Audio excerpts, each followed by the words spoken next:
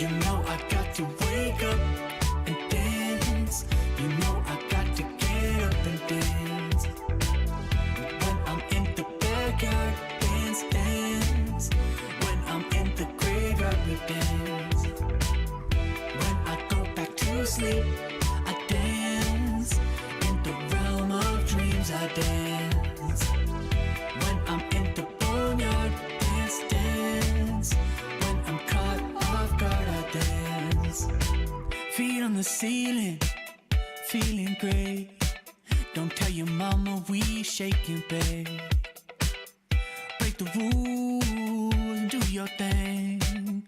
Bring your shoes, yeah, bring your date. Not gonna tell you twice, we're gonna dance all night. Not gonna rush the beat, we're gonna move our feet. Not gonna tell you twice, we're gonna dance all night. Not gonna rush the beat, yeah. You know I got to wake up and dance. You know I got to get up and dance. When I'm in the backyard, dance, dance. When I'm in the graveyard, we dance. When I go back to sleep, I dance. In the realm of dreams, I dance. When I'm in the boneyard, dance, dance. When I'm caught off guard, I dance.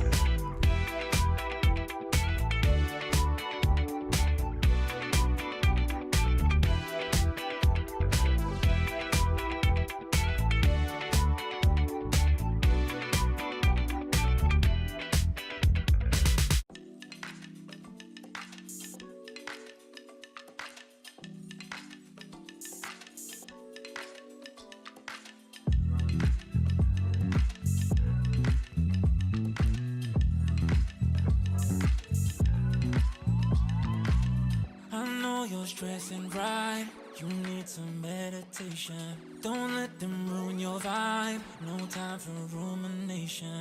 Let's leave it all behind, take a flight, aviation. Want you, girl, by my side, let me show my appreciation. I want you here with me, I miss your body, baby. No, I cannot believe that you're still single, lady. Wishing I could retreat.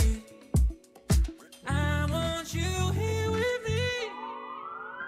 Be my lover, be my, be my, be my, be my trophy, be my, be my, be my, be my woman, be my lover, be my trophy, be my, be my, be my, be my, the only one I want. Be my preliminary. Let me caress the way I think it's necessary. Monday, Tuesday, Wednesday, babe. 7 days, are you ready? I don't need to say you know it, girl, you're extraordinary. I want you here with me, I miss your body, baby. No, I cannot believe that you're still single, lady. Wishing I could retreat. I want you here with me. Be my lover, be my, be my, be my, be my trophy, be my, be my, be my, be my woman, be my lover, be my trophy, be my, be my, be my, be my.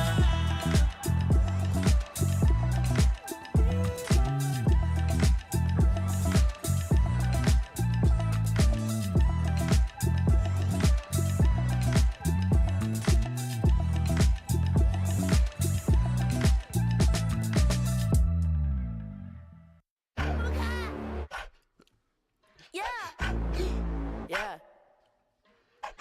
Let me get a punch. Let me get a punch. Let you feel the punch. Let me get a punch. What a hoop, don't sleep, oh yeah, yeah, oh. What a hoop, don't sleep, oh yeah, yeah, oh. What a hoop, don't sleep, oh yeah, yeah, oh.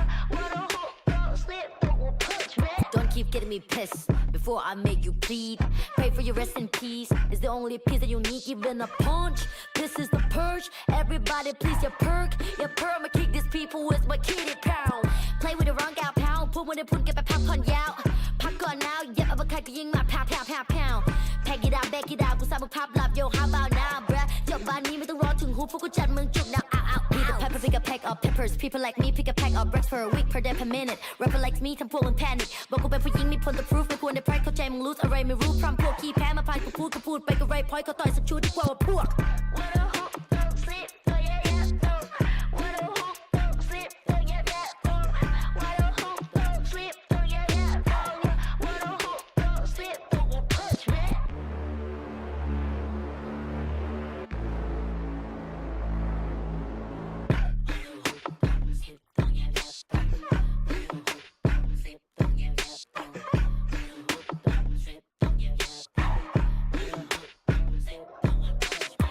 Problems are proved in one punch All battles are beat in one punch Put you to sleep with this one punch ไม่สะเทือนกูสนิทกูขอสกิด one punch ชีวิตที่กูโดนมามากกว่า one punch วันนั้นที่กูเจอกูสักคนมา one punch One day one life one dream one punch If you have one shot better have one punch Eminem said Millie Rabbit I'm the world short You just catfish Kevin said พ่อแม่คือความจริง Summer and phone ที่คือ passion ผลลัพธ์คือ I'm the best right What a hook don't sleep oh yeah yeah What a hook don't sleep oh yeah yeah What a hook don't sleep oh yeah yeah What a hook don't sleep don't you push me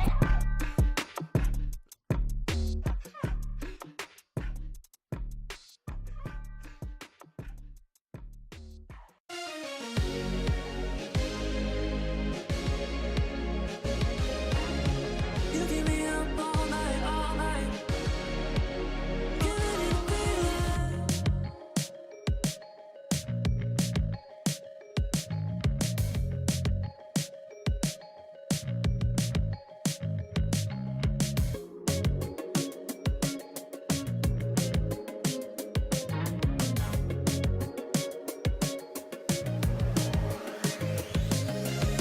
You keep me up all night You keep me up, you oh my God You keep me up all night You keep me up, you giving it feeling You keep me up all night You keep me up, you oh my God You keep me up all night You keep me up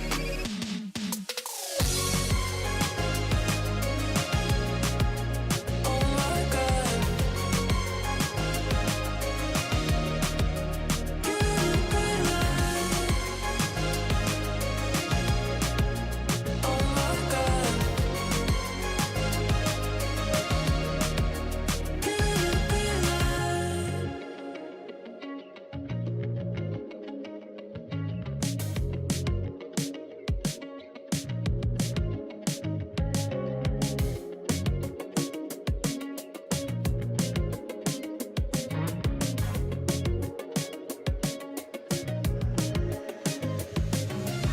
You keep me up all night You keep me up, you oh my God You keep me up all night You keep me up, you giving it feeling You keep me up all night You keep me up, you oh my God You keep me up all night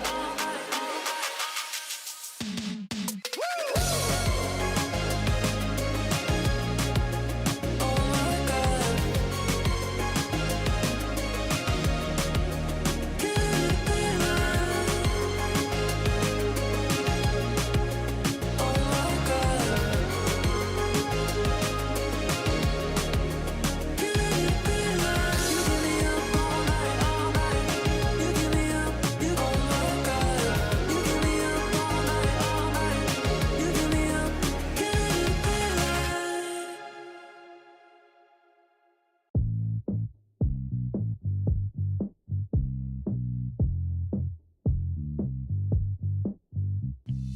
Ooh, you love the fame, you are not the same Girl, when I was with you Strung around the place, makeup on your face Tell me what's your issue What did I do? What did I try to make you happy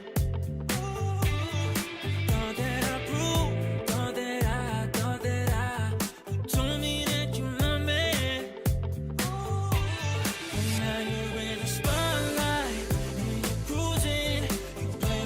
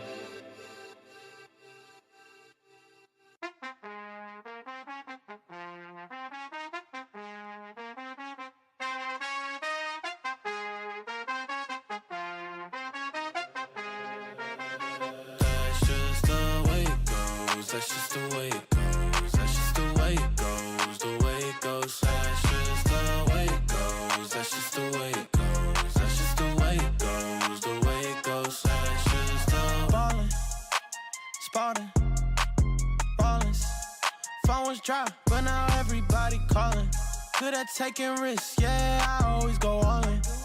Swear to God that I'm deaf to the talking. I can't hear it, see the finish line, I know that I'm near it. Yeah, cut the check and I'ma clear it.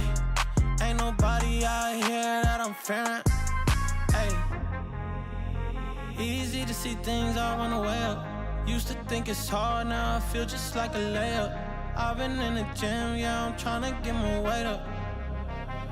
That's just the way it goes, that's just the way it goes. That's just the way it goes, the way it goes. That's just the way it goes, that's just the way it goes. That's just the way it goes, the way it goes. That's just the way it goes, that's just the way it goes. That's just the way it goes, the way it goes. That's just the way it goes, that's just the way it goes. That's just the way it goes, the way it goes. That's just the. Hey, you ain't realist, like you got a few disguises.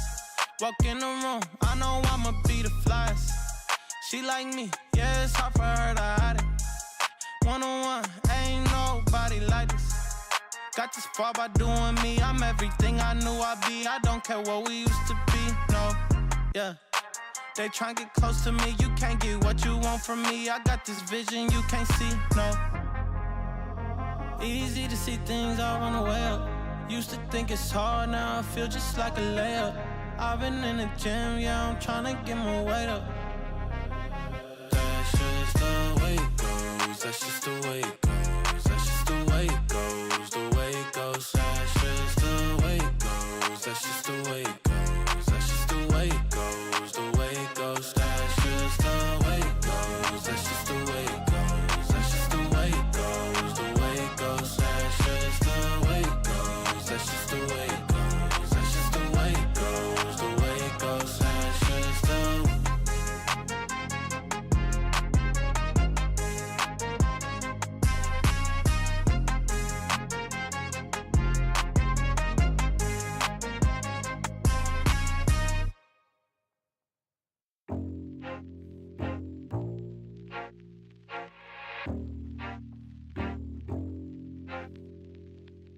Dans le silence, je perds mon souffle, les ombres dansent.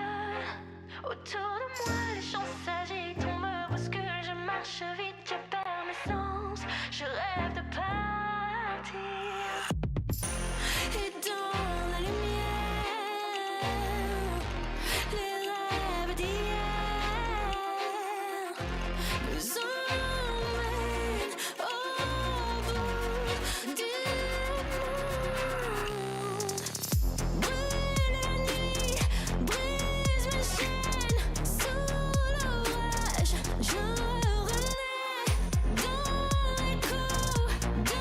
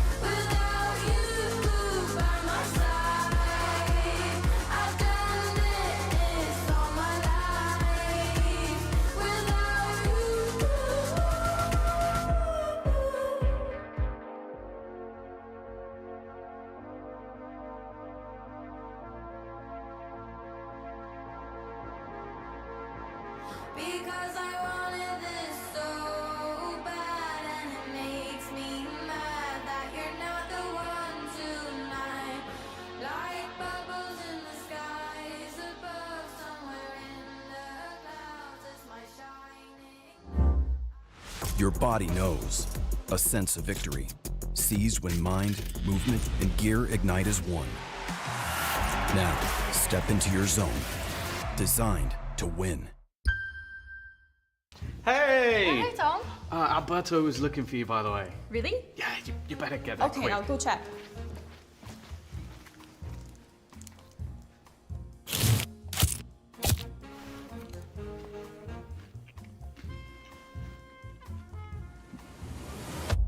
Have a break. Have a Kit Kat. Tom Biz. You've had your fun. It's my turn.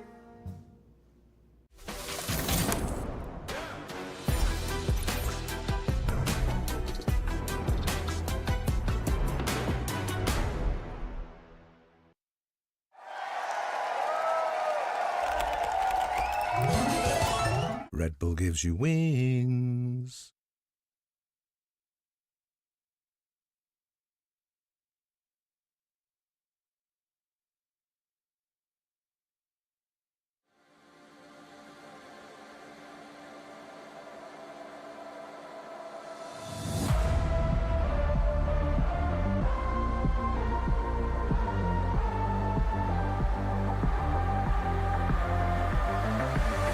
I need to keep you around with my feet tied, tied to the ground. The end's nowhere to be found. I don't know why you don't leave me to drown. Oh, don't know where to go unless you stay. Don't know what to do unless you stay. Thinking that today will be our day, again.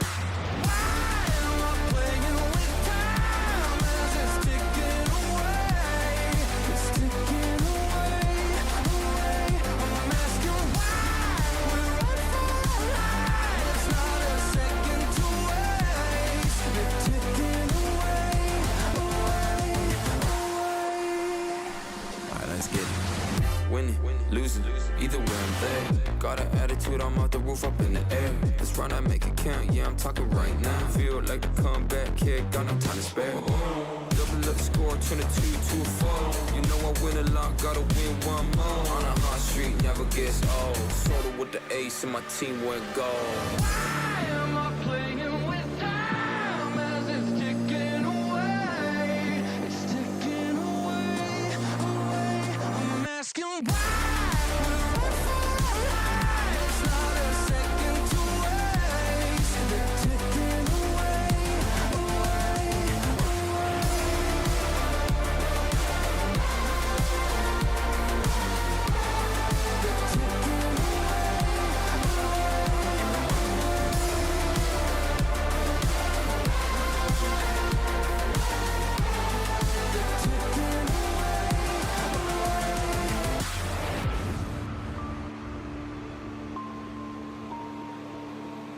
I'll give it one more try. I don't know why, but I keep coming back every time. I want it more than my life. I don't know why, but it feels so right. Why am I playing with time as it's ticking away? It's ticking away. I'm asking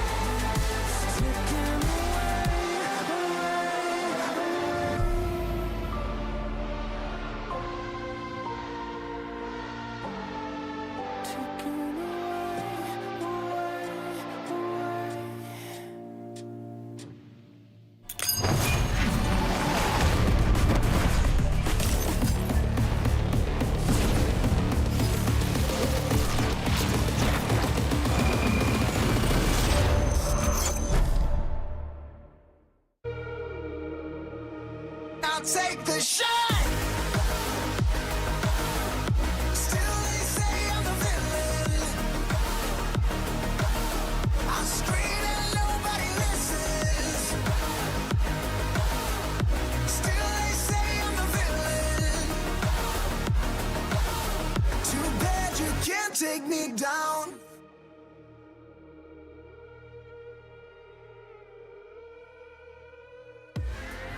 Ladies and gentlemen, welcome everyone to VCT EMEA on a snowy day. Thank you so much for being with us on site, first of all. And today hits a little different because every single team that's going to be hitting the stage tonight carried the EMEA banner to Champions Paris last year. For amazing team, amazing caster, a host. I'm Lou, and I'm very glad to be with you today. And above all, two smart and radiant analysts, of course. Minnie and Billy, what would be the desk without you? Really glad to have you here once again. We've seen yesterday in the upper bracket, two Titans fell. So any thoughts about this? Any surprises? Let me know your thoughts. Well, I think if you had BBL and Gentlemates being the two upper bracket grand finalists before this, then you're a much smarter person than I am, because I thought they were good, but I didn't think they'd be this good so quick. Is it too late to say that I actually did have BBL potentially making a run? But not through the upper bracket? Not through the upper bracket. I think it's crazy to think that one of those teams is going to be EMEA's #1 seed heading into Masters Santiago, but it just shows how competitive EMEA has gotten. You know, we've been kind of speaking about it all week, and it's really exciting times. For me, the big surprise has to be Vitality. I was expecting Vitality in grand finals. Well, you too, Minnie? What happened? Are we dumb like the both of us? What, sorry? Are we dumb like both of us? I mean, I thought that Vitality would win, but given how BBL just embody everything about this meta that I think is perfect. Like, they play aggressive and fast, and in the green room just then with like Hypok, like we were just like analyzing some of the rounds, and like BBL, like on the surface you think they're a bit like, you know, dumb, but they're not. There's like a lot of layers behind what they're doing. Guys, we're clipping this. But no, I get you. Don't cut that part. The fans are going to be wild. No, all of the flowers need to be given for Rose and his gelling, because the actual macro behind BBL's game plan coming into that game, going up against the Titans such as Vitality and Fnatic as well. Don't forget they had to take them down to be able to get to that point. Really, really great story for them. And right before we delve into the deep analysis, just before kickoff, we asked you guys to submit your best Bandit clips. Let's check them out. No. That's better than anything we've seen so far in VCT EMEA, is what I'm saying. Yeah, by far. I feel like some of the clips that we've seen in VCT EMEA have been a little tragic, but to be able to get an ace with the Bandit, I respect it. But it seems to be an eco pistol, right? We don't see it much on like pistol rounds, but when you know you don't have much, you can't really afford a sheriff. Is this the kind of situation where you see a Bandit buy coming up? Perhaps. I know, like you were mentioning, you might not be able to afford a sheriff, but I think if I can get a sheriff, I'm always still going to be able to favor that over the Bandit. And shout out Focus Jessie as well, one of the DAC representatives, being able to get a clip in here as well. We love Jessie here at VCT EMEA, and I mean, what a clip. Tapping heads. Yeah, but I don't like Clove. I'm sorry, Jessie. I like the Bandit. I like the Bandit in your hands, but I'm not buying Clove. That's ranked, though. Yes, and what? Ranked Clove, highest win rate agent in rank? Please, are you doing that to me? Are we arguing again in the green room about something? We didn't see any Clove in VCT EMEA, and there is a reason for that. Let's take. We almost saw it yesterday. Almost, but let's take a quick look at the bracket and discuss it. Of course, we saw Navi and Vitality falling in the middle bracket yesterday, and Navi is going to be facing the winner of Team Liquid Fnatic. Vitality is going to be facing the winner of JNX TH. Any surprises here? I mean, I think this middle bracket, I guess, from the beginning is a big surprise in itself. Like, the middle bracket looks like what the upper bracket probably should have been coming into this tournament, you know? What most people would have thought. Right. So I think that it's a really big map. Like, the theme of today, I think, is like these champions teams finding their identity in this new meta, right? Like, they have a playstyle that worked last year, but how do they adapt now for this year? That's going to be the big question, I think. And I don't have the answer, to be fair, and I'm really looking forward to having it, especially with today's matches, because the two matches we're going to be having today are going to be first Team Liquid versus Fnatic secular teams in VCT EMEA, the big names since the very beginning of the league, of course, and right after will be GX versus Team Heretics. And guys, I wanted to ask you an important question. We only take today's form, and we need to send one of these 4 Titans to Santiago to represent us. Who are you sending? Give me your honest answer, please. Well, Billy, you go first. What if I said none of them? Is that crazy? Oh, you're gonna get enemies. You're making enemies. Do I care? No, not really. Who was your 3 picks? I think I had, oh, who did I have? Do you know what? I think I might have had Fnatic up there, to be fair. I think I had Fnatic, BBL, and Vitality. So I guess on that note, maybe I have to say Fnatic. Oh, that's annoying, because I was going to say Fnatic. It's fine. I mean, I said the last time that you were getting paid to disagree, and you tend to agree a lot. We do, this, so it's completely fine. So I think if Fnatic understand that they can simplify some of the approaches of compositions, Alpha maybe is desperate to maybe play some different agents than yes, Vice. he is, for sure. Then maybe that will be better for them. Fair enough, fair enough. So we have a Fnatic couch here on the EMEA desk. What a surprise. Of course, if they can get the win. But speaking about their opponent, which is going to be Team Liquid, and we have Wayne, who's going to be playing, of course, in the Team Liquid roster. Any thoughts? Are we happy to see him back? Yeah, I think for us, like, obviously Wayne's come into this region and is someone that we're looking to see warm up to the stage. That first kind of debut game was a little bit difficult for him, I think is fair to say. So yeah, I think from Wayne's perspective, it's just, yeah, let's give him a chance to be able to warm up to the stage. He was really good on that last map of Breeze they played. Yes. Like that was a great kind of way to finish that series off on a high performance. I think that there's been glimpses of brilliance from every single player. Honestly, bar Nats so far. Nats is yet to give one of those vintage Nats performances that we just know that he's going to give. For the rest of the players, it's been a little bit like, well, Camo has a game, Minibu has a game, Purple has a game. Like, but it's not like huge consistency. No, so everyone on the team probably just needs to kind of level up a little bit if they wanted to go to Santiago. I agree with you. And, you know, there was also a big question mark looking at Team Liquid's roster, the duelist mains that were in the team. You know, many players that can play duelist.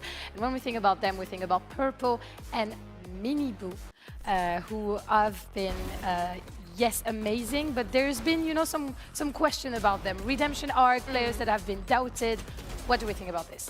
Yeah, so I think like coming into this roster, both Minibu and Purple probably, you know, they actually have 3 duelists with Camo sometimes too, but these two are the ones that are playing it the most. I think that, yeah, both of them have some questions over them. Minibu obviously leaving Heretics, having some very, very high highs, but some very low lows. Purple being someone that last week I said that, like, he's one of those players that in scrims, demon, absolute demon. He's going to fry you every time. Never quite converted that to stage performances. But last week, both of them were popping off. And I think if this Team Liquid, again, this is about Santiago for them, those 2 players are key for that.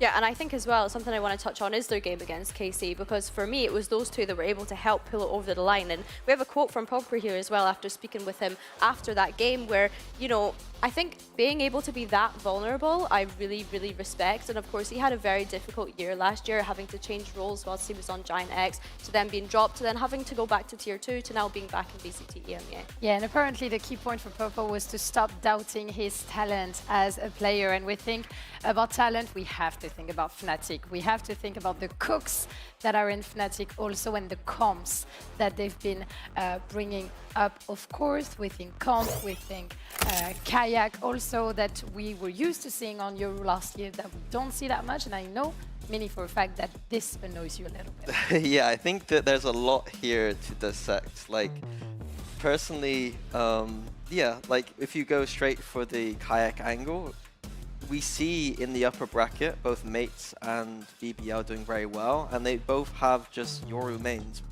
Locking in Yoru every single time, and that's what we knew from Kayak last year, was him just playing that Yoru over and over again. I still think that Yoru is the best duelist in its role. In the game? Okay. Waylay, a little bit fun in Americas maybe, but I think it's more like a, not a gimmick, but like it's more like an unseen thing. Like if you're really good at it, you can catch people off. Yoru is just that stable, best in slot duelist, I think. So I think for Fnatic, it's just about simplifying some of these things. I think to put Kayak on Yoru. Yeah, I think to jump into this kayak conversation, that something that we saw from last year's kickoff is that he had a slow start, right? And that the very high expectations were on him because of the shoes that he was having to fill coming into this Fnatic roster. I think this year's a little bit different in terms of our expectations because of the amount of awards that he was able to pick up in VCT EMEA at the end of the season last year. It felt like 2025 very much did become the year of kayak, which is why we are perhaps scrutinizing this a little bit, because he's not performing at the kind of level that we would expect from him. There we're expecting him, yeah, for sure. And real quick, because this is a question, I am French, right? I am biased, we know that. Let's move on to another topic, but Vikash, what do we want to see him playing today? Real quick, Mini. More KO. He's been good on KO, but I don't think it suits Fnatic. I want to see Althea on Duelist, basically. So that means that Vikash can't play KO. So what should he play then? But he fills in that Sentinel spot. Okay. So we need Vekash Sentinel and To Alpha suit Duelist. this meta, and the fact that Kayak and Alpha Year are now needed to be big hitters on this team, I think Fnatic need to be playing much more double Duelist or Alpha Year Chamber. I hard disagree.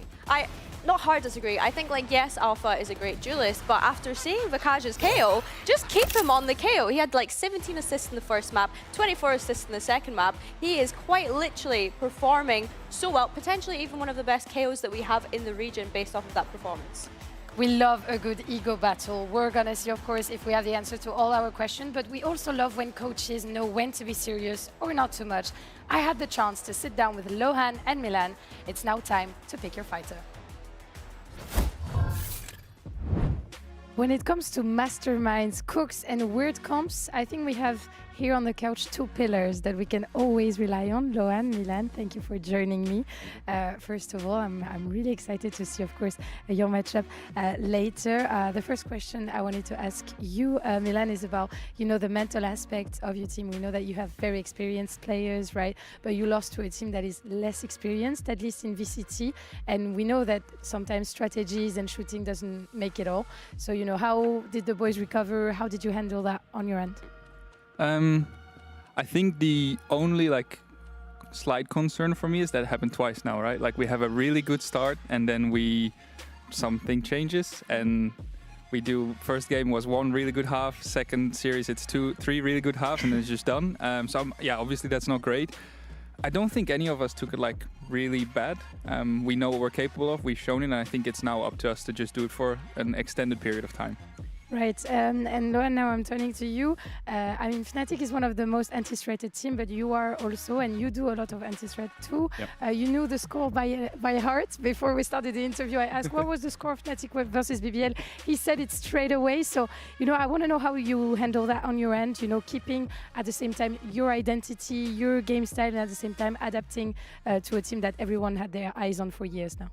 Yeah, I think it's quite early to say what is our identity. Honestly, we're still in kickoff, we're still experimenting a lot of things. Obviously, preparation for these games, especially during kickoff, is a bit harder because we don't have as much time to prepare. But we're just taking kickoff basically as experimenting ground to understand our identity and how to prepare for this game. Sorting things out, right, during kickoff. Fair enough. Now my question goes to both of you real quick. You both stick to a same core of player, at least three players. So how are these decisions made in general or even with the staff? Is it the favorite option and when it's not possible then you make a change, or are you looking for a change and then if you don't get the pick that you want above all, then you don't make any? How does that work? Just from experience, I feel like that you should always look at making changes. You should always explore and see what works and see what options you have.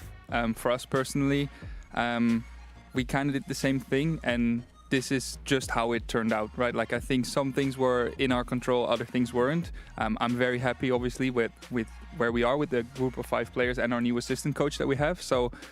But it's just about, being flexible, but also, even though you're in a comfortable position, always trying to, upgrade and go from there. What about for you, Lohan, real quick, because I have another question afterwards. I do agree with Milan's point. For us, we actually didn't keep the core of 3 players, just 2, right? Just 2 players, right? So we had to rethink a lot of things. Obviously, the method of working and our ideology and the way you approach basically working, it's still very similar to last year, but it's quite still in another way quite different. Yeah. Right. Real quick, how many points does the opponent get in skirmish? How many points does Milan get, Lohan?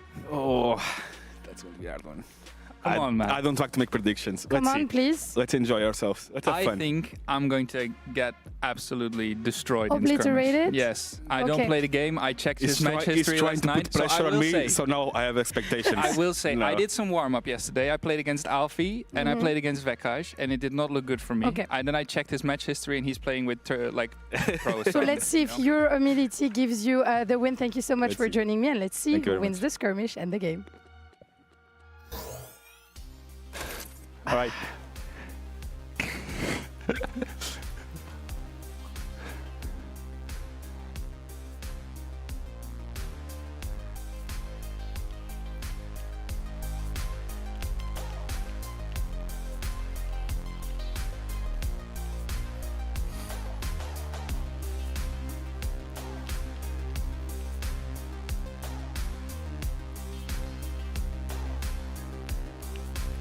Whoa, 1 HP?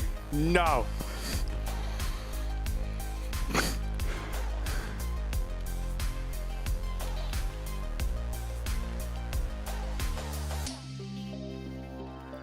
Whoa. He's fast.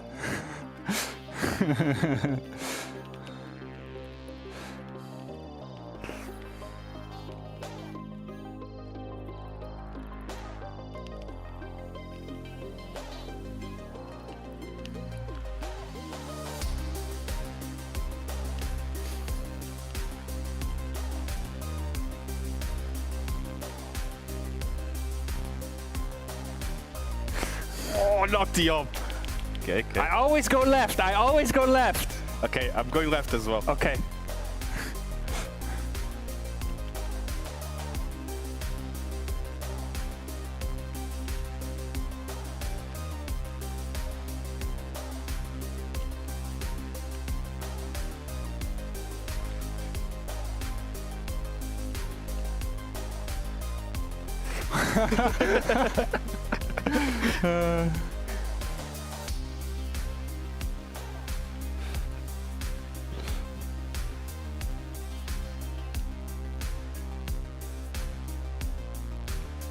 Oh no. You want to go up only? Up, Up only? Up only? Let's go. Okay.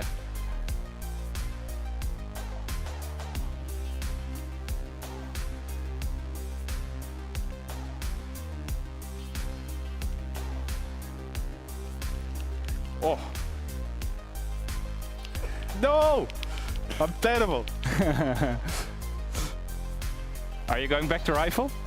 What? You're rifling? What? I cannot hear you. Are you rifle? No, no, no. Up. Okay, okay.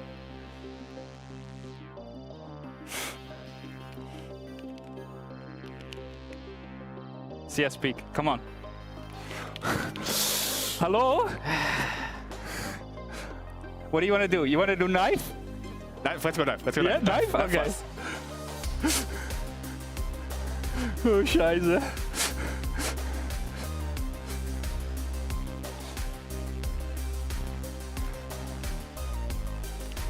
No. No!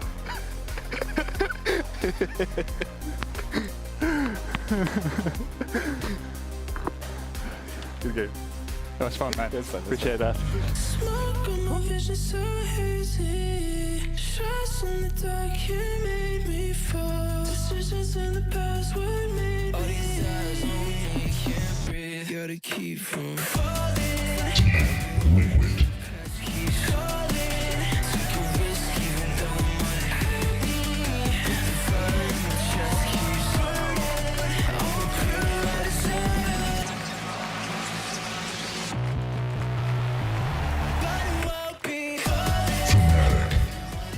Past keep falling. Take a risk even though my head beat. The fire in my chest keeps burning. I'ma prove that it won't be falling. Past keep falling. Take a risk even though my head beat. The fire in my chest keeps burning. I'ma prove I deserve it. Will orange be the new black tonight, or will the plushies take over the stage? We're gonna have the answer in a few minutes as the EMEA Titans take the stage. And I wanna have your first thoughts. I wanna have your prediction. Is something I didn't get to ask you on the desk, of course, while we discover the map veto. Who are we seeing victorious on this matchup? I think that Fnatic should be slightly favored in this. I think it's a very close matchup though. It just depends who's going to hit that form. Map veto here, very interesting. Fnatic going for Corrode here when Abyss was open. A map they won 13, I think 3 last week. 13-2, yeah, it was And on the flip side, Team Liquid lost that map, I think also Pretty very heavily, dominantly. right? So question for me is, why did Fnatic pick Corrode here when Abyss was open? Yeah, I think it's interesting that they decided to go for that. I guess maybe it's a question of what have they been prepping this week and do they just play into that, as we kind of mentioned. I also want to highlight the fact that we got to see a head-to-head between the coaches in that skirmish. The first time that we've had, I think, is pretty exciting. Obviously, second map being split as well. We know that Team Liquid have a great history on this map, especially under Nats's leadership. And then Breeze as a decider, I think is super interesting.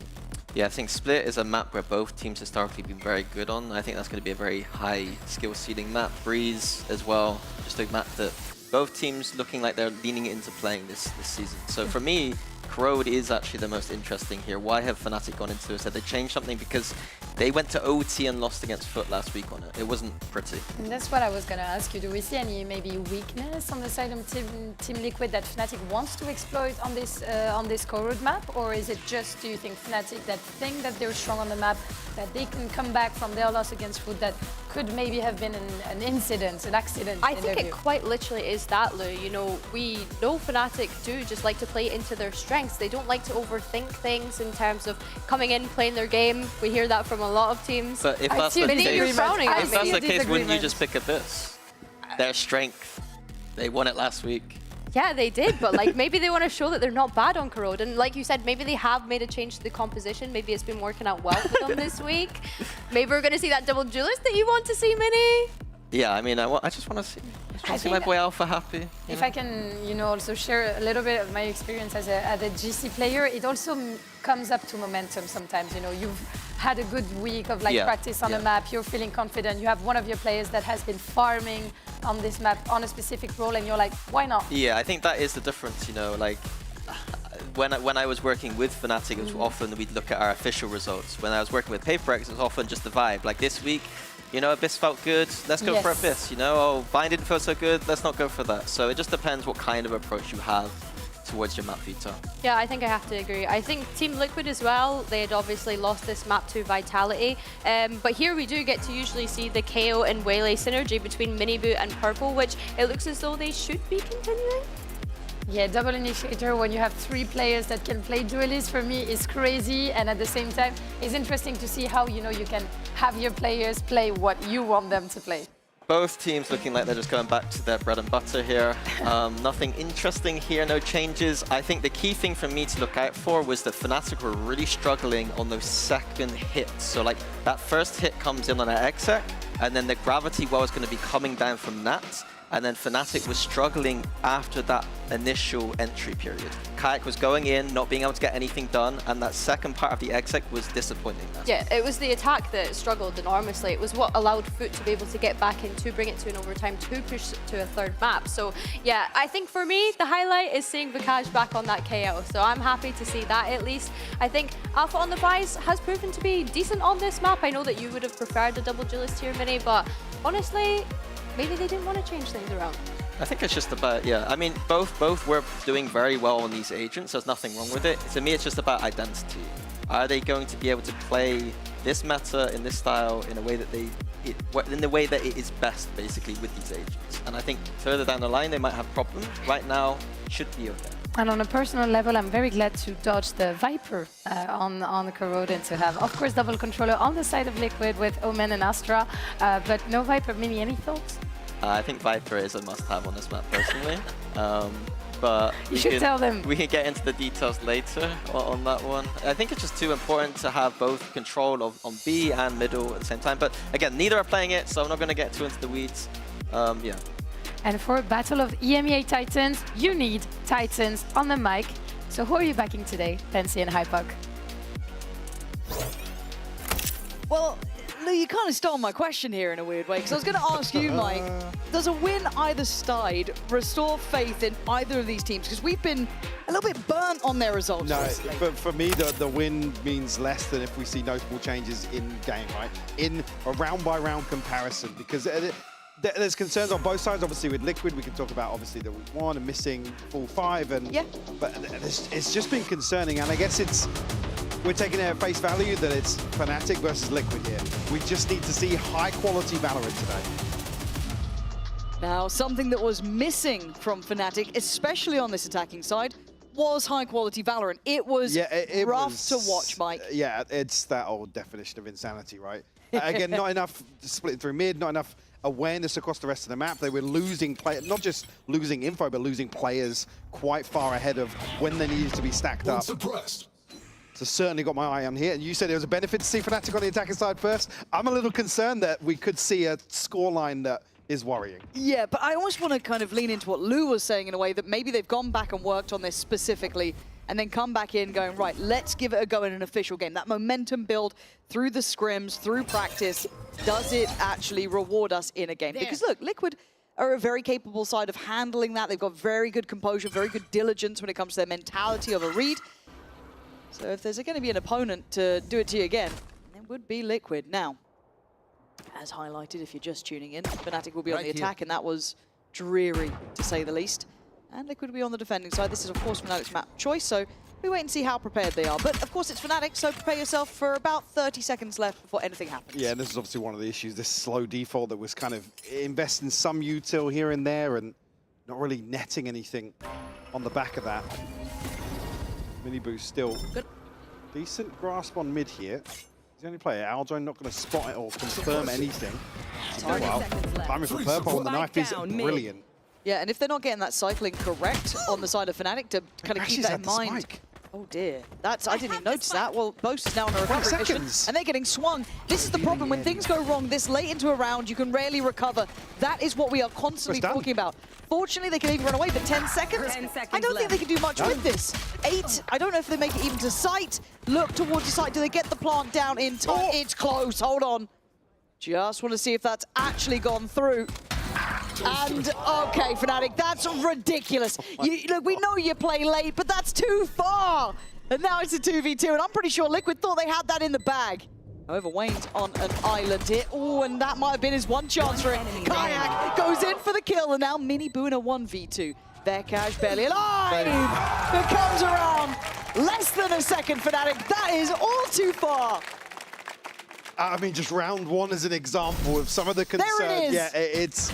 I didn't even know that it was Crashies that had... Again, he's the late piece, right? He's droning late to try and, I guess, figure out if Liquid have drifted into mid, to try and clear that space actively, go hunting on the map. Nice, they plant boy. with Holy like shit. less than 0.2 of a second. I mean, sure, great recovery, but it's not the sort of round you want to see to start the map. No. We're not banking on that by a second. Absolutely not. And I genuinely think Liquid thought they had that. Maybe lost that little bit of focus for a second because they've got to be thinking, look, Spike's down in middle. We've got plenty of time. I like what they're up to here, though, for Liquid, right? Smoke towards B main, buys a couple of seconds, get involved. A tester on this deeper default, but so far so good, but overwhelmed. There it is, Purpo catching Boaster, and the deep default is crumbling. Wayne's caught this info as well, so knows exactly what's going on the other side of the map. This is the sort of round you want to see from Liquid, right? If they've done their homework, if they've watched what Fnatic struggled with, certainly got an early indication here, potentially, of the game plan.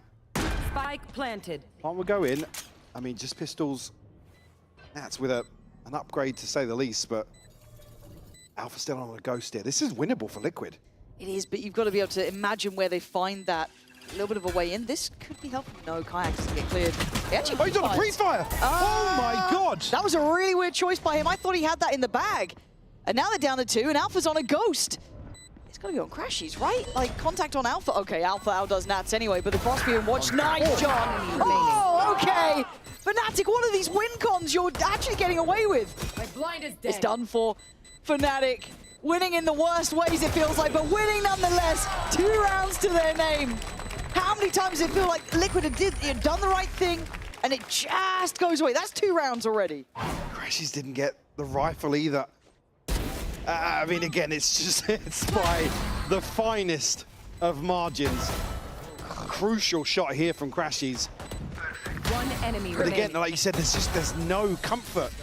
Like, it just looks so dicey the entire way through that, and the byproduct going to be that Fnatic going to be struggling to get themselves comfortable here for the round 3.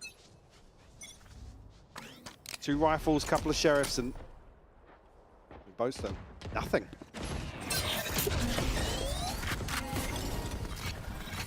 Huge opportunity here for Liquid to find their first round. Fnatic stacked up here. I mean, both the Crashies a little bit disconnected, but just fishing for info elsewhere. Popo going to have a good time on this knife once more. He's doing very well with this. Excuse me. I feel like his timing's been nice. Interesting look here from Mini. I'm going to get a reward on it. Smoke fading, he's got to be careful. Just wants to sit back towards that sort of Aspas angle. And away we go on site now. Going to be able to call that out to Purpo, hopefully get to deal with that. But Miniboo's making a bit of a meal of it. Gets out of danger, but does get tagged on the way out, or at least pinged out, so they know where he's fallen back to.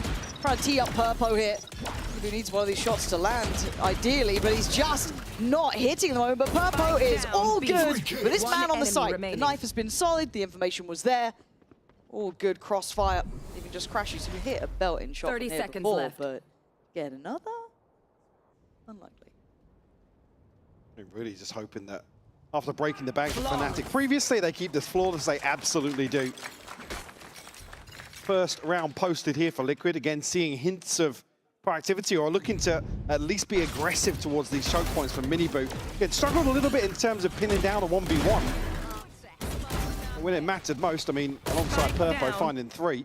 Flawless. Makes it count for sure. Again, on both sides of the coin here, Ultimate's on the horizon, but won't see any here in round 4.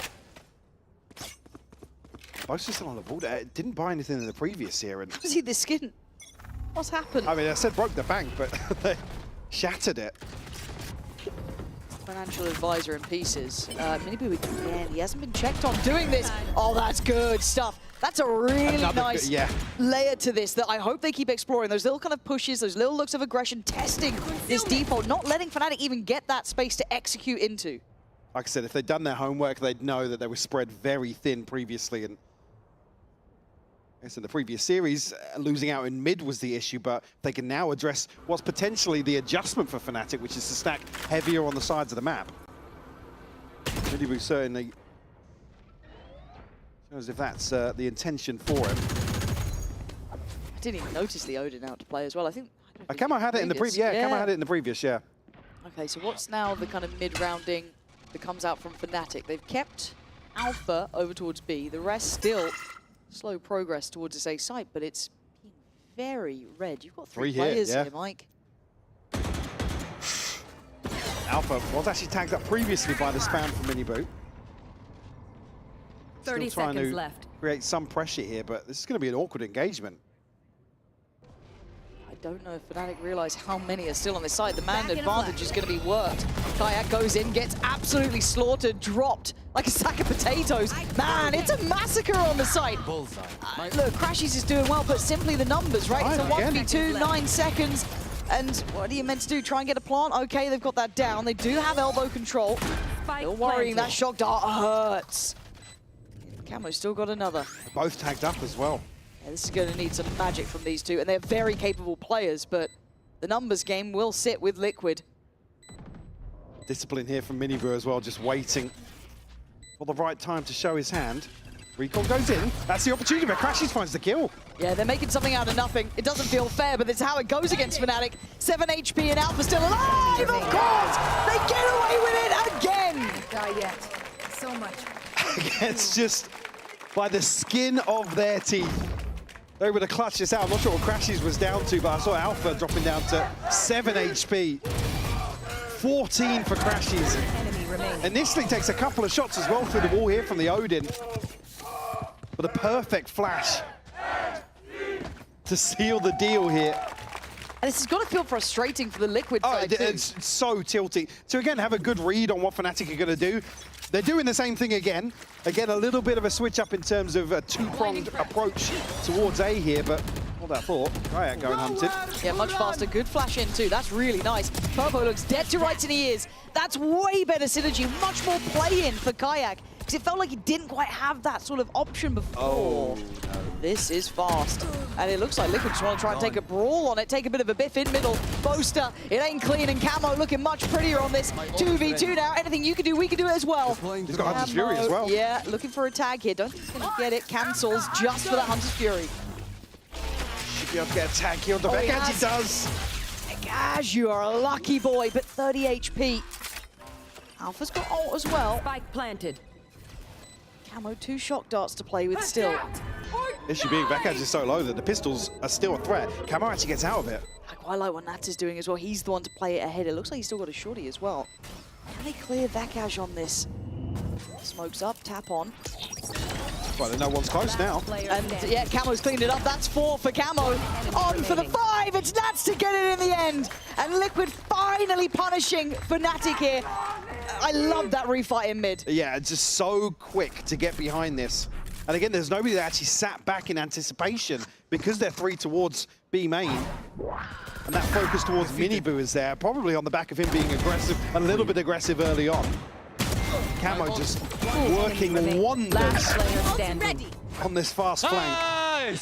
And Camo's been good recently. He's had a couple of big performances. Starting to see him really top of the board for these Liquid boys, and he's seeming to continue. 4 kills in that critical, high-tempo kills.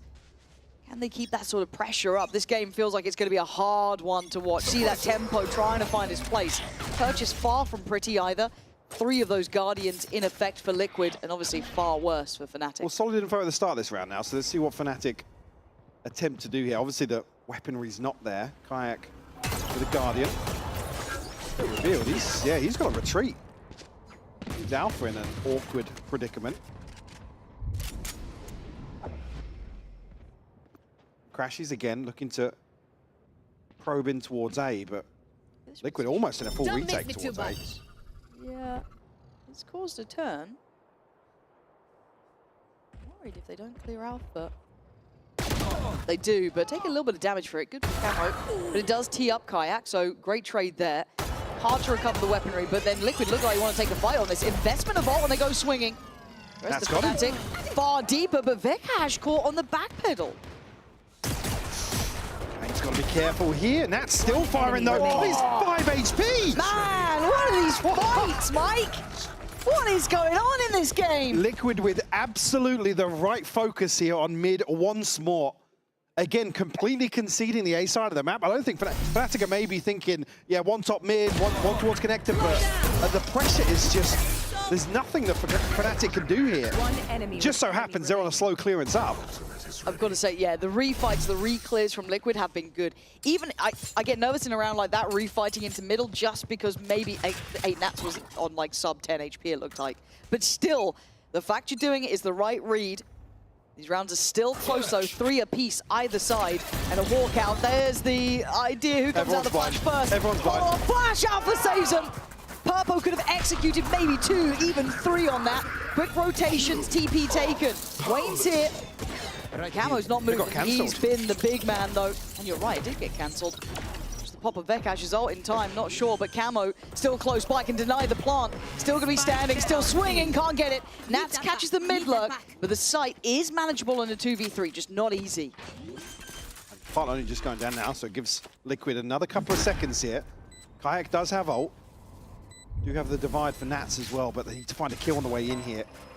Yeah, easier said than done. Kayak's position hard to deal with. Paranoia's gone in. I don't think it's as effective as they'd hope. Alpha's still able to try and slip behind the line on the TP up. So can Wayne catch one? Here we go. He's gone for it. Nice. Even better. Oh one more. Can't connect. Alpha. Oh, you felt it there, though, didn't you? You felt it there. The adjustment on the second just doesn't have any safety to retreat to. Comes down to just one man for Fnatic.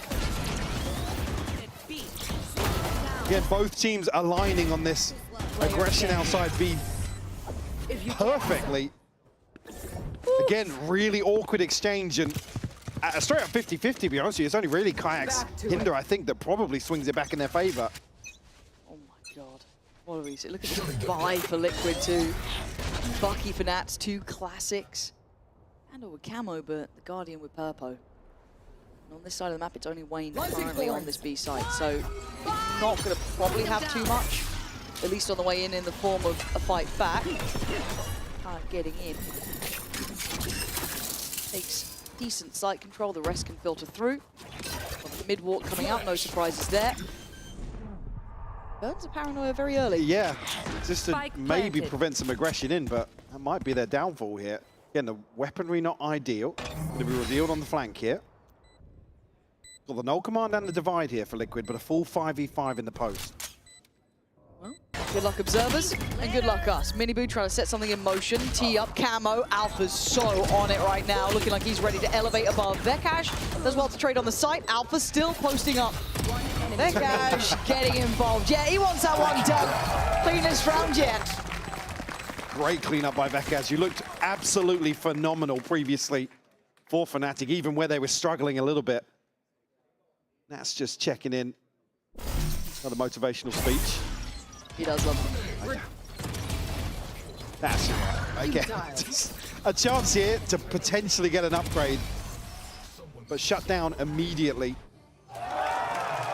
Alpha starting to stretch his legs a little bit. 11 and 4, coming into round 9 now. This has always been the thing, though, isn't it? It's like, oh, what if you let Alpha off the leash, let him have a bit of fun? Yeah, it doesn't matter what age it is. Nah, It's still not. just capable of rounds where he can just completely take over. Now, this was one of the biggest concerns. This choke point right here. Yeah, it was kind of the scaling up from pressuring basically where Nats is Good currently. indicator, they're waiting behind it. They don't get stuck in the gravity well. That is true. Nats looking to maybe punish that second string forward, but he's very alone. No real help coming. But Vekash looked asleep at the wheel there, a little bit lost in what was happening, and that's the spike. So Nats playing in front a bit. That smoke could be an issue, though.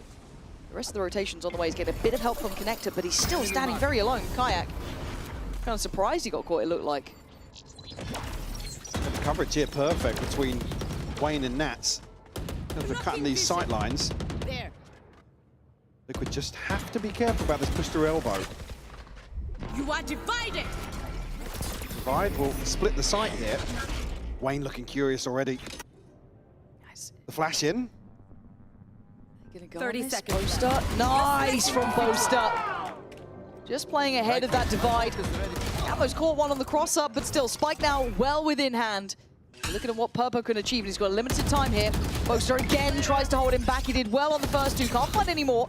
And with 13 seconds, the plant becomes paramount here. Kayak bounds in. Can't do it. What a bit of work from Purpo. 11 HP, more than enough in the end. And just not enough time for a recovery here at the end. The divide goes up. Boaster's obviously trapped in front of it. I thought maybe there was going to be a little flash into elbow there to clear him, but able to pick up a double kill onto Wayne and Nats. The cleanup here from Purpo. Sublime. Let's put another round on the board for Liquid. Just trailing by 1 now. Ultimates here for Alpha and Crashies. On the other side, it's Nats and Camo. So the pace here for Kayak. Ooh, mini boost looking kind of screwed. Yeah, just not right positioning on that. And Purpo trying to backfill the space and create some Camo. slow down. Doesn't catch Kayak. There's no confirmation that he's this deep already. It's taking so much space. I don't think they've got an idea. No, none the wiser. Completely unawares of that slip through. Purpo has to retreat a little bit here. Wait for the reinforcements. Do have the divide again, but Fnatic taking space away from Liquid. That's not going in the highlight package. Alpha goes down, 3v3. Purpo did marvelous last time. Not given that opportunity now. Kayak and Crashies focusing on that CT side. Just Nats. I think he knows that he's got a very long road back if he wants to try and get involved in this. And the judge just completely catching Liquid off guard here. Look to potentially hold on to this operator for mini boot. And neither team really getting a solid grasp on the finances yet. We've seen Boaster coming in with pistols, Crashies coming in with a judge here. It's a messy game, Mike. Yeah. I think we can call it what it is. It's exciting. Don't get me wrong, it's a thriller, but it's just hot and cold here. I think to come back to the joke we made at the start of this part, both teams showing notable improvements in certain aspects here in terms of the understanding, particularly on just this map. We'll have to see, obviously, as we progress through the series, with Split being next. A little more vanilla, I guess, in terms of approach for both teams, but certainly here, positives on both sides of the coin.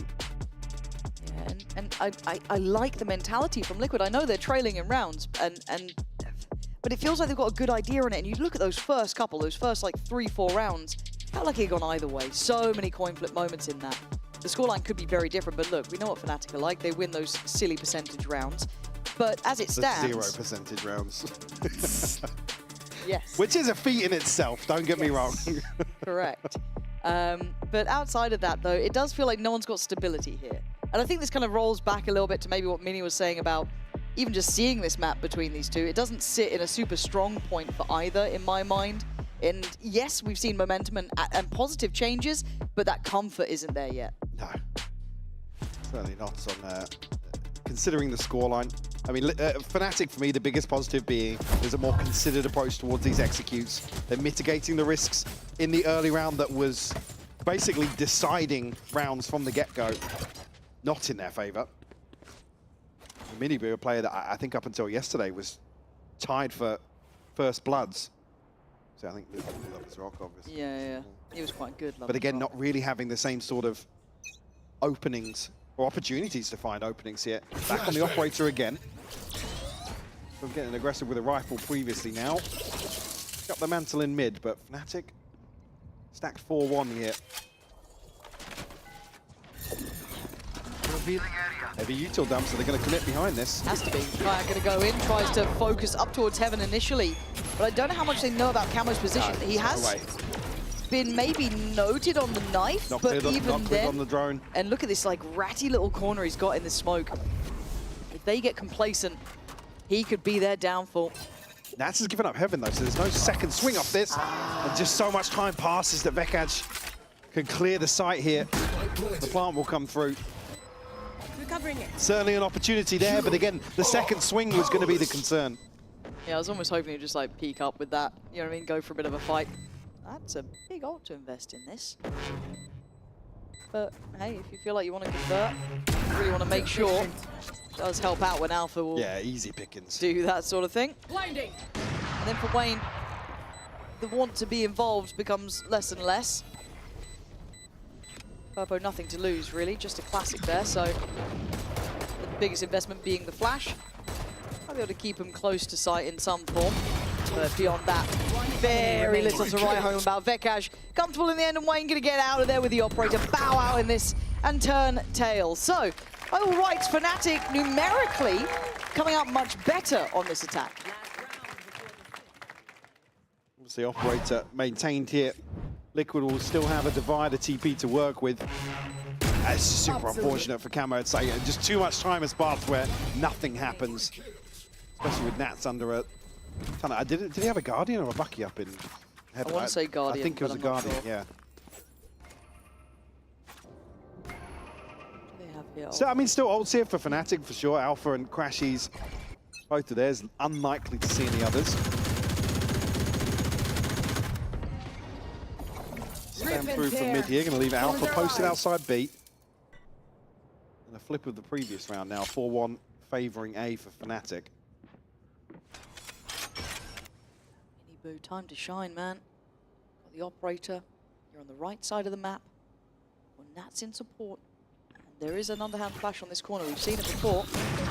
I don't think that catches. It's not deep enough, yeah. No, maybe just for that close angle. I don't know where that would fully flash, but it's certainly not done enough to take him away from this. But that loses that tip of the spear, right? It's harder now to break the deeper lines. And Miniboo going back in for more, and Boaster just not expecting this reposition. Great work from Miniboo, being very present. Right, well, it's going to slow down here. Hunter's Fury posted in. Again, they are grouped up here. Double tag. Can he get a kill? He does. Purpo will fall. He's so good at those. It feels like Crashies is going to get you one. And it has brought it back within maybe the realms of reality, but Nats' angle is rough to deal with. Spike getting lost here. The cross now treacherous, and you're banking on Crashies to bail you up. But Alpha solo.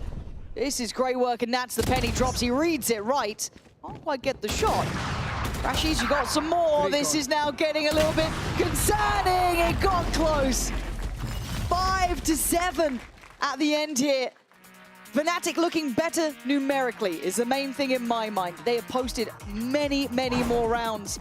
But Liquid still looking on the money. I don't think this is over yet. We'll find out after the break. Left. One enemy. Your body knows. A sense of victory. Seized when mind, movement, and gear ignite as one. Now, step into your zone. Designed to win.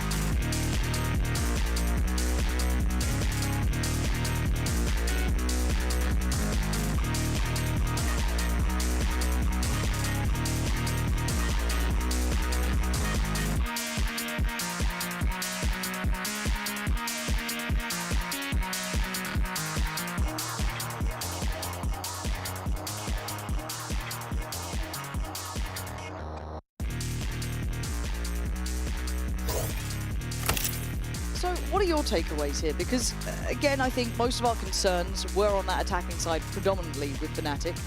Is this enough to appease kind of some of that mentality, or are you still not quite there yet? I mean, you can certainly see the adjustment here from the previous performance. A huge positive, obviously, to take away in scoreline.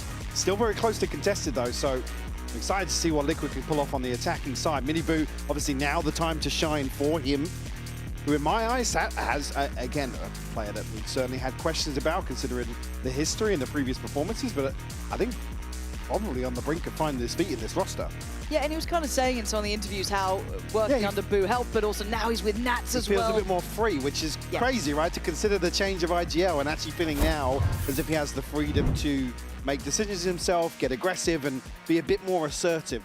And I want to see how that kind of translates into game as well. Do we see that now in effect? He did fine on that first half. I don't think he's lit our world on fire. But on the attacking side, that is where your attention really will be focused towards him. However, of course, speaking of aggression, Fnatic taking space, and Kayak's going deep on this, trying to catch info. Just catching a jump back, I think, from Wayne there. Yeah.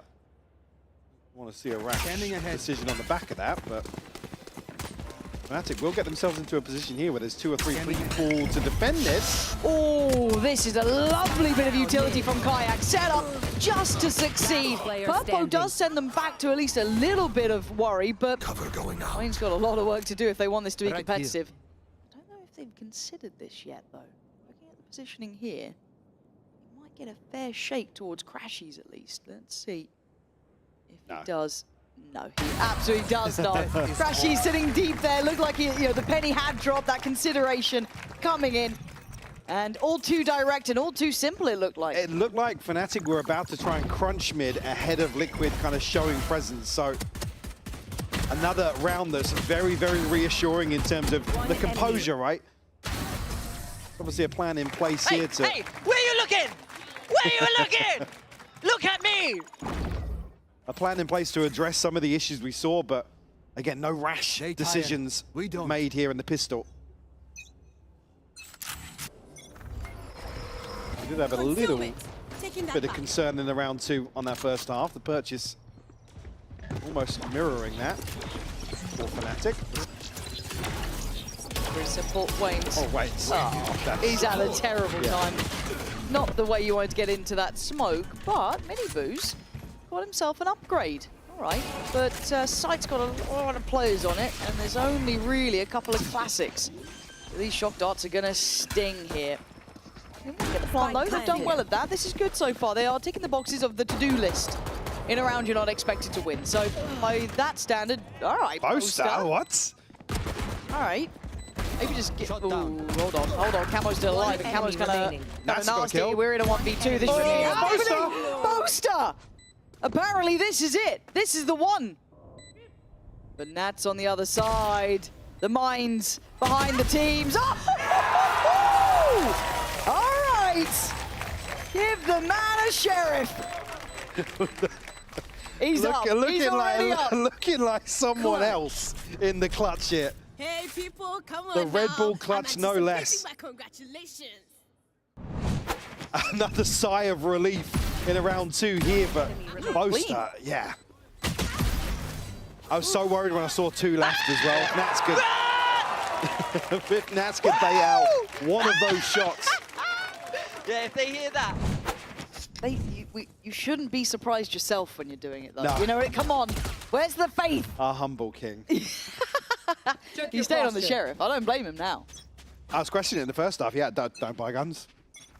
Stick to the sheriff. It looks damn good. Apparently so.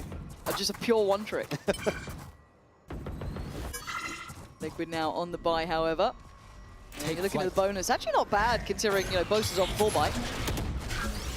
And can they dig out some of these players? They've taken away the wall, which is pretty solid. There's the mid catch, though. Nats on patrol. Managed to find Kayak, and they can now be... Yeah, eyes on Boaster. Thank you. Observers know what's up. Hey! Liquid need effectively another kill here to figure out what the setup looks like for Fnatic. And nearly connecting for Vekash, but... Are they walking on B2? This is was too far. But, I mean, it's also set up Crashies. He gets cleared diligence from Wayne. Yeah, maybe just thinking, why are they pushed out? Why are they that confident on it? And then still double check it on the corner. But they do drop a body for it, but they are down to 3. Most is still pretty far off too. Can be of assistance, obviously, on the Astra, but it's Alpha on the site. Gonna have to do his best. Aspas position. 30 seconds An left. impression. He's got a lot to deal with, and he's dealing with it with sheer and utter grace. His camo clutched up before. He's seen him.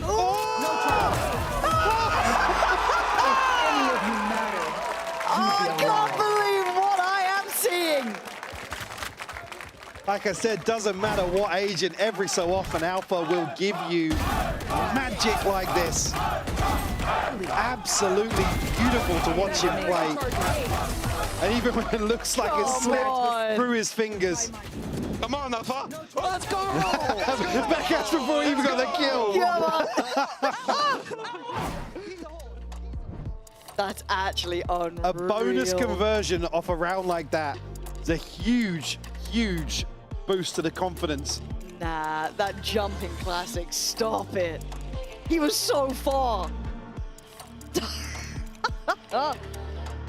And part of you always has to feel for Liquid in a way because they're losing out to magic. Those are 2 rounds back to back now, where it's just gut-wrenching to get to a final, but well, not even in this situation a final player, but the previously for Boaster in here, just have one more obstacle on. I mean, Boaster was on the other side of the map, so one more player basically. And Alpha just rips it away from them. Like I said, it's a bonus conversion as well. I just want to see it again. There's a weird buy coming out of Boaster, just holding on to one weapon from the previous. So a huge bailout for Fnatic to find double digits. I'm still not over it. I mean, I'm still not over that. 2 rounds like that puts Liquid back into a buy from 2023, it looks like. Vintage. I imagine they're going to hit B pretty hard here. Concealment, recovering it. Deal with some of the U2 on the way in here. Mini Boot looking to lead the charge. 3 suppressed. They would note 3 here, so it's drawn an extra body. Crashes towards top mid at least. I think it's just the wall now to deal with at the choke point. What is the way to help it, though? I guess suffer through for now? Alpha is hindered and gets cleared this time, so... Okay, Clutch Man's down, but Vekaj going to step into his shoes, apparently. That's Minibu gone, and keep in mind, it is just those stingers. So really hard to withstand against this weaponry, and crashes! Has a go, gets 3, and we're up to 11. Dismantled, well handled by Fnatic here. It's the threat, but it takes so much to find Alpha that you've got to still favour Fnatic in this situation. Again, get an extra body here. Crashes just completely free from heaven. Buy's still going to be there. Ult, so well, a couple more on the horizon now. It's still just Purpo with the null command, but Fnatic firmly in control now this second half. Actually, yeah, Hunter's Fury and Eyes up. Alpha's ult here to play with. Liquid switching things up a little bit. Boaster, potential here that he gets tested. We've already mentioned Crashies and his ability to provide a lot of support with his ultimate in scenarios like this. Right, don't think we're going to see too much here, but Mini Boot steady on the steps as Kayak on the corner. Oh! What the hell is going on? Good luck, Team Liquid. I don't know what's gotten into Fnatic, but it's just pure magic in these moments. Just things that shouldn't work do, but they've got the plant. Liquid trying to find some normality, stability, and it ain't gonna happen with Kayak still alive. Finds another here. Mini will fall. It's just 3 left for Liquid now. Again, sitting very deep on this. And Paranoia still here. They've still got the fragment, but this is an awkward post plant now. I don't know how you deny it. You've got Nats as util, and that's really it. And then you've got to fight back in. Just face check forward. I don't think you can do much. Wayne's going to try. Hold on. They're giving it a go, but Fnatic just come out for the fight. Where has this team been? Just waiting to strike, it seems. Certainly got themselves back on the right track this week. And certainly here to start the series, a 12-5 lead now. Liquid, and that is filth. Nasty. Nasty. It's too early in the day to be shown. Again, for me, Vekaj in certain situations, shining once more for this side. And they've obviously been practicing their French. Yes. A notable improvement from last time. Correct, correct. That has been the Duolingo approach, not Spawn. But gotta say, it feels like a little bit of old Fnatic almost, just the mentality, the easy. Time to run away, flee, try and escape. Why you're not winning that? You're not meant to win that. Mini Boo's been backhanded by Boaster after having so much put towards them just to isolate. Vekaj comes around mid, clears that out. Liquid are just left stun-locked. Crash is already posted on this now. Camo gonna have his hands full on this peak. Oh! What a way to close it down! 13-5. Fnatic looking like a different beast today. Liquid, I thought they had the lead in the first half. That fell apart. However, we're gonna have a treat for you now. Stick around as Alpha will be standing by with Lou. Congratulations, Fnatic. Congratulations, Alpha. Let me grab you for a second. I know for how long you've been wanting to switch and play something else than Sentinel, but how does it feel to be one of the best Vices in?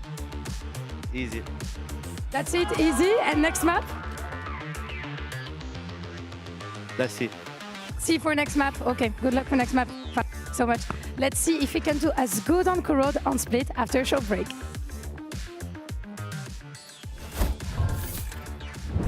I killed Natso.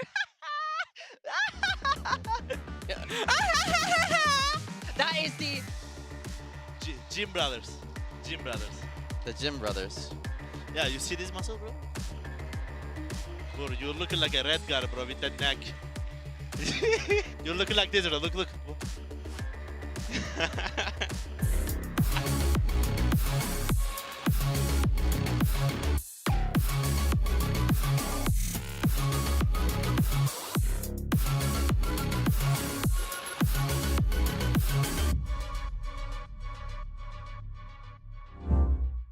Your body knows.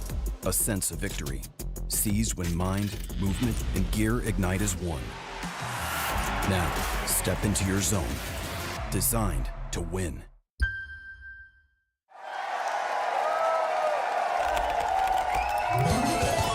Red Bull gives you wings.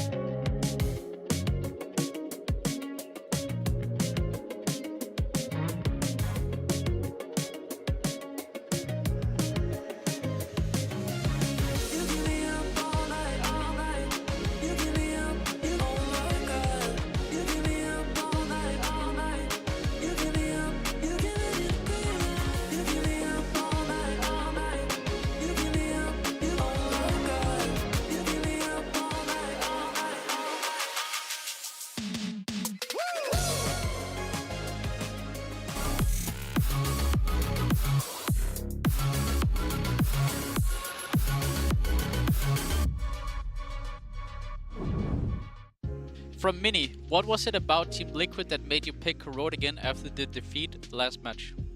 I think we had some like pretty obvious gaps in our attack side, and we knew that once we would fix those, it looked pretty good. Played a very similar comp to Foot as well, so it was pretty, yeah, it wasn't really that difficult of a decision, I think. It wasn't hard to fix the mistakes from Fnatic because they were playing against a similar comp. I think that's something Billy brought and Minu as well during, you know, when we were watching the game. So I think this is a pretty strong analysis from your side. Congratulations. Thank you. Yeah, it's something that we were kind of speaking about in the green room when we were like theorizing why would they pick this code, and then we were looking back at the game last week and we're like, oh, okay, this is a very similar composition to what Foot play. So having the validation from the coaches on that point is, I think, always nice. feels nice, Yeah. right? And do you agree with Milando? Was it, you know, just the attack? Was it enough? Actually, it was a pretty solid win, Mini. I mean, I'll be honest, I need to go and study a little harder to know exactly what they actually did change, but something seemed to change. There's still a lot of slowness. There's still a lot of slowness going on, so yeah, we'll see. But to me, it felt more like just an individual effort. It felt like it wasn't so strategic. It felt like Fnatic were happy, vibing out, just having fun, shooting their shot kind of thing. Bringing and up one the good player vibes. doing that was Alpha, yes, indeed. Bringing up the good vibes, yelling, standing, clutching, acing as well. And it's always nice to hear the crowd in Berlin yell for some Fnatic aces, even though, you know, you can always be surprised by the Team Liquid players. So yes, an impressive effort from Alpha. The question I wanted to ask you is about the Vi's impact, because yes, he fragged, yes, he had an insane impact, but are we convinced of the agent and the way he plays it on this map? I think so, yeah. I think that we were highlighting the defense more particularly in those clips there because he was such a great site anchor, especially on that A site. And he doesn't need to play double duelist when he's performing this well on the Vise. You know, I really like the KO and Waylay composition that they've got going on there, and I think the Alpha performed great. I think what I'm gonna do is I'm gonna pause on the double duelist stuff. Once they get deeper into competitions, deeper into the year, then I'll start bringing this back and this idea that I don't know if Fnatic can keep playing this slow style that Boaster wants to play in this meta. But right now, it's working, so I'll shut my mouth. And thinking about Boaster, thank you, by the way, but thinking about Boaster, I think he enjoyed himself watching round 4, his two teammates clutching a 2v4, and I think that was also one of the key elements of this Fnatic first side, right?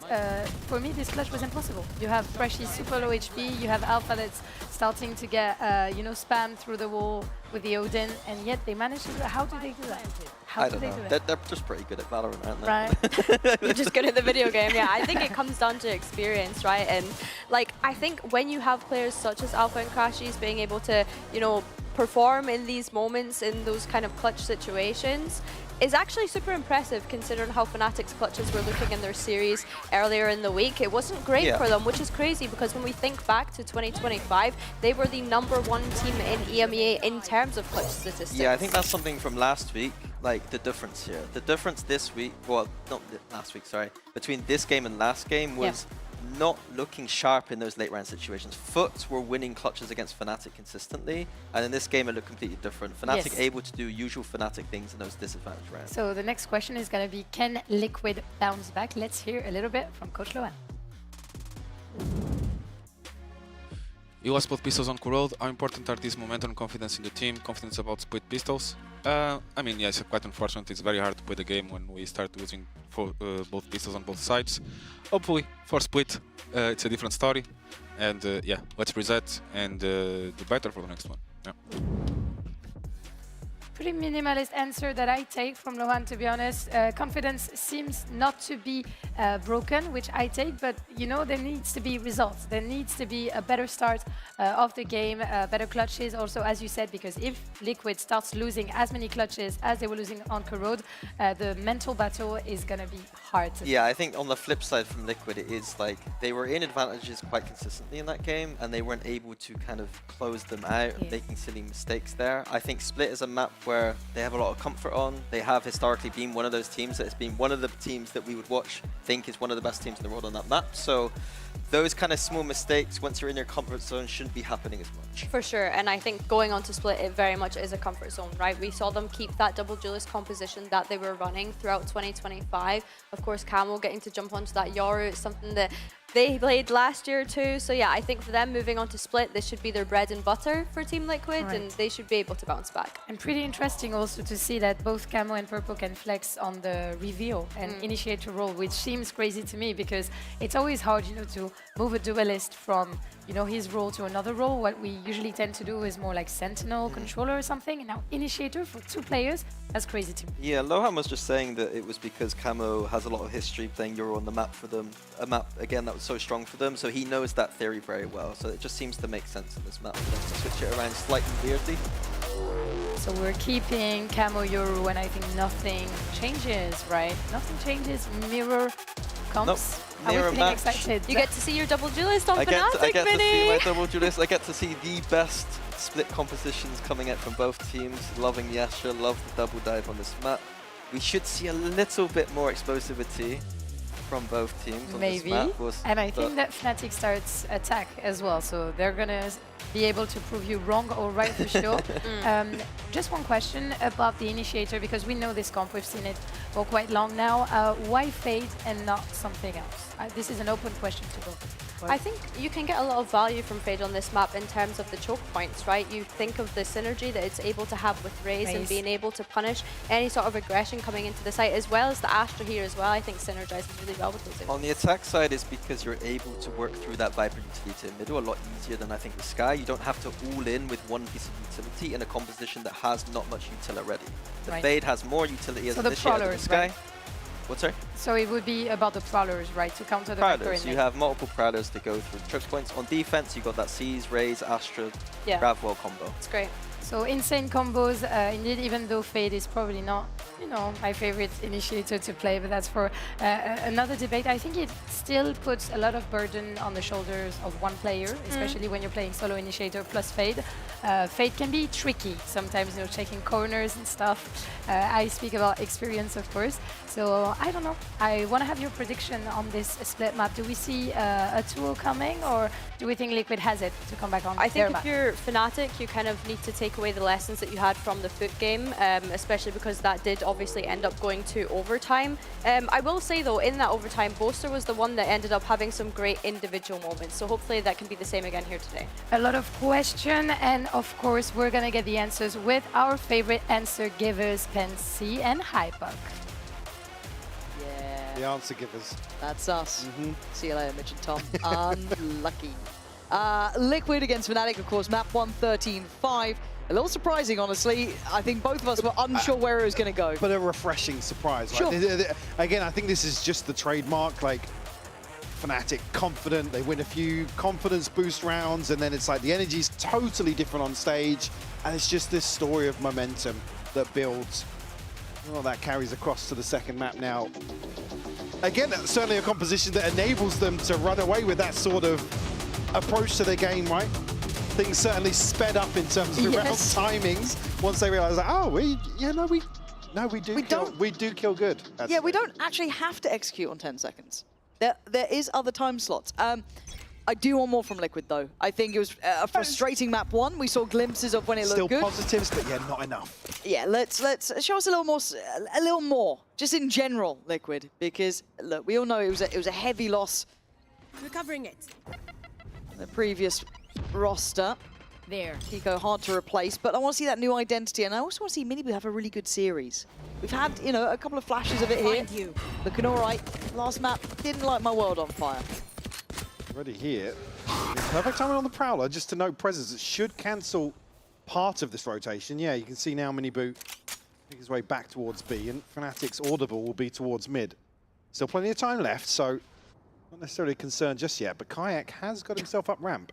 Yeah, he's scarily positioned here. I don't know how aware they Wayne are on of Flower it. or Rafters? I think he's actually on Flower. Yeah, so there's going to be freedom towards Heaven here. What do they do with all this space taken? You've got Vekaj somewhat split from the others, just holding this push, but there are 2 players working down mid at the same Does it time. get hard cleared?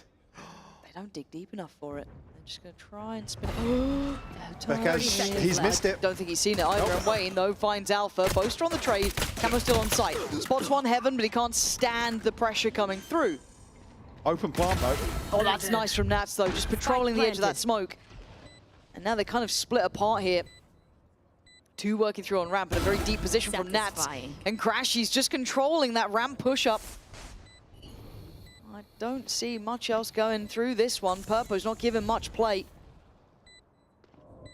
Crashy's left, post to right. Tries to make something of it. Does a bit of damage, but nowhere near enough to deny the outcome. Fnatic with the first. Really solid audible call here. Again, just the timing of this flank coming through, it being an open plant as well, gives Vekaj so many late round options here in the post. I think that's even retreating all the way back to SWAT. I don't know if that was for a lineup or I didn't quite catch that, but... No, he was sitting super deep on that spawn, so it was a bit... But then went deeper, that's what I mean. I don't know if he'd gone back for a lineup or something, but I didn't note the snake bite throughout that. Nice! Come on! Let's go. Nice adaptation. Love that from everyone. Yeah, I mean, right, great adaptation to what happened. The perfect timing of the Prowler, obviously, on the other side from Purpo. There. On the back of that pressure towards A. With another slow approach now. More rifles on the board for them. Boaster still just... I mean, he's just tight, isn't he? Yeah. He's not spending cash unless he has to. If it's not Pokemon cards, he ain't spending money on it. No, true. Oh, yeah, he's not Milan needs to pick that up. Yeah. Milan, pay attention right now. Let's get that upgrade a little. Slow and steady. Showing a little something towards middle, but again, we know the pace that we can expect here. Eventual finish on the B site potentially, and the right read, whether it be with information or not. There is a 3-play stack on the A site, so it's just going to be Nats trying to come over, maybe just get into a slightly complementary position, but by this point, that audio cue alone has kept them very interested in this A site. Yeah, Kayak just sent out. Cause issues. Purpo now going to have his hands full. Doesn't have a bandit, but... Oh, wow, yeah, he does have a bandit. Okay, got the first there. Yeah, not bad from him. I mean, making a stand on it. Yeah. He's seen a lot of info. But it's just down to the classics now to try and do something else, and that's where it gets near on impossible. Don't want to lose too much, though. I can go farming a little. But yeah, this is all going tick in the box sort of stuff. Easily done for. Alive, no harm, no foul. Well handled by Fnatic. And a chance here with the TP gets sent out. I think Nats is entertaining the idea of rotating, but... And Purpo just gets overwhelmed here. Obviously only losing the pistol here from Boaster. I just want to see how they address Kayak. Peripheral vision. Yellow light, purple light, liquid fans. Is that a haiku? I was going to say... Slam poetry. We've done it again. I know. Oh, yes. Of course it is. Of course it is. Bonus round for Fnatic, but we saw how heavy the investment was just in last round. So they're actually pretty well equipped for this, but I want to see if they address trying to keep maybe a track on Kayak, because he slipped through twice in those early rounds. Maybe just something he'll bring in later, but it has to be noted now by Liquid that there's been too much freedom. Obviously last round it was just a stack, so you're kind of expecting some of that. Yeah, I mean, ideally you want to see Liquid posture up a little bit here. Looks like Fnatic might just revert to a set piece here towards B. Clone sent up, there's still 3 eyes towards him. Wayne's going to be under a ton of pressure here. Isolated immediately. Yeah, just deleted. Side's good. Plants up. What are you going to do for the retake? You've got 4 standing and trying to get some late mid-wrap presence potentially, but there's a player already watching this. Kayak's found another. That's Miniboo gone. Oh, sorry, excuse me. It was Alpha to get the first, but still, there's not been a fight back here from Liquid. No, they're giving this up already. Going to try and potentially find whoever's disconnected here, but Vekaj might just catch one. So Purpo actually finally finding the head of Vekaj there, down to 16 HP, but revealing that it's all but a save here. Just need to see Liquid actually to get online. They feel absent. Yeah. Again, I guess the comparison being Fnatic playing now with a bit of momentum and confidence. Liquid forced back in their shell a little bit. It feels like it, because they've just, what? Just straight not even a little bit. on B, like it just feels very direct. It's not like they're like really working a map massively. They're not sending up, feelers here. That was very direct in approach and it worked. That was ticking the box sort of stuff. Liquid, we need to find an answer. Give us something to look at here. I'm looking at the players who are yet to really find any footing, one being Miniboo. Love to see him activate. Timeout early from Liquid. Again, because the approach here, the first buy round, they're set up in a 1-3-1. There's no real pressure towards mid. I mean, I'm certainly not saying it feels comfortable to kind of just guess behind the poison orb, but certainly you'd hope to have seen something set in place there. So I think as well, Miniboo's an interesting discussion. I was going to come in today kind of singing his praises in terms of the performance in where Liquid have struggled a little bit, and I think still, like I said, finding his feet here and putting some numbers up. Obviously, the other side of that discussion being Wayne as well, who, again, we certainly had questions if people weren't aware of the performance previously. I think had a few rounds to be quite proud of, but again, you have two factors here where we're talking about players really finding their place within the system, roster. right? Yeah, in the system, perfect, yeah. Again, it's hard to fill the roles that they're walking into. Oh, yeah. The fact of the matter, really, in my mind, is the fact that Kiko is such a versatile player. You had answers and options for a lot of things. Now it's trying to maybe just assimilate these new players, get them in the right place. Isn't it funny? It's like one's picking up the duelist side of Kiko, and actually the other's picking up the controller side. He's taking two players. Yeah. And they're still not quite there two yet. people to replace Kiko. Yes, yes. For now, however, we have to see if they have got something in mind. The timeouts come in. They've still got a purchase. It's not a pretty one. There is going to be lacking factors, but there just has to be some stopping power. It feels like they've been completely at the behest of Fnatic. Bring them down. And concern being that we see what happens the same as map 1, where Fnatic just stuck out, okay, cool, we got freedom, got space, we're making plays like this. Yeah, do they get punished though? This time they do, but there's a good trade there from Alpha, keeping that well within check, doesn't spiral out of control, and they've got Heaven control too. I think they're probably not going to be reading the sights for it here. Miniboo. This could be good. Careful. I needed that. Needed more than that. Because the other two are so out of this, playing towards CT, and Alpha's just tearing them apart. Does finally fall to Purpo, but the site is completely open. And as you rightly said, I don't think they expected it. No. They were like, surely someone's here. Still waiting. Okay, 2v2 though. It's low though, 28 HP. That's not much to play with. It's really on the shoulders of Camo to be something of an instigator now. Roaster will be able to cut sight lines here. Crash sent out. Do they sit on this or do they destroy it? Again, Poison's off. Camo and Purpo now stacked up, but the HP is a concern for Purpo. It's a good reposition for Beckham, but he's gone cleared. Purpo doing marvelous work as Boaster left in the 1v2, and it's just not going to happen. The crossfire decimated instantly. Well done to Liquid there. I thought they were out of that round. Purpo hitting some crucial, crispy shots as well to make this doable. We'll see the first round on the board for Liquid. I think so, yeah, Fnatic think they've caught the rotation potentially with these players in spawn. First one to Alpha. Beautiful shot. Nice! We'll get Purpo his ultimate. Couple more on the horizon here, but Fnatic certainly with the advantage this opening stretch of rounds. Most notably, we're playing Alpha on that showstopper now. Judge in hand for Wayne. Not towards ramp right now. And the first time I think somebody's actually confirmed the whereabouts of Miniboo towards mid. Obviously previously sat behind the orb, but I think Nats was just acting as a deterrent. Camo get more than a 1-for-1 trade is what I'm wondering. But that Prowler was keen on it. Fake teleport. So Camo trying to get himself at least an escape cord if he would like it, which he's just reinvested now. But Fnatic still kind of surveying the map. They haven't decided on a commitment, it feels like. No. We saw examples of this in the previous few rounds, but God, it's such a again, temptation to clear. Nothing really happening towards the A side, so I don't think Fnatic have seen what they want in terms of the checklist. What Camo. That must have been snappy. Yeah, I don't know how he wins that fight. It feels like he shouldn't have, but he does. Okay, that's gorgeous from him. And he's sitting pretty, man. Barely took didn't take any damage. Didn't, no. You can see the paranoia building on Liquid. They want information. They just sent that Nightfall out in case someone had gone middle. They haven't. So now surely Camo's a bit worried. Yeah, no man's land. He's going to fall. Now you look towards the back of the site. Miniboo yet to get started. 0-4. Some help from CT, but he's going to sit behind that smoke. 13 seconds. His support's gone, and so is he. Fnatic late in the day as ever, but potent on this hit. Comfortable setup now. I don't think Purpo and Wayne on a Judge really have much to say about this. Kayak still in control of mid.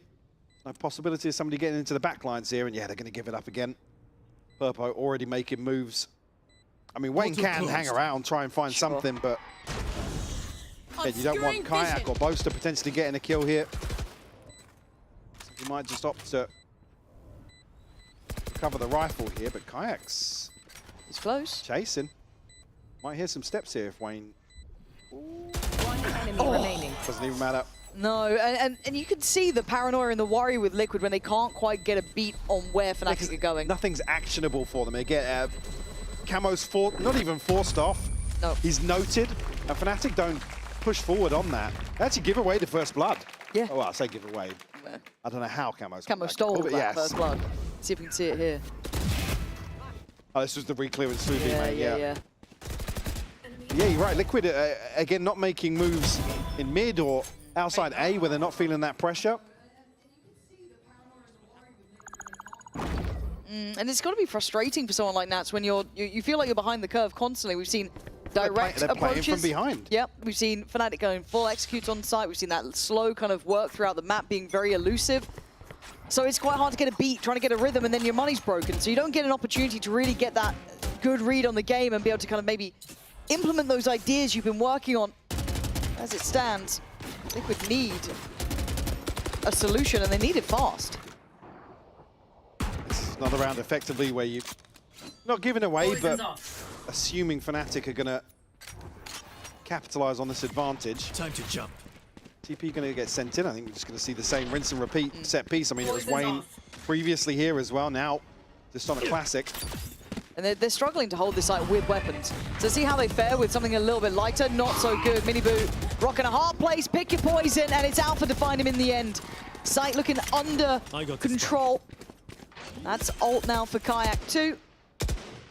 And this is woeful, really, to watch. Liquid are just so behind the curve. So we saw this, the right sort of ideas on Corrode, right? Again, Fnatic just over-delivering in some of these individual situations. Call it luck almost. Yeah. But Liquid here just... I mean, a lack of initiative in the early round, really, and Fnatic's just had so much time. And it's like, remember, the one round that they've gotten so far was off the back of Purpo's individual bailout. Now, credit where it's due to Purpo, he's hitting some lovely shots. He's very much active today. But beyond that, there's no redeeming qualities here. I'm not seeing Miniboo played in. I'm not seeing them have a good either stop on-site execute or retakes. It feels like they're in between ideas. They haven't got that solid concept of what they want to be doing here to handle this. And I'm surprised because, again, I think all of us have so much historical credit to the coaching staff, to Nats, to how they want to deal with things. They've always had plans, but it just doesn't feel like there's anything here. How many times are we seeing Alpha doing this? It's the lack of resistance in some of these situations that's most concerning. Bruce Wayne on the B. But again, it's like almost now you're at 5-1. Try something. You might as well. Yeah, like you're just going to let this half pass you by effectively. That's how it feels. So what's the plan? I'm looking at you, Liquid, here. Tell me what the plan is. Show me something. Camo in a similar position. That's fine. He's been doing kind of 1-for-1 on this sort of spot. Purpo's interest going to be kept maintained towards A, at least for now, as that Prowler did get sent through. They do have a lot more bodies leaning towards the B side of the map. You do have presence in Heaven, presence in CT, and obviously Camo then shouldered up early. And Nats isn't a million miles away, he's over towards Vents. But this is similar stuff, right? We've seen a similar round before. Camo, same spot. Finds the same success. Fnatic poised once more this time around. It's even more concerning because there's a showstopper throw in the mix here. Kayak gonna spot the first player. Will reveal Camo's position as well. Oh, he's dead to rights, man. This is all too obvious, all too easy. And what are you meant to do if you're Miniboo? Now you've got a corner to play in, you've got a utility being flooded towards you. Wayne's done well to be slightly disconnected and play it back in. That was a valiant attempt from him and Purpo. But beyond that, everyone is just down in numbers. Purpo, what a try! But the final full stop to this is Fnatic having their way. And Camo's just half a second behind, cutting sightlines here. As soon as he's spotted, it feels like the round is done again. Yes. So they take casualties on the way in. See, he tries to TP away here. But he's so desperate to find something before retreating. Maybe it's a lack of faith in their ability to retake these sites, but Again, if that is the reason though, let's again Minibu, Sao, and Seven. I'm not saying it's black and white. Send him forward. He's going to find you kills, but proactively go and try and dismantle some of these setups that Fnatic are able to just sit in comfortably. And I think comfort is the main word. It doesn't feel like we've had many disruptions. We haven't seen them trying to get, taking high risks. Any risks, really. I said it looked like maybe in that round, Camo got a little more interested, but maybe just because of the panic, knowing that side hit's coming, try and play it forward. But it feels like you're halfway again in that idea. Do we sit deeper? Do we let them kind of burn this utility? Do we try and back out from site and just play back through? Conceptually, they are falling flat, and that's unfortunate here because Liquid have done better in the past. And here's the other side, right? The utility discussion. Are we forcing anything out from that? But at the same time, when they're set up as 4 or 5 and potentially it's only kayak split in mid, they're going to commit behind this utility. There's never going to be a util dump where they don't then try and take site. But it's also like, I haven't seen a fight on B main. I haven't seen anyone digging deeper. I haven't seen them trying to push through on towards A. I haven't seen really Fnatic even eye up middle that much. Yeah, we've seen kayak maybe once in a while split that side. But give me a fight on these extremities, fight for some control, but now it becomes obvious. That's the issue, right? That's the problem, is it's the typical solution, but we're only seeing it now in what, round 8 coming in. And there, finally a reward for Minibu, finally on the board. He's gonna go back in. He's doubling down, go for it, why not? Drops 2 bodies. Finally, a fight has happened. The Liquid actually, even on a lighter purchase, walk away from with a man to the good. Boaster's gonna find Nats as well. It's leaving Purpo solo to hold down B site now. Prowler sent out, so confirms there's nobody tucked into B main just yet. Are these weapons recoverable, maybe? Yes, late round, but certainly not now. Yeah, There's still plenty of time for Fnatic to sit on them. Boaster and Crashies both have ultimates here if they feel they need to secure this. God, they're so worried that Boaster maybe continued that walk up middle at some point. You can see them re-clearing. I think it's a misread. I mean, it's a gamble. It always is, but it's late no matter which way you call it. divided! 30 seconds left. Top. Maybe just look. I think now they know. Yeah, now they know they Looking can grab vicious. these. Again, they're going to be so far away They're from so this. late. Yeah, and I mean, And there's still the question mark of Boaster, right? yeah, he could be anywhere at this point. I don't know if you just cancel on keeping these. You're coming back in, you've got no information yet. Okay, they're going. It's going to be last minute sort of situation. What are you meant to do? This post plant is... Does he even get spotted there? I don't think he did. Boaster's still alive. Does get cleared on the corner. Camo's going for it. By hook or by crook, he will try and make this happen. As Fnatic now need to fight back in. Finally, a decisive Liquid. Again, a big gamble late on in this retake as well. So it's going to come down to just a couple of seconds to find this defuse. Huge. But the right sort of decision you want to see them make. I'm just glad they sent Minibu in, right? Fight on one of these extremities. Get confident, take a gamble. He's the one who got them these weapons as well. Jeez. But still, that's huge, right? That could be a spark. That's the idea. Don't let Fnatic have their way with you. That's just ridiculous. You can't. Maybe just a reminder. Let's go, boys. To feel like you can actually do something about it. What's the reaction, though, from Fnatic? That was the first time that really Liquid, it feels like a solid team effort. Obviously, 2 big ultimates removed now from Fnatic. At least Liquid have found their response now. Alpha not too far away from another showstopper. Again, just seeing Liquid set up the same once more.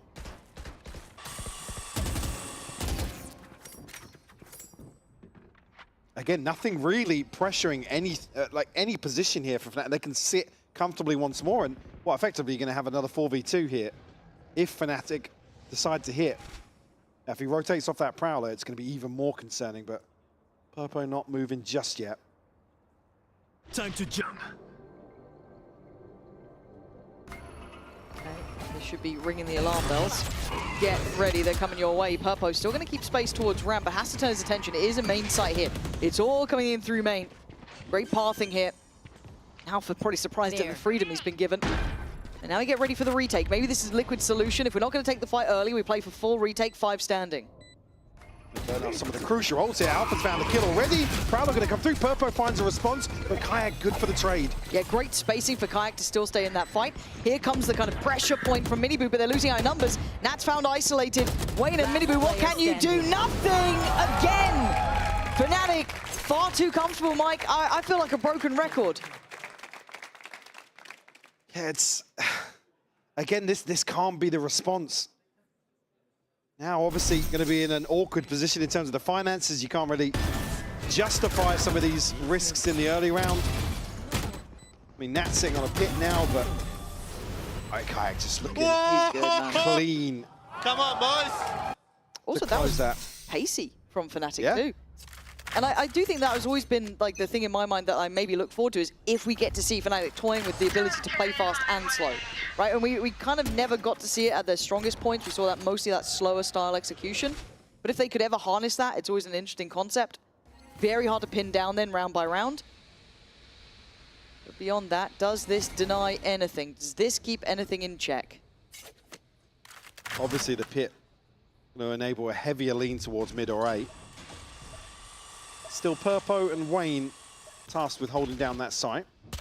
But this is a crucial kill here. Camo. A little bit of an exploration. We'll find Boaster. That's sick, though. I don't know if they've seen the Alpha was there, too. That's the first time we've kind of seen two players exploring this, but whichever way you cut it, that's a clean man to the good.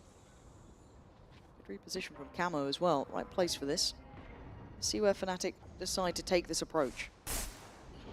Just curious, really, with Alpha's position, if they're looking to pivot through mid here. Kayak still curious towards Heaven. TP sent back across from Camo as well, so going to be well equipped either side of the map here. Time starting to dwindle for 30 Fnatic. seconds left. Oh, this is still very early in the round. What do you mean? They can see the site. Barrier's just dropped. I got the spike. And 20 seconds is where you're going. Well, I don't think that was the game plan, but Kayak gonna get towards site, but he's now in a lot of trouble. 14 seconds.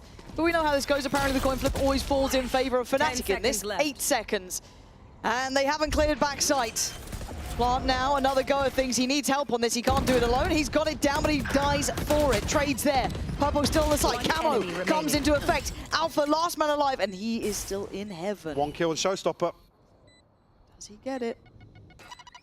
Still got Boombot, still got bits to work with, but Nats is close. Yeah. And that is the slam dunk. There we go. Too late in the day, not enough information to clear that backside, and well done to Liquid to keep control of that space. I mean, a miracle that Kayak even gets this plant to put them in a position to reset here in Heaven. A couple of crucial kills coming through. I think it was Miniboo in the chaos there. Spike plank. Oh, Camo actually finding 3, sorry. He'll be the one with the final kill here, and Nats to clean up. Nice! Ultimates heavily favouring Fnatic here, though. Alpha, Kayak, and Vekaj. Looks like we might even see a pacier hit here. To maybe just catch off guard 2 members on the A site. Kayak will try and pave the way here. Last time it worked quite well. We've seen a lot of information that should allow for at least an additional body to come over and try and help. Kayak's cleared site this time. Spike is in the hands of Crashy, so yet to scale through. Now it is. Looking like almost a pre-take was considered for avoiding that seize, but still, they get security from the smokes. Still hold a little bit of Heaven control. Maybe not the flash he was dreaming of. See the pit here, Lay. Again, awkward timing for him. Miniboo going to find Alpha on the way in, though. Well, there's a pit. It's going to go down. That was a good amount of space on this. Then Nightfall on top, play back in. Liquid need to work as one, be on the same page. Or Crashies, he's going to do this to you! 3 kills from backside. And now Purpo and Nats having to navigate a treacherous path, leaving just Purpo alive. And as good as he's been, this is another clutch you'd have to give them. Another round on his shoulders. And you can hear the time, you can hear the clock. All too fast and too little time to change the outcome. Purpo will fall as well. A couple of concerning numbers in terms of the finances behind that for Liquid. See what the last purchase will look like here as we come into round 12, but Fnatic once more just stretching their legs. In the business. Was it 6? Even an opportunity there. Vaka's pit isn't optimal, but still cuts off and creates enough of a safety net here. I mean, Crashy's finding 3 kills like that is just, it's just Crashy's things. Yep. Yep. Still got his ult to work with as well. Looks like Camo, they have his, but again, the byproduct of weird finances throughout this is now 3 SMGs in the final round. Oh, you hate to see it. Camo, that's got to be gutting as well. Don't get me wrong, he tried it in the last couple of rounds to get a little bit more active in middle. This time, that Prowler looks like it was just fated to get to his feet. So, what more are you meant to do? Down to 4. Have to hold here for Nats as well. Just SMG. Does have help from Heaven, but that's with a Stinger. Yeah, it did spot the first, but he's going to have to burn the Snakebite here. Now that the Toxin has run out, Miniboo has to go nuclear. Fnatic decide to progress through. Actually, he ain't going to wait for this pressure through mid to come. Nobody here watching it right now. I mean, Miniboo's about to head back up into Heaven, but... Face your fear! 2 spotted on main. Nats is in a world of trouble, man. Nats has got 1 HP. You can see that Miniboo's trying to help it, but yeah, he's seized up. This is hard to watch, honestly, Nats. Where do you wanna die to? You got Heaven or you got main? There's only so many choices you can pick from. Purpo, the one with the rifle, really could have something to say about it. Does really well to find Crashies. Wayne's still only on that SMG though, but trying to maybe create a pathway for them. One's gonna do well. Should reveal the player in towards hell. That's stunning! Another? Oh, Purpo! The saving light for Liquid, but he still needs another. Good damage. He's hungry for it. He wants this done. 24 HP, 2 bullets. And Boaster's barely alive on the other side. 18 HP, 5 bullets. He's got the time. Oh, you'd be bold if you went for that. Purpo looking to save the day here. Boaster playing with time. Purpo, you made a damn good go. But it feels like Fnatic can't be stopped at 9 rounds.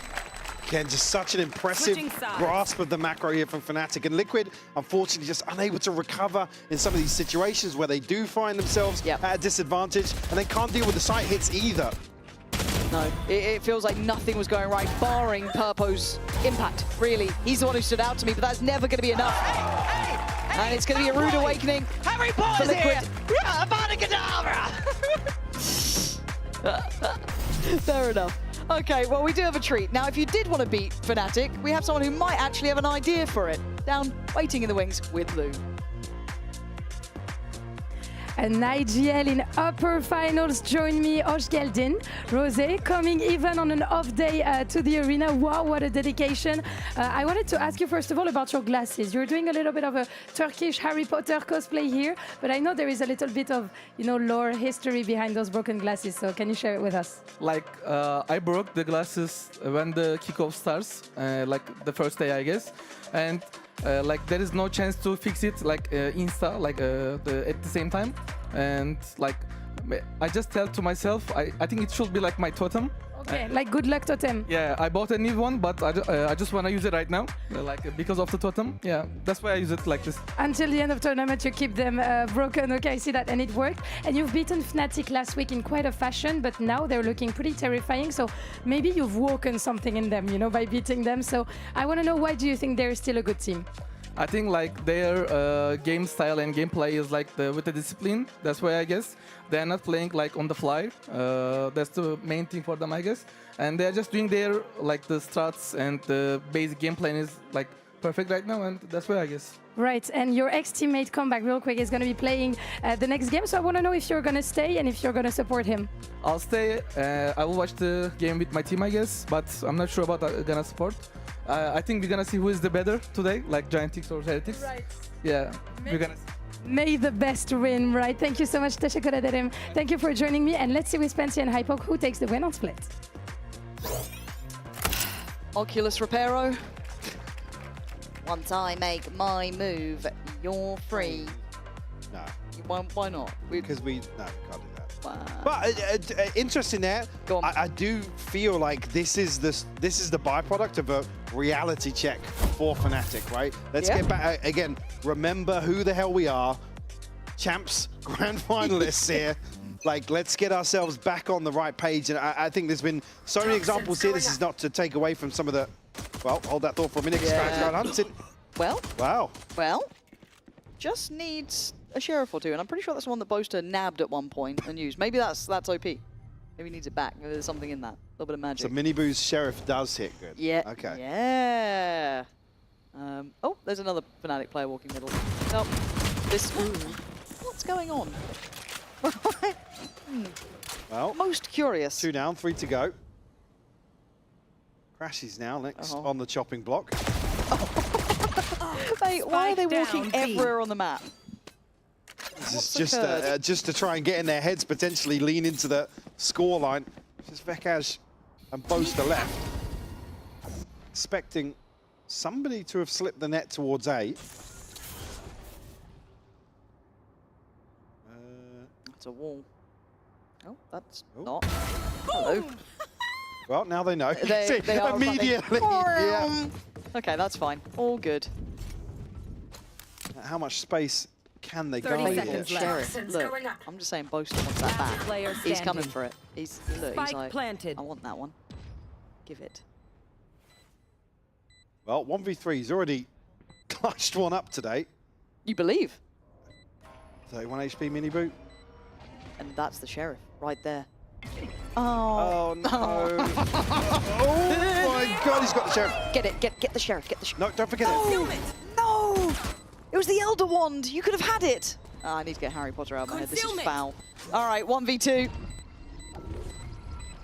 I don't see a world where he's going to get more than this. No, not even going to get half. And Liquid. Oh my god, Liquid. You're welcome. Thank you, Liquid. There we go. Back in the game. Still good for 3. Was Boaster. If he had that sheriff, mate, all I'm saying. If he'd have picked it up. If he'd picked it up. Would be having a very different discussion right now. See, look at that thing. I mean, there is a scenario there where Alpha actually gets both of those kills.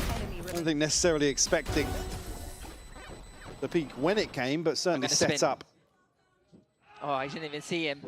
I've seen a little spin on a defuse before. 4-9 though, Liquid given a chance to play the game, which is very nice of Fnatic to do, honestly. So let's see what Liquid can do. Fnatic are running at them again. Not giving the chance here. No, but Wayne's coming out swinging. That's good for the confidence too, man. You get back in this game. You could be kicking yourselves. Boaster and Crashies left here. Get only classics, they're not expecting anything in this 2v5. Obscuring vision. Liquid still so cautious. Now starting to pick the pace up a little bit. I'll find you. Crashies obviously going to hear all this. Boaster still marked by Natsir. Yeah, does get a catch. Feels like outside. these two just constantly finding each other on like various lurks, that mid timing. This should be 5 standing. Crashies. Not going to even get a consolation on that. Good stuff. In zone flawless. And look, if Fnatic are going to just run at you with classics, if you're Liquid, you're going to take that every day of the week. See now what Liquid can make of this. See a flawless round 2. Big opportunity now to try and convert the bonus. Bane is back. Whether or not Fnatic are going to continue playing as aggressive as they have. Obviously the pistol, a couple of solo pushes down mid, but again, that was what was lacking from Liquid, so that's something they want to try and tap into. I mean, Alpha's there, but Liquid actually sending bodies up ramp very early on. Lovely C's, actually, and Crashies rewarded too. I mean, I feel like Crashies does go unsung sometimes with the amount of impact he can have quietly. Yeah. Just doing so well. You just don't see mistakes that often from him. Vekaj as well. Oh, come off it! Did you just give him a little bit of hope just to take it away? Wayne, the one who got 3 last round, needs to keep going on that sort of pathing because You got 4 more to find, and Crashies shuts down the chapter. 10 for Fnatic. They want this one done. Money in the bank, obviously, for Liquid. Wayne already does have the divide. Nothing else really on the brink for them. That's just such a beautiful catch by Veka. And the third as well. Yeah. Just everything littering his view. I'm putting in CT spawn. Flash ring. Clean comms, like that, good energy. Yeah, so Boaster just one away from a divide of his own. Cutting through. The plan is for Liquid now to back into a more even affair in terms of the weaponry now. Both Boaster and Kayak looking to greet them at the front door. Let's see if they can handle it, right? This was the thing that was working out for Fnatic, but Kayak already going to do well to deny Camo, and that second layer of pressure never really got off the starting blocks. It's still the other side of the smoke. Orb retrieved, and advantage now firmly in Fnatic's favor. And have to now readdress mid at the 60-second mark. Bekaj delivering in the previous round here. Catch the cross, but actually a swing on here. Purpo will punish once more. Bring them down. Okay. 4v4, 45 seconds. And Crashies, I think this is a nice idea, actually. If they are not... The timing of the jump! That's a little unfortunate. Second either side, it could have been different, but that's the way the cookie crumbles, and Wayne will take that every day of the week. Kayak is on site, and so is Alpha. The scary duo to try and get past. Great heads-up work from Nats. Seconds left. Trying to create some pathway in here. Spike back in the hands of Miniboo. Kayak still on site, though. Boaster a little bit further away. And not rotating just yet, either. And Kayak does have a TP to get away. Nats going to spot him, though. Almost bait out here. The bait is beautiful. 10 seconds left. Spike planted. You've not had the best game, but this would be the one. Did he get seen crossing over? I don't think he did. Okay.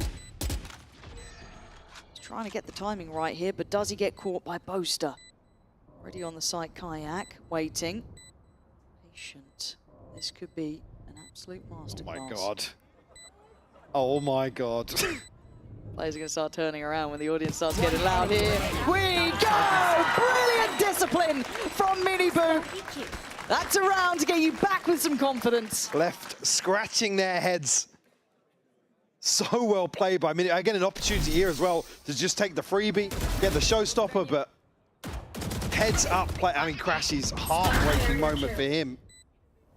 Certainly in a position to shut this down before it even gets to... No! Let's go! Miniboo starting to put some numbers up here. Still 4 rounds for Liquid to tie things up. And an age-old purchase. What do you call that one? Summon FC. Also, chat made me giggle on that. The Americans could never. When the audience, they're not giving away the round. 10 out of 10, EMEA, we love you for that. However, yeah, the 3 Buckies. How you feel about it?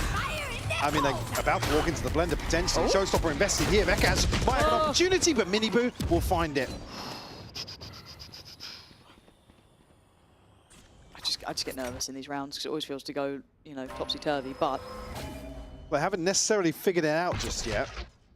Obviously shut one of them down, but Alpha's going to have another opportunity here. Ooh. An attempt, but mostly HP sitting pretty nice as well. But the original Summon FC man showing up how it's done. Gonna get 1 and 4. So this is all fine. Liquid are doing this step by step. It's good. No more 30 Well, seconds Kayak's got a left. rifle, and he's behind Liquid right now. If I was going to say, if Crashies can slow this down any further, Wayne is watching though. Last player Oh, standing. they traded headshots as well. Oof. Spike planted. This could be 7.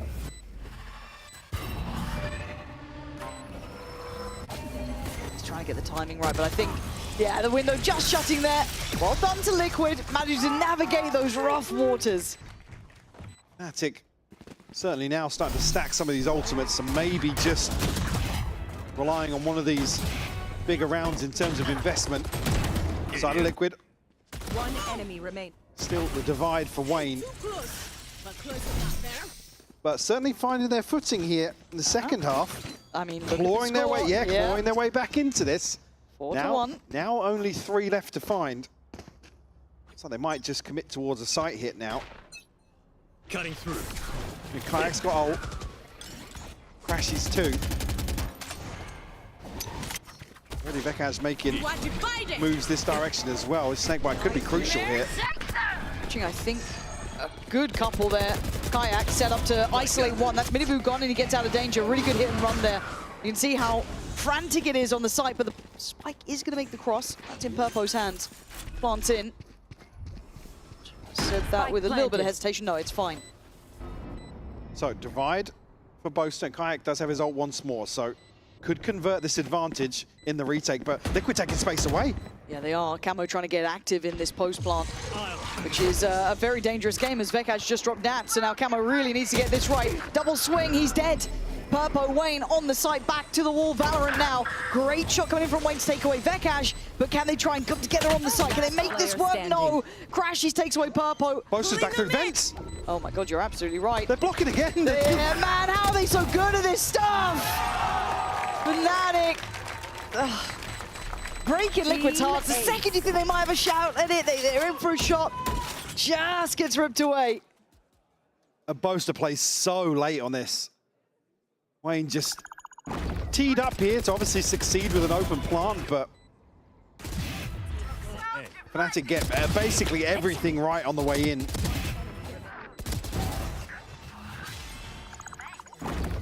Going to cause some concerns here in terms of the buy for Liquid. Nothing to offset this. I mean, Camo potentially just 1 point away, so a chance to find it here. Alpha, one off the showstopper. Vekaz, a chance to slow down any push through mid with the pit. He's just left guarding right now. Just leaving Boaster to keep a real active hand on the B site, as Liquid are looking towards it, but all off of this plan. Running really patient. Here. A lot riding on this for Liquid. My ult's ready. Look at the ult here for Camo, off the orb. Spike drop. Maybe just reverting back towards mid here to send out a feeler. Purpo's making a big wrap towards Nats. 50 seconds. Find you. Really trying to apply. Yeah, plant the seed, draw an extra body, which they have done. Alpha's rotated. And the Prowler just goes down ramp. It was a bit too shallow to catch. So Nats gets to get a little more active, but the reclear is good. They see nothing behind it. Yeah, awkward timing for Nats to fall here now. Fnatic in a position to probably just give this site up a little bit. Now Vekaz with a good bit of damage on the cross though, catching Minibu pretty low, but chip damage is all they're going to report here. Do they try and fight back in? Liquid unwilling to give up the site now. 3 players left standing for Fnatic and 4 for the Liquid side and a plant on their side. Paint shell could be a problem. Minibu. Oh my God. Breathe in on that one. They're all starting to get down to the thinner end of the utility. Camo with a pop flash to the swing. Lovely synergy on that as Alpha's options become near on 0. They're already tagged up now, even with HPs for Liquid, going to give this one up. Liquid able to fend off Fnatic here in this post plant. A little bit of a, well, call it hesitation, but maybe just trying to absolutely make sure they can weaken this B site hold before hitting. We'll find them their 8th. I feel like that's the round that gives you a real chance at this, though. It certainly does, especially with 4 standing. I mean, the money's been in tatters again throughout this half. I don't know what the finances are like for Fnatic. I think they're on the lower end of things. So this could bring the game back within, like, touching distance. So, key stuff. Vekaz, I Went think, a little early on that. Yeah, rightfully, probably a little bit tilted it himself. An opportunity certainly to at least trade out there. It's only really chip damage, as you noticed, and actually credit to Wayne there to pick up the slack. So I think that information is relayed. Boaster's looking to punish that immediately before they can get the plant, but probably explains that facial expression. Potentially. Yeah, certainly a crucial round now for Liquid. They have Fnatic up against the ropes. Only Vekaj with the pit. Obviously still 1 point missing for Alpha as well. And I do want to return to what you were saying about Wayne. Just in general, very high-end work from him already. 18 to 14, top of the board throughout this map. So credit to him, because it felt like Purple in the first half was the only one really having anything to say about it. Good upswing from Miniboo as well. I mean, it's not...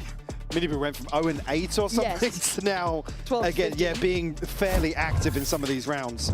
I said it's not his best performance, but at least he's on the server. Steps in the right direction for sure, which is something we were left asking coming into this year, obviously with the roster change. So certainly a positive, especially considering, I mean, just played out of map 1, didn't even have an opportunity to put some numbers up.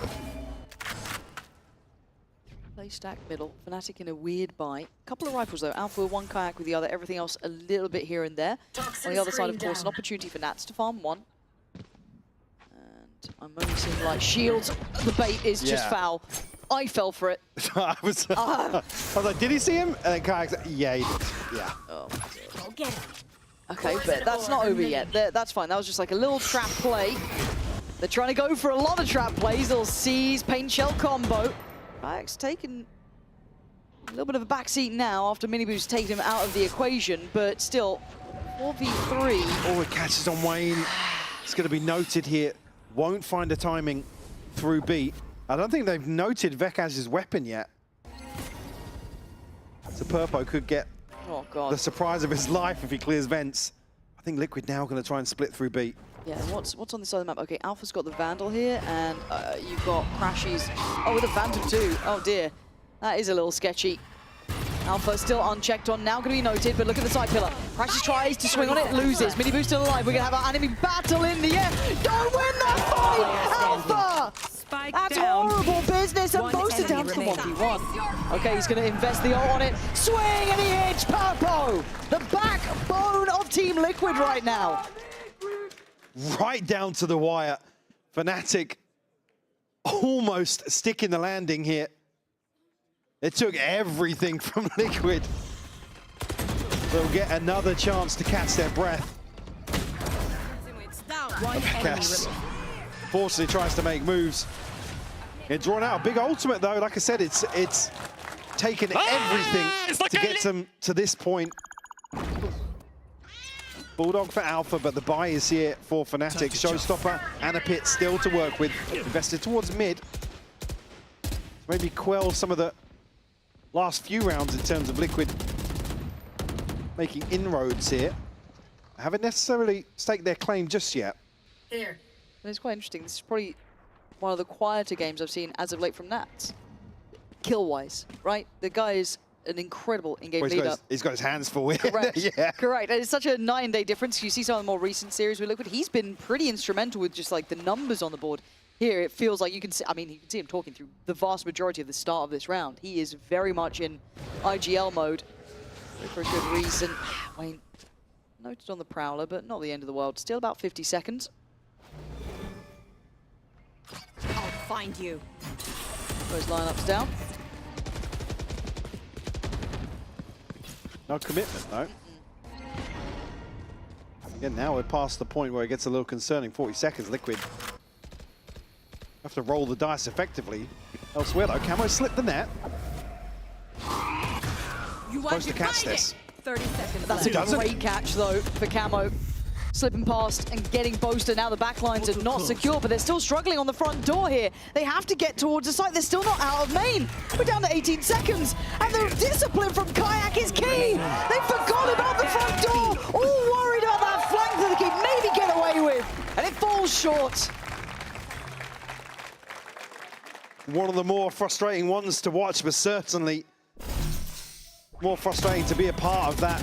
Again, they're so eager for Camo to find something here. Again, the catch on Boaster, brilliant. But something has to happen at B main here. Good job, boys. Come on, boys. The focus is split. You have to capitalize on those opportunities versus a team like Fnatic playing like this. 12 rounds to their name now. Sporadic at best, but close enough already. Liquid with a chance to fight back, but Fnatic now taking the main space, putting bodies behind it. Gaps in the buy, though. A Bulldog. Spectre here from Wayne as well. Guardian in the hands of Nats. I think just got ult as well from this. Still showstopper Oh, and was that just blind? I think Vekash might have just got that straight through the smoke, if I'm honest. And that's going to sting. Losing out on Miniboo, who's been pretty solid here. What are you meant to do now? Oh, and Alpha's... Wait and see if he got timed on that. Nats trying to actually get back into this kind of lurking position. But Alpha's repositioned, whether he knows it or not, is exceptionally well timed. I mean, really, if they commit towards site here, it's not so bad, because I believe Nats is probably going to try and pit into heaven here. Oh my god, the timing on that. Might have even got the sound cue as well. Yeah, because they had to scramble out of there pretty quick. Oh my god. He's certainly caught it. Run! Run! You can't get away! Down mid. Leaving them just in pieces. Camo and Nats, the last two alive. Nats' slow and steady work isn't going to be good enough here.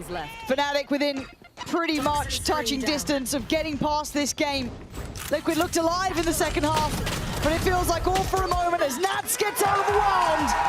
Fnatic push up to 13 and walk away, winning this series. It's certainly what feels like a return to form, or at least comfort here versus Team Liquid.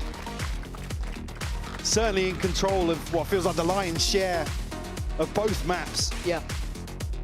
Liquid, unfortunately, I think maybe just rattled a little bit. We may be expecting Fnatic to still be struggling in some regards, but again, once they got rolling on map one, they really ran away with that. Liquid able to make them sweat a little bit here on split, but just such fine margins. There wasn't really anything sustainable to then act upon and repeat. Hard series for Liquid. They've got a lot of work to do. I think they'll go back to the drawing board on that and know they've got a lot of work to do. But for Fnatic, as you said, looking at first map, they put in some easy. They put in some work there already. Second map, way more on the same page. Starting to see some of those ideas line up, right? They look like a very different side here today than we saw before. You can't help but miss that. No. Fair play, fair play. It was good to watch, and I think just curious where it goes from now. Yeah, I definitely want to see them obviously come out today's series well, feeling more confident, maybe not as much pressure in terms of the prep, but certainly as we develop through kickoff here, I mean, the stakes get higher and higher. We're already talking about a middle bracket here. These are teams that already shouldn't be here, so certainly not out of the woods just yet. Yeah, and the man on the screen, another great performance from him. I know there's a lot of question marks around how he'd blend with the roster, how he'd fit into probably one of the biggest shoes there are going. No, he's done great. He's answering back. No, he's impressed me again. Like I said, those opening series where it was sometimes difficult to watch, Vekash for me still standing out. Crashes as well, putting up great numbers once more. So yeah, overall massive positives in terms of improvements here for Fnatic. And speaking of positives, we are going to be hearing from the delightful Boaster and Luke. A captain, an IGL, a vibes merchant like no others has joined me, Boaster. It feels like Team Liquid got their boasties after this victory on your end. I still don't know what that means, but congratulations though. The first thing I wanted to ask you is, we've seen an evolution of your team from the first match and even from the game against Foot. We've seen more synergy. You could even chill on Corrode and watch, you know, Crashes and Alpha clutch together and stuff. So what are you the most proud of today, on what have you evolved in a positive way? It's like what we said, even when we were going to play BBL, we didn't feel quite ready yet. And yeah, we said, boys, it doesn't matter. The more games we get to play, the more chances we get to scale. And we're a team that relies on like a lot of VOD footage and a lot of like working out mistakes. And that Corrode against Footballist allowed me to have a look at the attack side and see what I could fix up there. It still looked a bit squeaky, boys pulling out big rounds, but that's what it is. Every day, 1%. Yeah, scaling, right? Yes. Exactly. And we're seeing you playing Astra, which I love, way more than Omen right now. We only see your Omen on Heaven, I think. So why do you love this agent so much, and why should we definitely get rid of Omen? Well, you know, sometimes on Astra I die in astral form, as I've seen, but I just like her cross-map help. Right. You know, with Omen, I'm like, oh, I'm smoking for you, I go into form, and it's like slowly going there. But with Astra, I'm able to kind of like preempt the enemy's movements and stun. Like, for instance, on that A post plant on split where Austin's on the elbow, I thought they were going to swing him when the Yoru TPs, so I instantly just put a star stun for him, and I wouldn't be able to do that on Omen. On Omen, I'd be like, yeah, you go. Yeah, it's coming. The smoke is coming, right? And now you're being more reactive. And we know, you know how many supporters you have that came also to the arena and that always come, of course, for you. So I want to know if you want to give maybe a shout out to someone, the fans, whoever helped you throughout these past weeks to reach the victory today. Yeah, sure. I'd like to shout out all the fans that came today. I really appreciate you lot. And I'd say shout out to my roommate, Yinsu.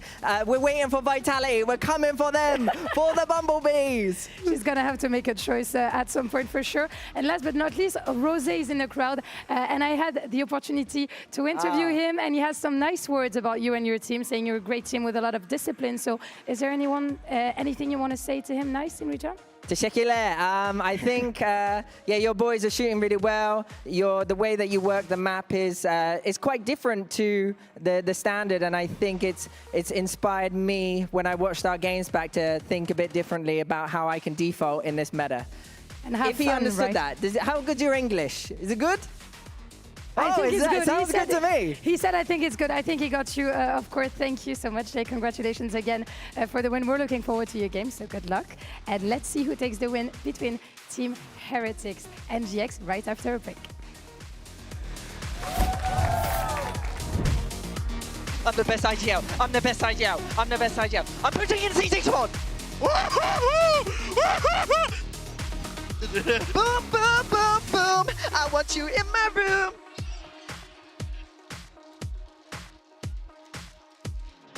Come on, then. Come on. Hey, Malfoy. Purple. Harry Potter's here. Avada Kedavra.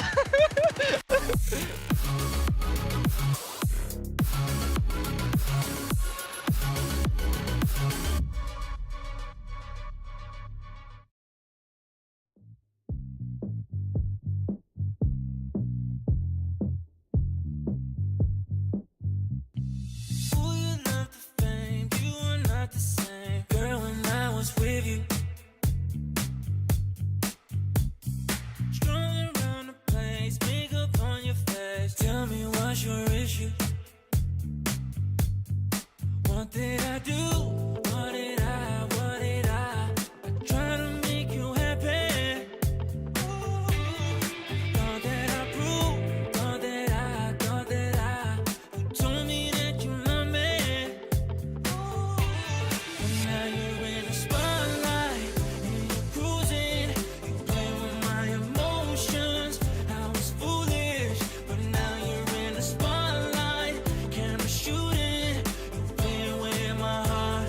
You're playing with my heart. And now you're in the spotlight, and you're cruising. You play with my emotions. I was foolish, playing with my. Now we know you're fake. I just wanna say you've got tunnel vision. Enjoy with your mates, 'cause I'm on my way. You've made my decision. What did I do? What did I? I try to make you happy. Thought that I proved, thought that I. You told me that you love me. But now you're in the spotlight, and you're cruising. You play with my emotions. I was foolish, but now you're in the spotlight. Camera shooting. You're playing with my heart. You're playing with my heart. But now you're in the spotlight, and you're cruising. You play with my emotions. I was foolish, but now you're in the spotlight. Camera shooting. You're playing with my heart. You're playing with my heart.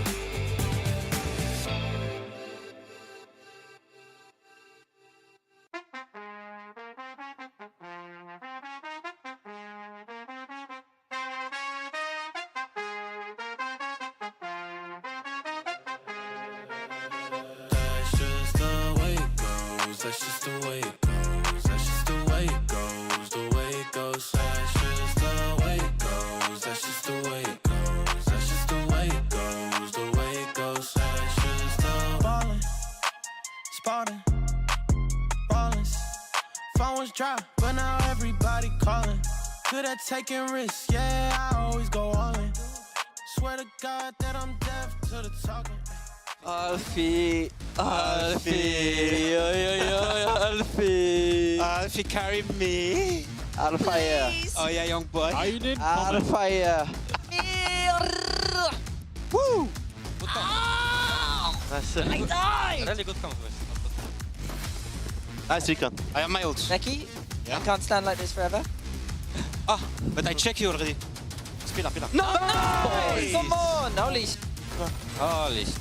I won my first match in VCT. Yalla! Yeah, I mean, it shouldn't be that hard, but we just literally let this Nafik 5 people smash us. Are we build that team to Nafik them let to do that to us or what? No. No, right? Everyone wants to win, right? Nice. One more. Okay, let's face off Camille. Nice. Let's face this together. Let's go.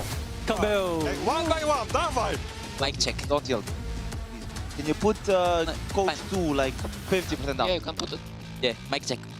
Oh, bro, you're so annoying. I'm actually gonna. Nice. Nice, okay. Enemy remaining. Come on, baby, me and you, brother. Me and you, even though you got him off, it's fine. Yeah, me and you. I'm slowing people up. I'm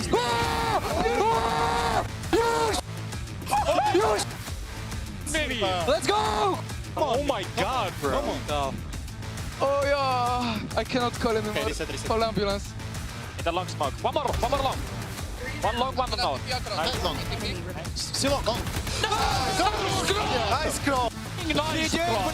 Ben kurusun bana. Oku attım.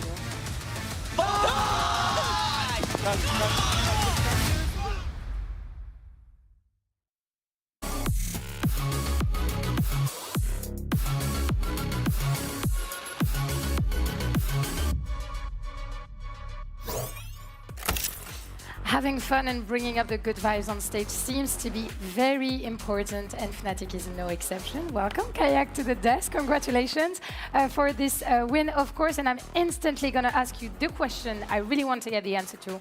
What do you prefer between Yoru and Waylay? Because you're doing amazing on both, but we must say that Yoru is unmatched. No, I think I prefer Jet, you know. I prefer Jet, but sadly not many maps you can play Jet on right now. And I mean, Waylay is fun, but sometimes it's hard. Sometimes it's hard, like when you just and you don't have you don't have util, or like you're getting shot from 4 angles. So, so sometimes it's hard, but. So would it be Yoru still? Would you pick Yoru if you had to pick? Yoru, I mean, Yoru. Maybe I'm just Yoru one trick. No, I'm like I'm actually good on Yoru sometimes, but it is how it is. I mean, it seems like it's a pretty natural thing to you, of course, and I think we all agree on the desk, right, Billy? He's amazing on Yoru. Yeah, I think we all know that. I wouldn't say just quite a one trick though. I think you got some more flexibility and diversity than that Kayak. For sure. I mean, yeah, I can play different agents, but depends how good, you know. Like I can play everything, but not everything is good. Yeah, okay, that's fair enough. I wanted to ask you, did you get a chance to watch the skirmish between the coaches? I was cheering for Milan. He was training yesterday. He played he played against Bekash. He played against Alpha. He played with Desmo, so he was prepared. Did he win any of those practices? No, against Desmo. Against Desmo, he lost like 320, I think, maybe 420. So he didn't even beat the assistant coach Desmo? No. Why don't you send Desmo next time? Oh, we can't, I think. Oh, okay. Yeah. Okay. Desmo would beat everyone. Oh, really? Yeah, he's the best. Does it bother you that your coach has a better skirmish win record than you right now? No, he's better than me.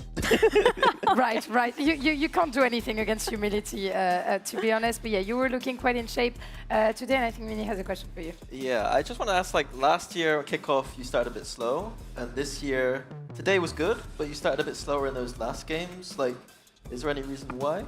It's just the Fnatic way, I think, you know, like starting the tournament slow, making a lot of mistakes at the beginning, and then fixing everything. So, like every game, we are looking better, I think, but there is like still some stuff to improve on.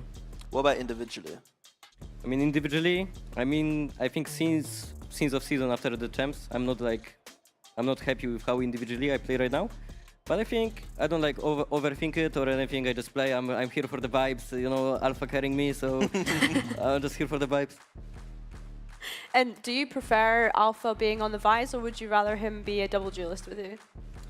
What's your That's a good preference right question. now? That's a hard question, to be honest. I mean, like he played a lot of Raze and stuff, but I like him on Sentinel. I think he's a really good Sentinel.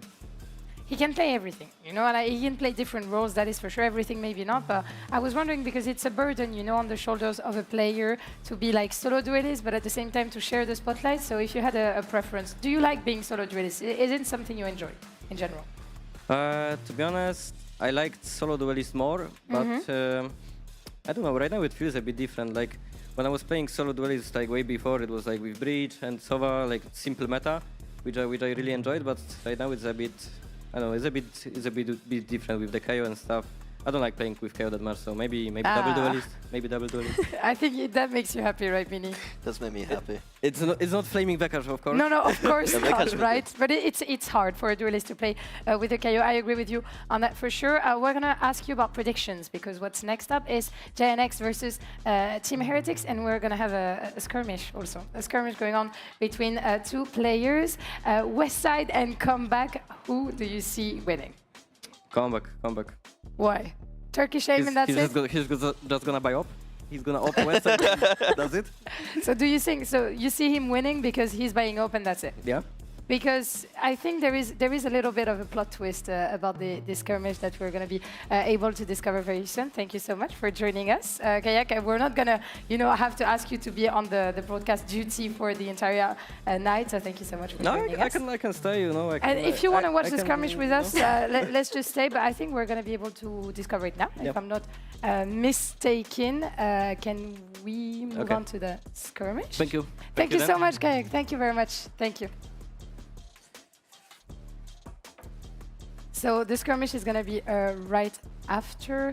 Yeah, I wanted to have your thoughts, guys, on the JNX Team Heretics, a matchup that we've seen many times. How are we feeling about this one? Is the outcome going to be different? I think Team Heretics have been victorious so many times. Do we see something different happening? I think it's just, again, like it's a nice thing that this day is all about these teams who are once hitting those heights and coming into kickoff. Yeah. A little bit battle-scarred. Coming into form kind of thing, if that makes sense. Yeah, I think so. I think that when we had the chance to kind of speak with Boo, sorry, I don't know why I almost my mind's on Team Liquid from that game. When we had the chance to speak with Boo and Neilzinho the other night on Postplant, something that we kind of quizzed them on was their kind of bind composition and what they changed to, because they decided to play double initiator and moved away from that double duelist, which was what I thought looked really interesting. I think that, in my opinion, Mini, this looked a lot better for them. Yeah, I think that Heretics generally suit that double initiator better. I do think in general this meta isn't favored towards double initiators. Like all of those refresh utility has been nerfed, but the Heretics I know and love seems to want to play the game in a way that soaks in that information and plays around it. Yeah.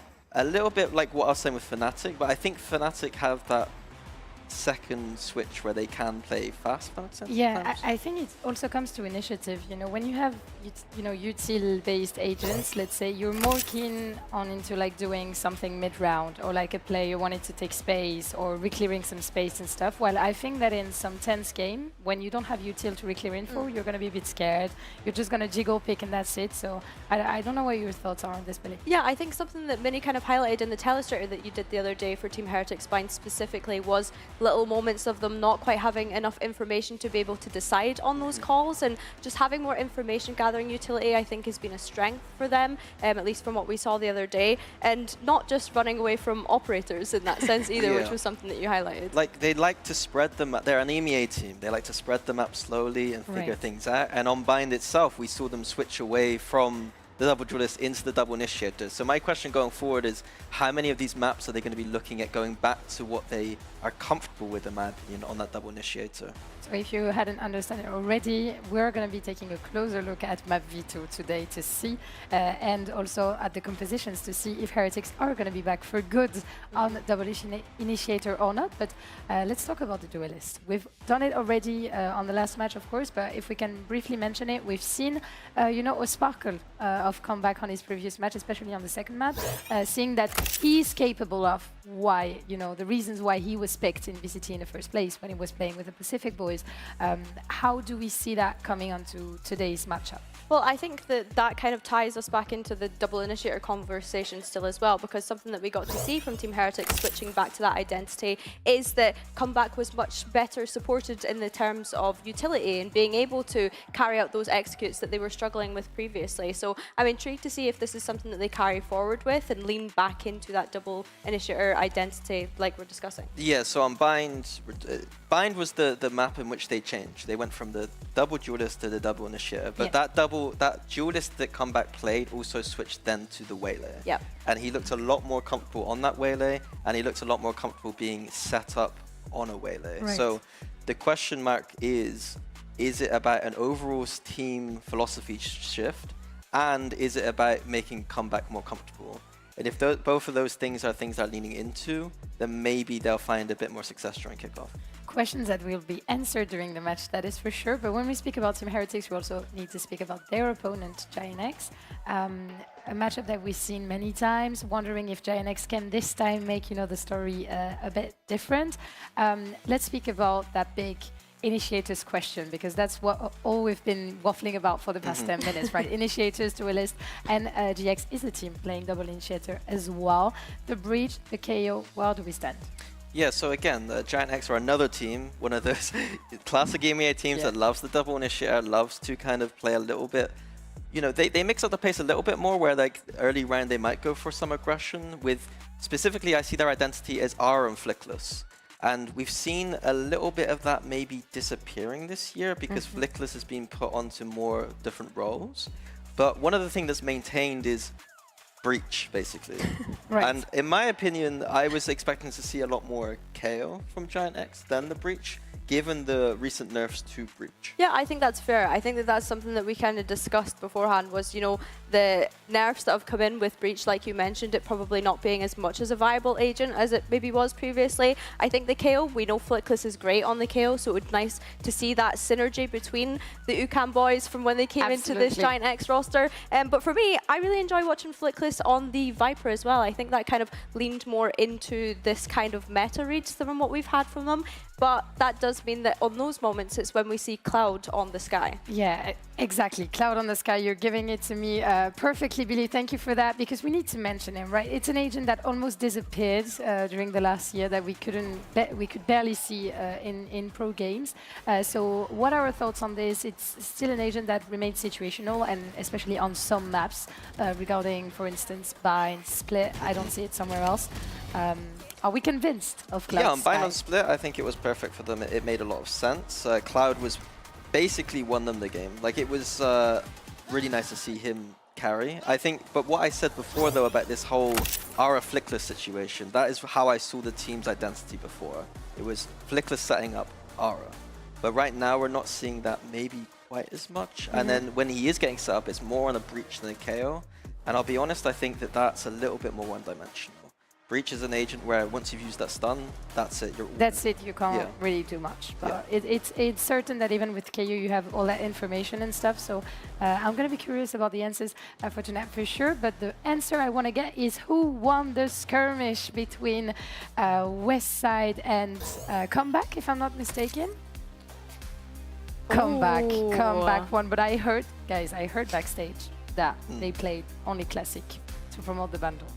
This is what I heard, and from what I see on the footage. Oh yeah, that's actually true. That's kind of iconic. I quite like that. I like, Who's Classic's better? So I guess Heretics' Classic is better than the I guess if you're judging by the skirmish, then yeah. I mean, by the skirmish thing, you would have to buy the Heretics bundle, but I like that they had that agreement though. Like, I think that that's kind of iconic that they both went into it and decided, like, let's just use Classic only. I'd also like to say that Kayak is a fraud analyst.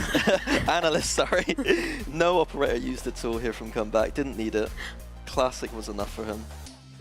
Yeah, I think it's great. I really have been enjoying watching the skirmishes as well. And it's like just nice little friendly rivalry before the match begins as well, which is really nice to see. Yeah, I agree with you on that. And we're going to be able to discover the maps already to see where we're going to head to on this matchup. Abyss, Haven, and Breeze. What are the thoughts? I think the big interesting thing here is Bind not being played at all. There's a reason we spoke a lot about it, was because we thought that We were might be one of the expecting maps Bind, right? in this pool. Both teams have been picking it. Giant X lost it both times they did pick it, but we're seeing Heretics ban in its second. So a little bit of a surprise there, given that Heretics also won it the last time they played. Maybe you don't want to give it to your opponent and you end up not having it as a decider, you know, because if you pick it, it's kind of a gift that you make to the other team that's happy to play it.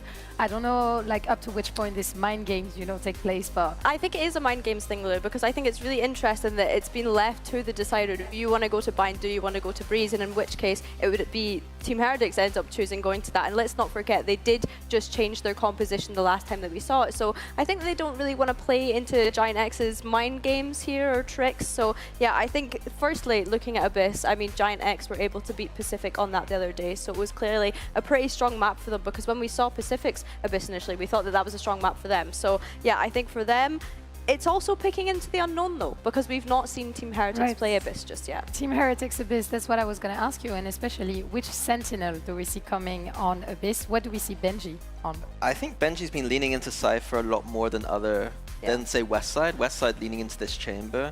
And what I've seen overall in EMEA is that the Cypher players who've just leaned into Cypher have been doing well despite the nerfs. So what's a prediction, real quick? 0 to 1, GXTH? I think 2-1 to Heretics. I agree. I'm sorry, we always agree. 2-1 to Heretics. So Heretics in the money time. Let's see if they're going to get the win or not as we head into the players' entrance. Smoke on my vision so hazy. Shots in the dark, you made me fall. Decisions in the past were made. All these eyes on me, can't breathe. Gotta keep from falling. Giant X. Keep falling. Took a risk even though my head the fire in my chest keeps burning. I'ma prove I deserve. But I won't be falling. Heretics.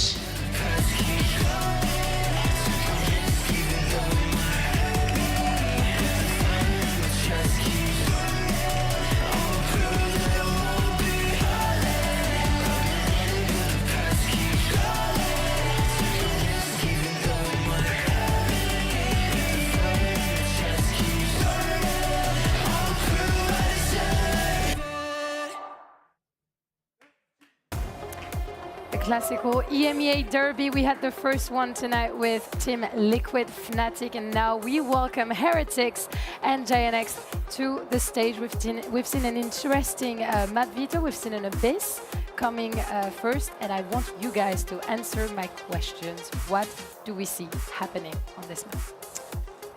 I think, honestly, I think that it's just about Giant X having to win this map. I think as soon as we get to Haven, Heretics are going to be strongly favored. It's a map that they've been consistently strong on. So Abyss for Giant X, what it's going to look like is, if they're playing the same composition before, is that Teo Breach is going to be very all-in and explosive on their attack side. And on defense, we're going to see a lot of set kind of flooding in with heavy utility retakes. You know that you don't need to convince me anymore of the Breach Tejo on Abyss, but when we look at the side of Heretics, even though they haven't played it, I'm waiting for something way more classical. I'm waiting for some Sova, KO, something like that. Rian Sova is already mandatory. I think we all agree on that.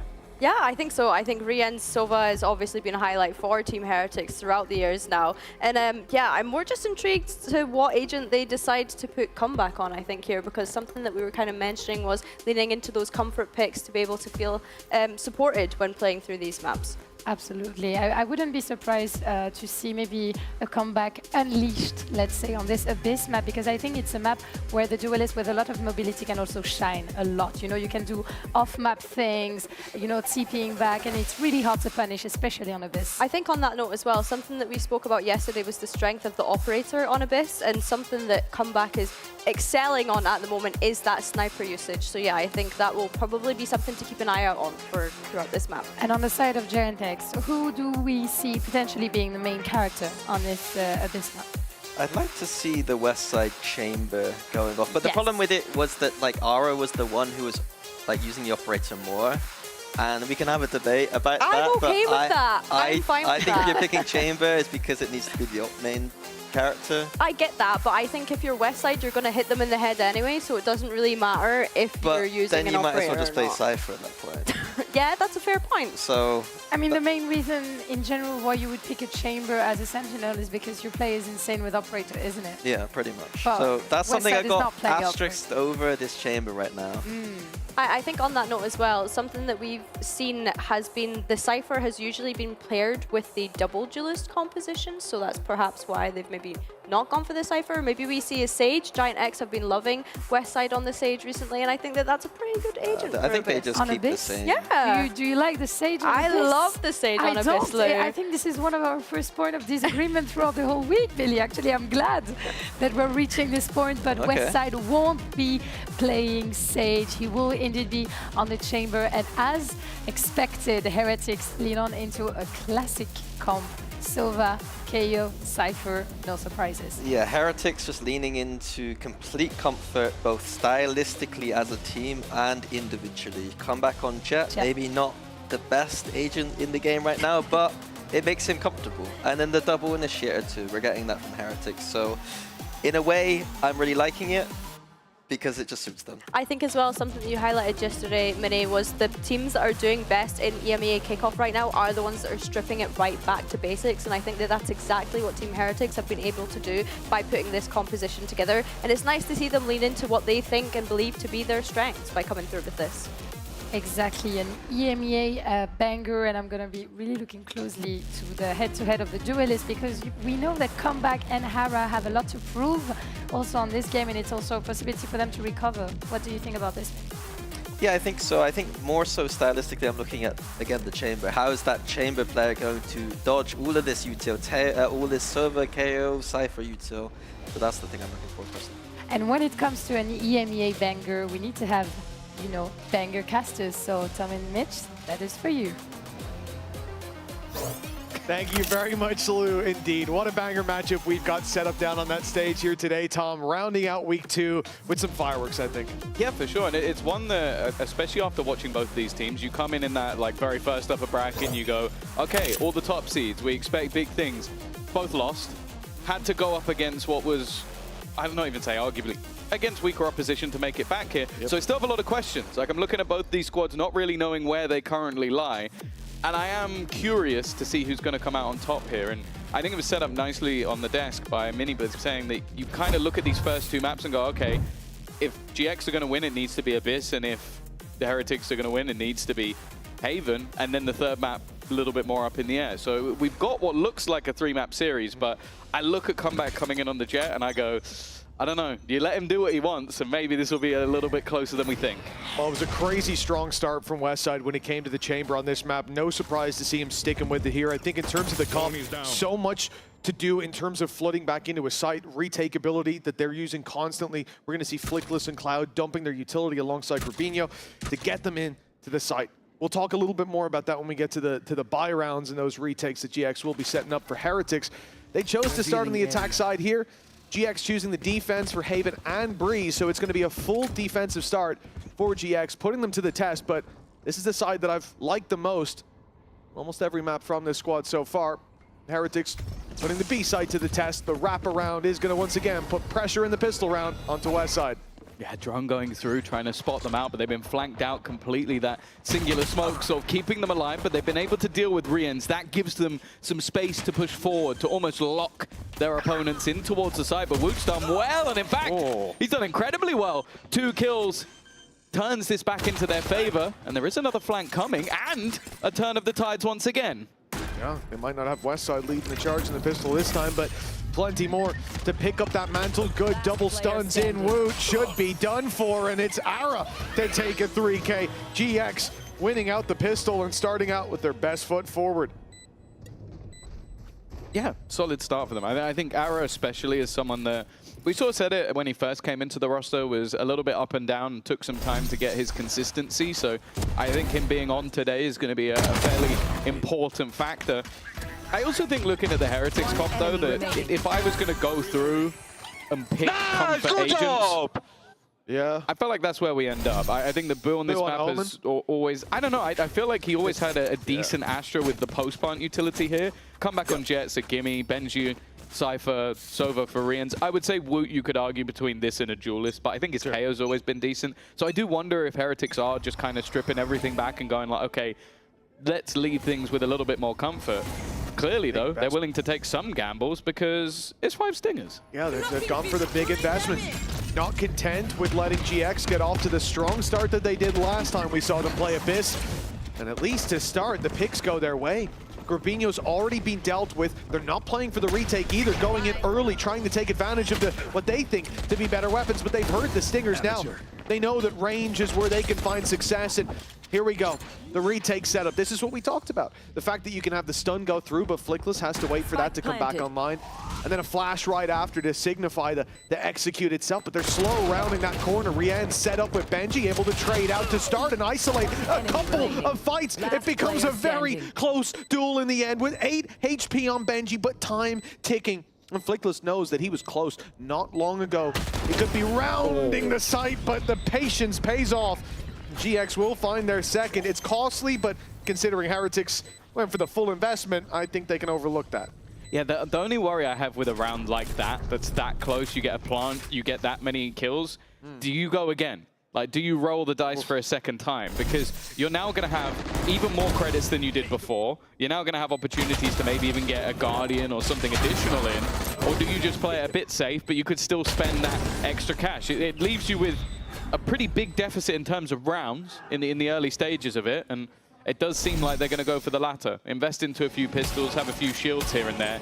But this, for GX, even though they only had 1 player survive last round, it's great. They now buy in with rifles. If they keep this one nice and clean, they could have ults online, they could have all the rifles, and they'd still have a bonus round just as they did.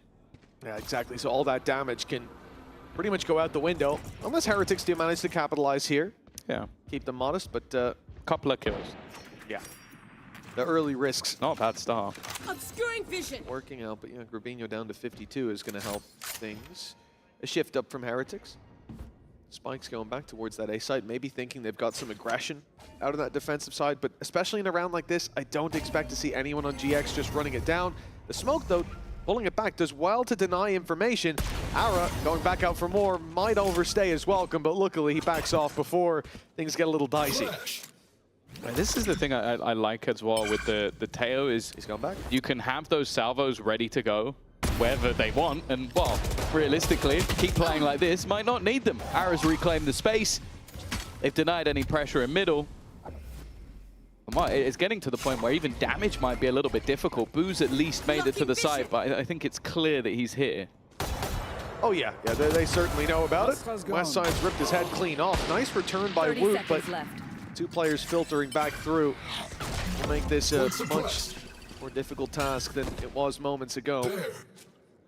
20 seconds, a shot onto Grabinho with that Marshall will be enough to drop him. Rotates coming through though, those salvos on Cloud still online with 12 seconds left, and we've seen this from GX before, putting the stun and the salvos into backside. No stun this time, just looking to force them into a fight, make this uncomfortable, and already guaranteeing the win on time.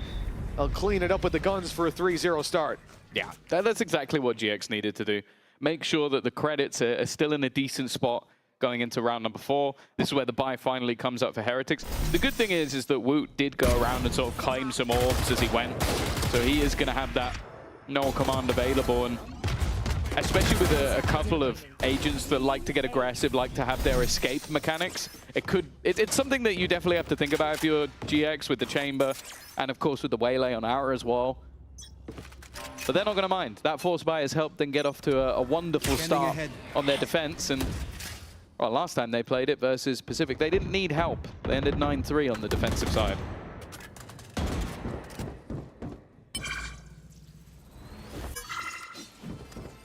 Team Heretics going to farm up some orbs early.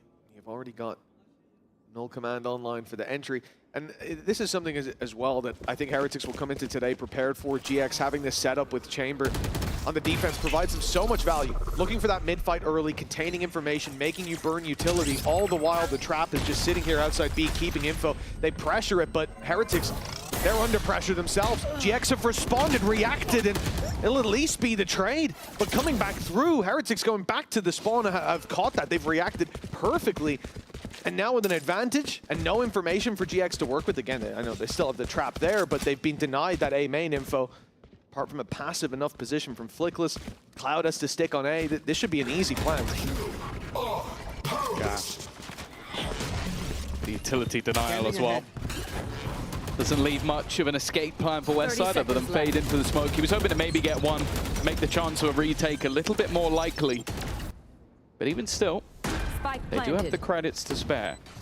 Our flank is coming in a little late. Flickless, I wonder if they'll be waiting for him. No, they've already thrown out some of their utility, trying to force them into fights, which it has done, but they've not won those fights. And now Westside walking back in, and then the flank comes through. It's just way too late. I feel like they needed to wait for Flickless to be in a position to do something before making a move. Yeah, I think especially the fact that there wasn't that big dump of the breach utility that we'll often see from them going back through. There was someone missing on the retake, and that's why we see Boo so patiently waiting in the spawn, knowing that there's likely to be a flank, and even if there isn't, it's just a player dry on a util belt.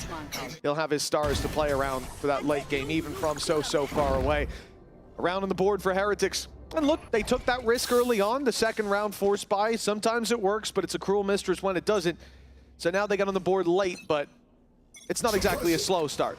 They took a gamble that didn't pay off. Yeah, my only worry for them is just looking at that ult economy. Their opponents have got 3 pretty high impact ults coming online, which will also help them economically. Westside, alongside Ara, trying to make a little bit of a play. I like that he gets his teammate to shoot out the trip, just to make sure that maybe they doubt that someone's there. They don't. Benji is still watching that angle and will be able to give that information over to Boo. And in fact, after seeing that early pressure, they're now going to bring 4 players back. A reaction again from Heretics, just going, okay, this is where you're looking to get aggressive. So we're now just going to try and counter what you're doing.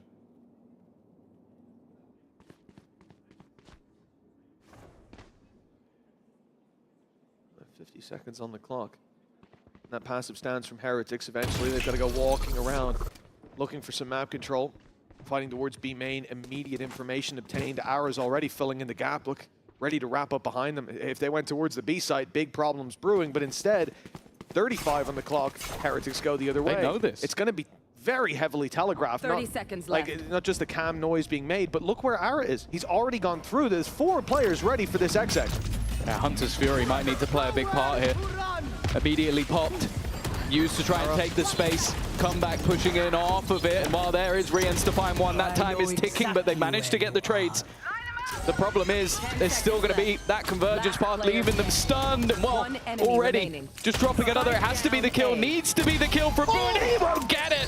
It's Westside, holds on in a moment of need, and GX immediately respond. Oh, he was so sneaky there. Making his way up into heaven, tucking in the corner. Boo thought he'd have to go for the wall bang, have to swing that little bit wider. And he emerges from the angle to take the headshot, very cleanly done. And yeah, it just feels for Heretics there like it's too slow of a round. A few mistakes, obviously. Riens was safe, popping the Hunter's Fury, but it's got quite a kickback to it. So he ends up going out wide and dropped in the back lines. And maybe that does end up playing a big role. The fact that Ara is able to push up through B main, the fact that Heretics were spotted so early on by Westside. Again, he does end up winning the round in a more conventional way, but even that info early on, it set them up for success. Now Westside is holding this angle. Oh, and he hits the jump peek, Benji. Right, you jump away with nothing, and then I'll peek and kill him. Neither of those things happened. And Westside now has the advantage. Opting to stick around, has supportive utility as well. The drone will still stand, but it's not like they didn't know where he was anyway.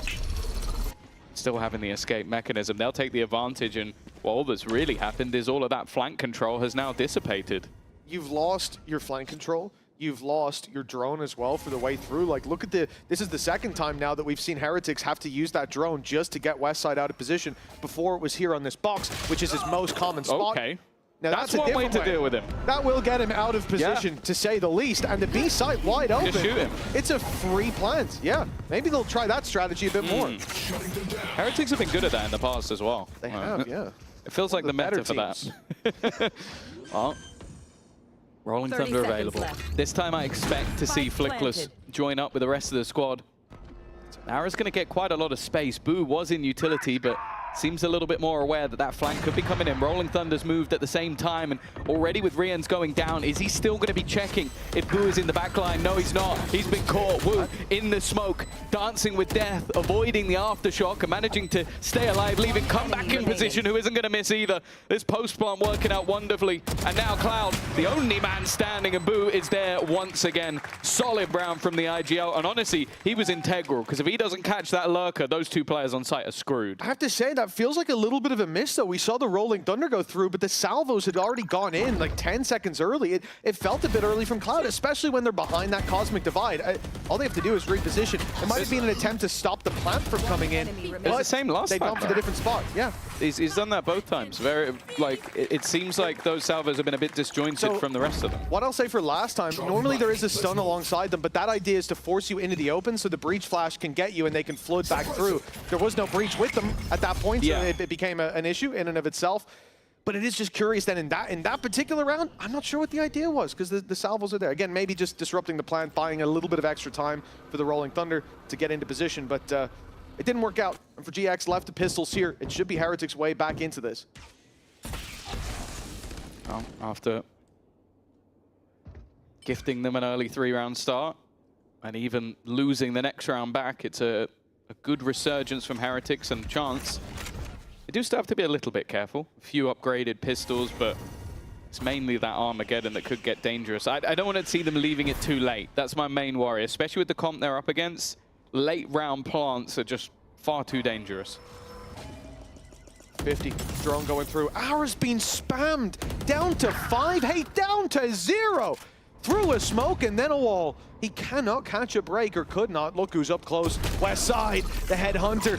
It's going hungry tonight, but the salvos will keep them back a moment longer. 35 seconds on the clock. Cloud has ultimate to play with here. A stun is sent through, but the knife had already caught Cloud. Can't use that reactive ult the way they want to, but it's fading. Now he has a chance if he wants to put it through, and with that kill, maybe he will. Swinging back out on the back of the stun, but the cage, it keeps Benji alive. He's thriving as Blue helps out, and they clean up on the site. Heretics push up to 3, avoiding every danger. Yeah, I was definitely very nervous there with Cloud having that ult so late in the round. I think he'd already decided not to use it. Yeah, for sure. But I do wonder if he'd maybe look back at the clock and gone, oh. It's that one kill he got on side. Yeah. Like, oh, now that's your chance. Yeah. Still a gamble, though. Either way, Heretics have managed to really stabilize after a slow start to this first half. Now, this is where the buy comes back up. Let's go. Good job. Operator in hand for Ara as well, so a chance for him to battle versus Comeback. And even an early knife, maybe expecting him to be pushing off Rip. Instead, this force back, and just look, they've used this util just to put Comeback on an angle to try and find Westside. Westside will escape though. A drone's being sent out on A. Again, once you push Westside back, there has to be a response from GX. Sometimes it's the aggression. We've seen the 3-man push at A main. We've seen the response in mid push early. But this time, it's the drone sent through to the A side. It's posting Ara up with the op, although a smoke has just robbed him of that. And a little bit of noise made from Heretics. Look, with Ara now a little bit off the angle, a little bit further back, GX don't have a lot of info. They're going for a decide to, yeah, exactly, fight on mid, look for someone, for anyone, see nothing. And by the time they go back towards the site, Heretics might already be there waiting for them. I don't think they mind this though. Like, look at the ults they've got.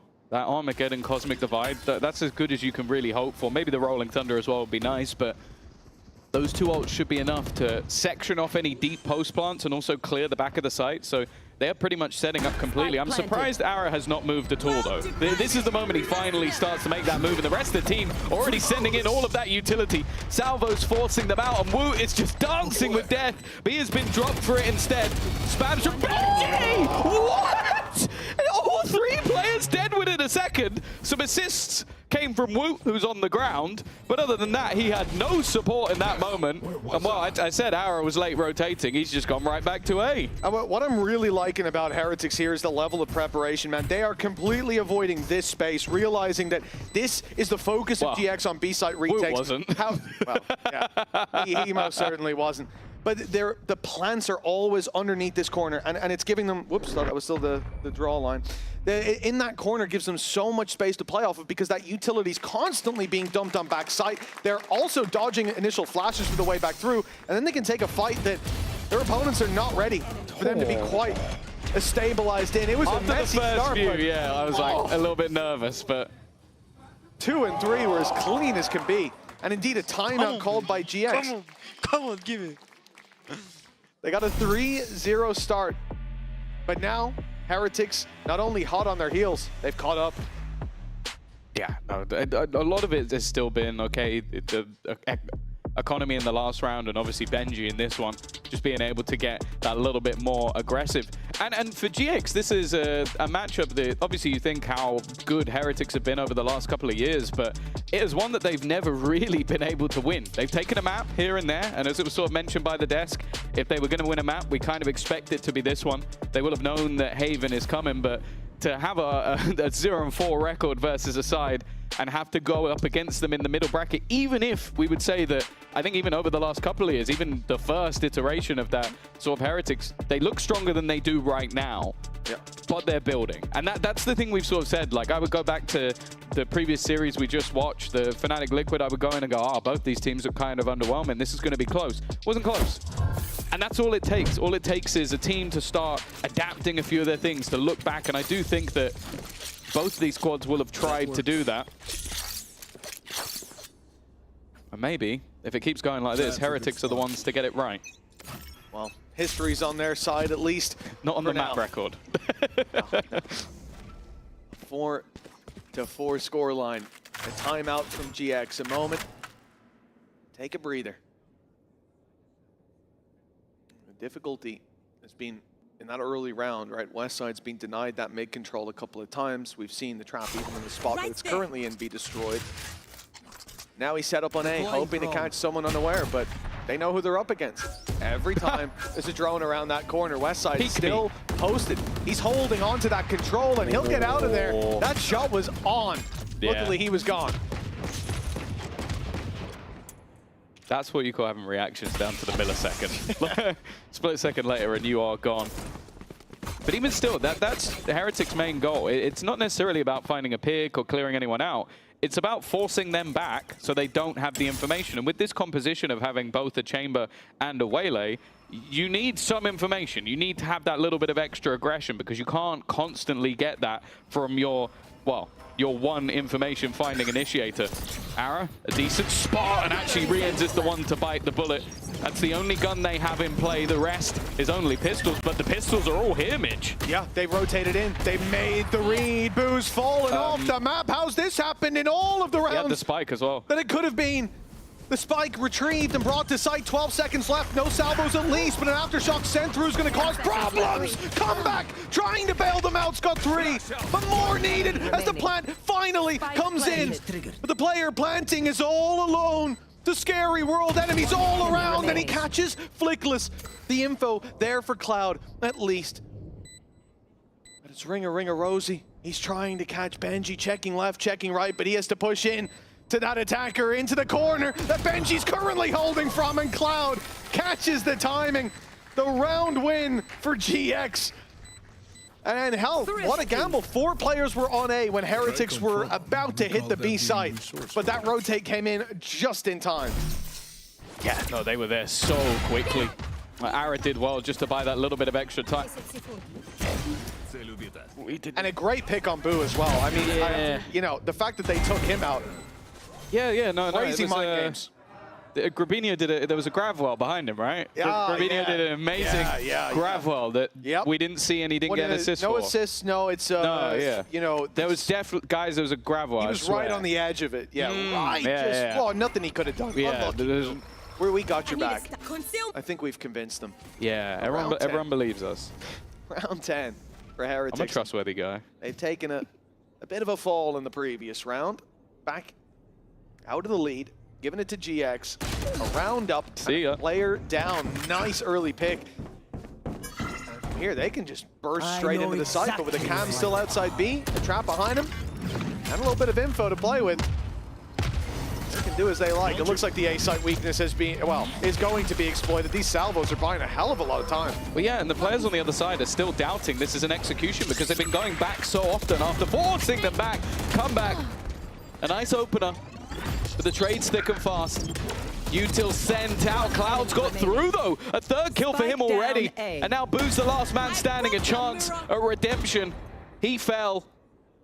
So that maybe he can fly in this round, but he needs 2 more. That's the spike. He knows where it is, thankfully. But the other 2 players have already grouped up, already looked to swing on him, and he's looking the wrong way. It's as easy as can be for Westside. Yeah, you can see Boo trying to put the pieces together. Why weren't they in heaven anymore? Why weren't they fighting? Thought maybe there's a wait for a flank, a freeze in play, but no, not today. And Cloud is a strange one there. The first is whatever, he reveals a guy through smoke, but look how long he gets to set up that 3rd kill of the round. Yeah, I think it's because they've thrown in that fragment, but I think it's maybe gone a little bit further than they expected, and they didn't expect him to be on the edge of it. And but he killed the 2nd player after that, and then it takes a minute, and I guess in the chaos of it... The fog of war. The fog of war, yeah, the comms couldn't make it through the thick old fog. A timeout now from Team Heretics. Each team burning up 1 in this first half, but it's GX who are 2 rounds in the lead, at least for now. Yeah, and I think especially with the start they had, they would have hoped that it would be a little bit more. I think losing a round to basically Benji alone, but that big clutch coming out of Cloud. And that's the thing, like we talk about obviously Cloud as a leader and having to sort of like bring this team through, but the individual showing he's had over the last couple of weeks has been fantastic. Like he's basically been their best player. Like he's single-handedly won them a couple of maps, and with the way he's playing in this half, if he can keep it up. And the thing I've enjoyed with him on the Teo is that like a lot of the time we talk about that drone as like, okay, it's a very quick single piece of utility that maybe gets you a little bit of info. He's using it as like not a pop flash, but a pop reveal that's like, guy there, kill. And just using it for himself or to just force people back earlier in the round. So if he can keep it late, it's really valuable for him. Yeah, I think a lot of the time, just because of how Westside's being pushed and pulled around the map, it comes down to, if they don't play direct, if they don't play fast on that attacking side, then GX have to use it to plug that information late. But if he has it online, I think that highlights the importance of baiting out that utility early on in your protocols and playing those defaults. Otherwise, very valuable utility left online late. Trap's going to be destroyed, but a player has snuck onto the site. Grabinho just about dodged the knife, but now he's being revealed. They know he's up close, and they'll look for the battle as the Hunter's Fury is sent through. Flickless tagged and sent backwards. That's the backup of Grabinho down. And because of that, everybody falls. The dominoes tipped by Heretics, and it looks like a clean sweep for the attackers. Yeah, in zone flawless. Good work from Comeback, but I also think, again, you always have to give shout-outs to Riens in that moment. Like, his reveal gives Comeback a free kill on the corner. That player also, if he's just allowed to sit there, he probably wipes out multiple players. And also, the other danger gets killed out by his Hunter's Fury, and the other one is being pushed by it at the same time. So, realistically, Comeback gets the kills. I feel like Rian should get the credit. Without a doubt. Yeah, no, the assist coming in, not just from the information on the reveal, but the ult. This is what made it so uncomfortable for GX, the team that we know for those retakes. They didn't get a chance to even think about one there. B-site under threat, and again, I mean, it's just the enemy of Westside at this point. That drone constantly causing issues for him. The trap again going to be destroyed as really the battle. Oh, close! We come down to the shorty. Comeback, dove in, sprays through that smoke and runs out of ammo at the wrong time, but the work seems to be done. They've taken the B site. They will dodge the ult. And it's onto GX with the Cosmic Divide in the way. They can't really punish, except for the salvos. That does well! Ara trying as he might. The round will still fall to Heretics neck and neck at the half. Yeah, it's funny because each time it seems like a lot of the players are doing really well to avoid all that util, and then one player doesn't. But for Heretics, after a slow start, very, very good resurgence into this game. The fact is, though, there needs to be a little bit more. We'll find out who's going to take this one after the break. Your body knows. A sense of victory. Seized when mind, movement, and gear ignite as one. Now, step into your zone. Designed to win.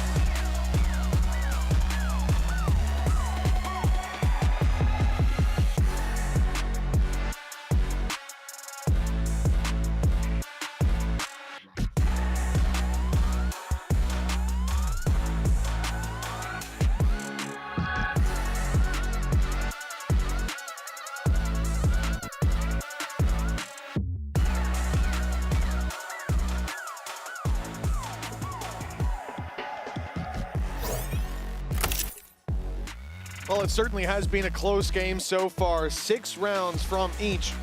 It was Heretics who came in today, starting on the attack side by choice, Tom. Do you expect their defense to look stronger here on Abyss? It's kind of hard because obviously we know we've seen GX, but Heretics, I don't know. The thing is, I feel like for GX, a lot of this time, the attack can be a little bit more difficult because you don't just have these two sort of like prongs constantly aggressing that can fall back. You need Ara to really take space, and then the follow-up can be a little bit more difficult. However, I do think that, again, with Jet, it shouldn't be too hard to just counter a lot of these aggressive peaks. You just need to be able to come back down. The problem is he's been having a great game so far. So I am a little bit nervous about that. And also having the double initiator that can get you information but also deny all of that utility is also something that's not going to be easy to deal with. It definitely feels like both teams coming in here. Oh, he's held the magazines knife. loaded, plenty of ammunition as well. Going to be destroyed, so that utility makes it through. Not sure how many the drone spotted, but Ara wasting no time with getting in there. Boo on the other side, though, he's going to be caught by the flash. So unlucky. The timing there. Really what costs him is Woot sneaks his way out to the backside, finds one planter. That's who he's looking for, but it's a little bit of a bait. Ara's wrapping around that side, looking to take Woot down, and, well, he'll get him in the end.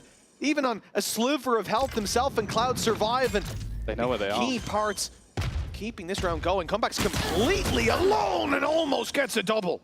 They're just trying to plant. They've had 3 attempts now, and every time someone has managed to sneak their way in. Both players tag low, both players' positions relatively well known.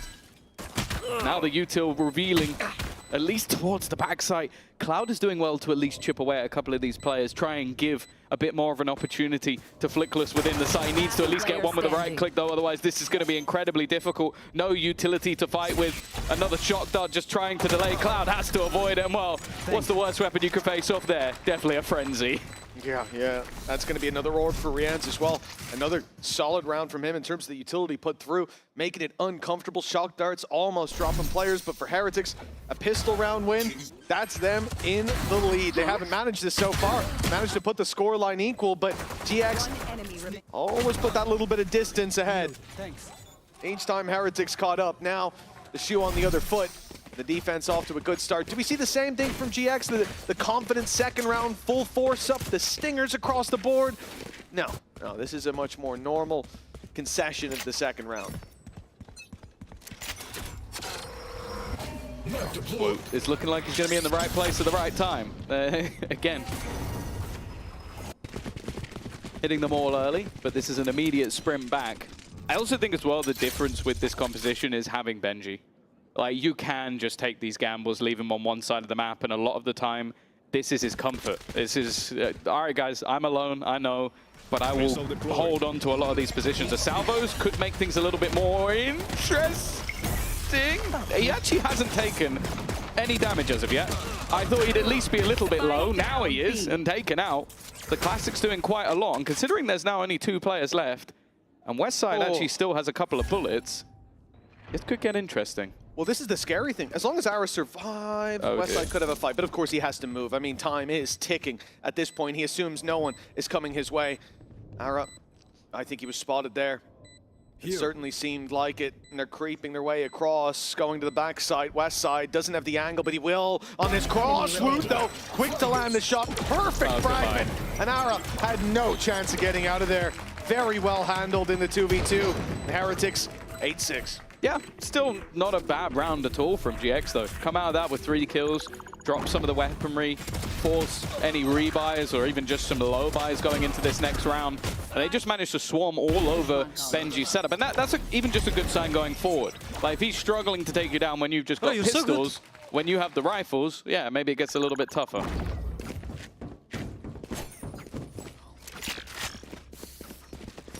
Round number 15, full buy for GX, and because of so many players being lost on Heretics, they decide to take a lot of pistols into this one, a lot of weaknesses, but you got an outlaw on Woot. Yeah, Woot's been given the sniper.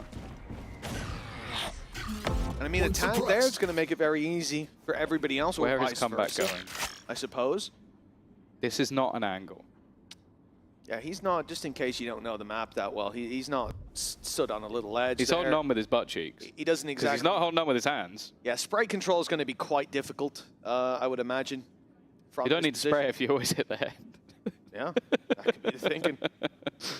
I think first bullet accuracy may also be quite difficult here, Tom, from that rope, but we'll see. See how he fares with the Bulldog. If Comeback believes, I believe. Oh! Hello. Oh, that made me nervous for a second. Just for a second. I thought he was about to boo. Thankfully not. Because if there was a grab well behind. Yeah, there's no star, Tom, so how could that happen? I'll tell you, there wasn't one last time either. He's ready for this play, though. On the A side, in time, Benji's already got one with the Bandit. Okay, now we're in trouble because that nade kept the rest of the team back, so Ara dove completely alone, fell flat on his face. Now, Rians finds another, and in the side is comeback. GX have got next to nothing. 3 players left to deal with, 25 seconds, and comeback ends up with a triple. Oh, he was on the ropes to start, but my goodness, he got there in the end. Yeah, he's definitely been missing in a couple of matches, or even a couple of maps especially. But putting him back on the Jet, there was a part of me, I said at the beginning, I was like, you just know that he's going to be comfortable. You take the Turkish guy, you put him on Jet, and it's going to go well. Come on, baby! Come on! Come on! Nice. I think Benji liked that one. But also, again, like, talk about the supportive utility, talk about comfort. Woot's fragment, it just delayed everything. It allowed for the full rotation. No, see you later, Rians. Yeah, that's more what I'm That's why you have Westside on Chamber, because he gets that gun. Yeah, it was last time. It was like a 3K in the pistol. And they play this map. Oh, dive in again from Ara. And the cage this time separates them completely. Benji's able to get a double here, and yeah, just not capitalizing off that. Again, utility from Heretics makes it so difficult. We're down to a doable scenario here. Comeback playing this like a madman. And in the open, he'll be dealt with. Okay, GX, 2 versus 1. Only Boo left to deal with. He finds a low HP Flickless to start, though. Oh, the other guy was planting, so he should have a decent idea where Westside is going to be, maybe expecting to be pushed, expecting some aggression, but instead, Westside just repositioning, taking a bit of an off angle. Maybe even trying to bait the drop down, not sure. Or a misclick, we'll never know. For now, Boo needs to get on and tap that spike, needs to try and bait the fight, needs to try and get his opponent in, but he's not going to be able to. Westside, 3 kills for him in the round, an opener. And one that, I'll be honest, halfway through I thought was going to be a wasted ult for Ara, but it ends up working out. Yeah, that looked a little bit spooky for a second. I actually think with the position his mouse is in, I'm not even sure he could have hit his keyboard. I don't know what that shot was. Just a misclick, perhaps. He's actually just flexing. It almost gave the game away. Boo was looking in the right direction, but couldn't land the shot. And 9-7, the gap closes in. GX winning a very important round, but for Heretics, right back in the saddle, Bladestorm for comeback, and a very early piece of aggression on its way. A flash catches him, but they've got one primed and ready to fire back in the other direction. Great land from comeback. Now he holds that angle, and good luck fighting it. In fact, you don't want to fight that angle. They're looking to fight even deeper towards A main, while Boo holds the line on B, has backup as well, plenty of util. GX, they need an answer, and they're going to seek it out in mid, but here comes the drone. Cloud's going to have his work cut out for him dodging it. Yeah. Not really anywhere to go. That was the one sort of thing that they had going for them after losing the 2 early fights. Nice stun. Will at least make things a little bit tougher for Benji, but I think the second has been dodged. They're in the site, but doing anything here is going to be tough. Nice work to clear out comeback, though. This definitely makes things a little bit more interesting. Cloud, Ara's actually managed to get 2. Back to a 2v2 scenario. The site holders of B have fallen. And Ara's still getting aggressive, still looking to take the fight, but this time the spray wasn't clean. Yeah, the spray, the running during it, I think might have caused a little bit of an issue. Flickless. Well, he has his ult, but he can't use it. They know where he is now as well, thanks to that shot fired out. Repositions, having baited the nade. Great spray! Catches Rians, not even the intended target. And now a headshot onto Woot needed. He's so low! And he won't catch him in the end. Unlucky. Double digits found for Team Heretics here. Hell of an effort by GX, though. Yeah, no, this round was back and forth, and I feel like a lot of these rounds have been very, very clutch. especially with the way they started. Again, lovely flash coming out from Woot to help, but it's that backstab combo of Aaron Cloud that turned this round into a winnable scenario. Let's go, baby! Now 10-7. The economy looking a little rough for GX, but Rolling Thunder, Tour de Force, one away from having the Armageddon. Actually, one away from having Cosmic Divide as well. So even with all these weaknesses, there's still a very good chance they can steal this round away. Here comes Comeback. He's looking to take a big risk here if he goes around that corner. For now, just posted, looking up top. They can see that, though. Yeah, they've pinged it. That barrel's sticking around the edge. Ara's got a freebie in terms of information, but what does he do here? He's got to go forward. You got to, first of all, cross, then you're swinging into that off, and he can always go back. That's exactly what's just happened. Comeback has faded out, and now posted up a bait he didn't know that he just sold. That's nasty. And a shot. One health. That has landed. That's so brutal. I don't even know how's he on 1 health. He should be dead. He's a dead man walking, and somehow I would bet on Wu getting a kill in this round. A kill? You're setting the bar low for a man like Wu. That's his last flash gone already, and 3 players just about to be grouped up outside this A site. Wu, 1 HP. It's got to be Wu to do the damage. And the pistols! Ooh. Very nearly gets the whole job done. But leaving Flickless alive is a big problem. 30 seconds the plant can come through. The post-plant Rolling Thunder, but in particular, it's this man, his position. A mid-rotate from Comeback could cost them the round, but Westside's already bailed. Yeah, with everything they have, this time no Woot to deny that ultimate. A man that's important to clear, but I am looking at that Hunter's Fury instead. Towards main, it's over. If they can figure anything out, Rians might just be able to end the round. Clear sight. First not hit, second not quite hitting either. And now they're able to hold on the line. Tour de Force tagged up, but there's the Rolling Thunder getting ready to just send it home. Already pushing one back, but Rians has landed the shot, needs to get onto the defusal, the aftershock. He might be able to get into half before he dies, but there's nothing more to be done. The post plant was enough, and GX bounced back with a Red Bull clutch. Yeah, I mean, Flickless has always been a phenomenal utility player, and you see here the patience on display right back in main. Hunter's Fury being thrown out. Obviously, in a 3 versus 2, it's useful to have, clearing out those extra angles on the site, getting your boys in. They don't have to clear the right side or you know, minimize the angles. The problem, if it went towards main, I could have taken Flickless. Yes, you did. Yes, you did. 149. He died in the end anyway, so it's okay. But your stats, they don't get that little boost. But yeah, the fact that Westside was the one to get tagged, he could take the tag, he could take the hit. In the end, Flickless is the one to win it. Now, Wu walking up here, playing a risky game. The same thing happening on mid. A lot of aggression coming out of this defensive side. How did they kill Cloud? And now there should be a reaction. GX want to take back some control. They fight in mid, and they fight on B, winning both. That puts Heretics on the back foot. Need that back. Just Woot doing Woot things, I guess. See if he's got any more. He's going to need to. As he's now got the full pressure of this round on his shoulders. The rest of his teammates a little bit too far away, and now are even going to just catch one on the rotation. First shot connects, but there's nothing more. Westside with an important trade and a relatively clean round coming back the way of GX. That's 9 for them, just 1 behind.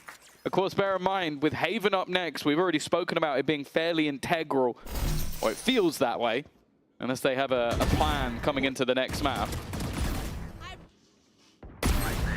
Remaining. But as of right now, they are still a round behind, and after a couple going back and forth, even a clutch in their favor at one point, it's the coaching staff of Heretics that have decided to just take a moment. Someone zoom in on those notes. I want to know what he's saying. Oh, don't you worry, Tom. Someone most certainly will. But for Heretics, 1 round ahead, calling the timeout now. You can see that they're feeling the pressure, and they haven't had the solutions. 3 out of 4 rounds going the way of GX. You know, Ara feel that little more comfortable. Clutch plays as well, swinging it back in the other direction. It hasn't gone too far yet, but we're getting close. Close to GX finding the momentum they need to close this one out, take that lead back, and come back 20 and 13 at the moment. Most certainly being a highlight. I think he really has had some games where, again, I think we've said this for a few players, the ceiling is there, reaching it is the problem, or I guess being very close to it as an average is where we want to see. Lifting up that floor. And, yeah. Well, solid showing at least on map 1 from Comeback today. That goes there. Going to invest into the glass cannon. No shields behind the operator. Clearly feeling like it's worth the risk. But looking where some of the players are, he might be right. An immediate Cosmic Divide. Now this is just to put a spanner in the works. So your opponents have just taken a tactical pause. They've got an idea. Let's throw in a set play. Let's throw in a strat. Immediately taking space down mid. Drone through. Allows you to clear all of this space for free. Boo, under serious pressure. A decent piece of utility back to maybe slow them down. Now Comeback's waiting. Can he get anything more though? The ult forcing them forward, but he's managed a second shot and then spins back around. Boo still standing. And with the 2 players on site, the set play so far hasn't worked. No, this has not gone according to plan. Now we need a hero play, some risks to be taken. The dice roll comes in from Grabinho. Nice shot to start, but too many players waiting. Flickless again, alone in the clutch. This time, no Rolling Thunder. Still has the Aftershock, but 3 players to deal with, and he's completely surrounded. Okay. The first seems to come easy, but this double swing should be difficult to deal with. Flickless! He was given a second, an inch, and he took a mile with a Red Bull clutch. It's 10-10. It was just disjointed enough from Heretics that they gave him the fights that he needed. Of course, he still needed that first one isolated, but he knew exactly where the next man was coming from. A perfect read on the scenario. And well, you can see why Cloud's over the moon. That's the scoreline level around that, as said, failed in its initial plan, but was dragged home by Flickless. It puts them level, and if anything, it should put them in the lead. Yeah, not just putting them level, 3K from Flickless gets Rolling Thunder online. And we've seen big impact from low by round, so not even going to overlook the potential of that. To course correct if things do get dicey. Nice flash, play up behind from Heretics. The mid push gets trades at least to start with, and huge damage onto Flickless, the player to clutch out 2 big rounds that have kept GX in this game so far.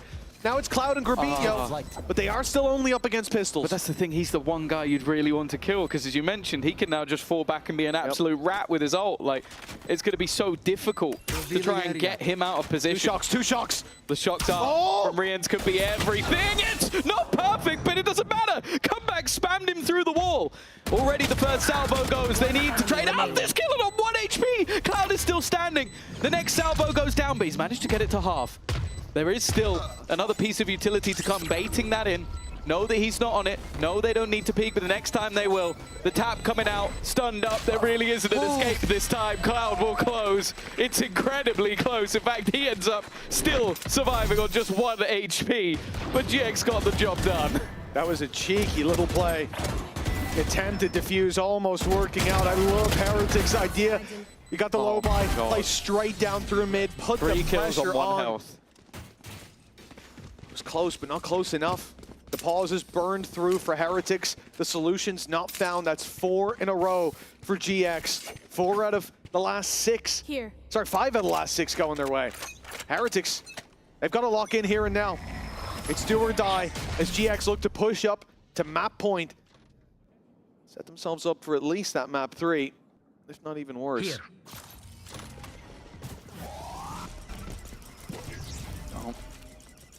Early drone, but oh, they are actually going to send Aaron off the back of it. Stunned up Benji, cowering in his own utility, but I think because they got the kill on the other side of the map, they don't really feel the need to overcommit, to risk a life. Flash is almost just to sell the idea that they're still here, but there's no plans, at least for now, to go this way. Falling back passive after the opening pick. And especially with Comeback, who had that Blade Storm available, not a bad player to take down. A really valuable pick. And I mean, in a round like this, where you've got that initial aggression towards one side of the map, Westside is left completely on his own to take that fight. That is just a heads-up duel against the player who's top bragging on the server. He falls and falters there. It pretty much forces GX into playing into this setup on B. And instead, 30 seconds on the clock, GX can wait And after the drone goes through, 30 seconds left. The B side's wide open, only one player there. Rolling Thunder gonna cause problems. Right side completely open, and the ult hits the other Benji. Stunned up, hindered, and Ara. Even the Gravwell couldn't keep him back. West side somehow got 2 on mid. Cutting the rotations off is an understatement. And 12 locked in for GX. Some brilliant play to get them an in-zone flawless. Yeah, really nice round from them. I love the sort of re-hit. Like, okay, we've got the opener. Like, we even saw Ara diving in after they got that pick and immediately just backs out. It's like, no, I don't need this fight anymore. But then just the double ults, like just using one side's going to be hit by the Rolling Thunder, the other is then hit by the Convergence part. There is nowhere for Benji to go. Wonder what he said. Sit the fudge down. Shouldn't be standing. None of this temperature. Okay. 12 to 10. 2 left to play for Heretics, needing both. A judge in the hands of comeback, but Blades floating around. It will be the point of contact straight to the temple of a GX player if they look to face him. The flash we've seen before. I imagine the other side, Robinho's playing, indeed, playing around the corner not to get caught by it. And it's a good thing, too. Or even just look at the trap position. Like, they've got it super far back just so that it can't be destroyed by any utility. They're well aware of everything Heretics have been doing, and it allows them just to basically adapt and pick things up as they go along. I think GX have done really well to sort of initially pinpoint, especially Benji, after those first couple of rounds, but then just be patient to catch comeback on the other side. Like, he has been high impact, but not over the last few rounds. No better time to step up, but GX are taking this towards the B site. We look to Boo. Benji not even that close by. Boo's very isolated here. Cosmic Divide's still available for this squad, but a shot landed. He has time to get that up if he wants to, but Boo seems to still want to fight. He will post up on top of the box at its west side to rip his head clean off. Now the pressure onto Benji, who again is alone, who again is looking for this fight. But this one might actually catch them off guard. He's looking the wrong way in heavy traffic, and Benji's been flattened. Yeah, he heard someone in the cage and thought, oh, well, there's a guy there. Doesn't realize the second was at the back of the site. Come back, looking to lead the charge. Counter utility slowing him down, but he has managed to find one. Needs a little bit more. Bladestorm already gets a second, but it's now down to the 1v1. Judge in hand. Needs to try and fight Grabinio quick, and again, Grabinio, just like a knife in the back. Moving in the darkness has closed out this map. A solid response from GX after a little bit of a staggering start. But Mitch, they're the ones to take their choice. Oh, they've got to be very happy to get this dub on the line. Let's hear from Flickless down on the stage with our sideline interview. Flickless, let me grab you for a second. Congratulations for this first map. I'll let you join me. I want to know what's going on inside your head at that 10-10 1v3 clutch, and do you want to warn Team Heretics for next map for something? No, to be honest, the only thing I want to say is buy the GX bundle, please. Buy the GX bundle. Wise words from Flickless. Thank you so much. Good luck for next map. Let's see if Giant X can take the win on the second map after a short break.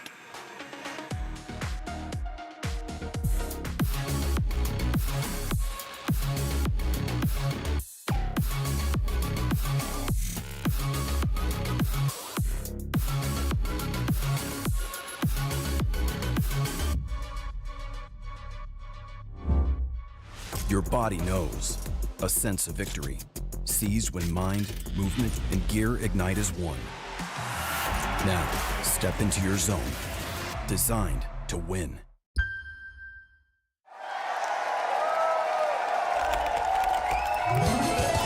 Red Bull gives you wings.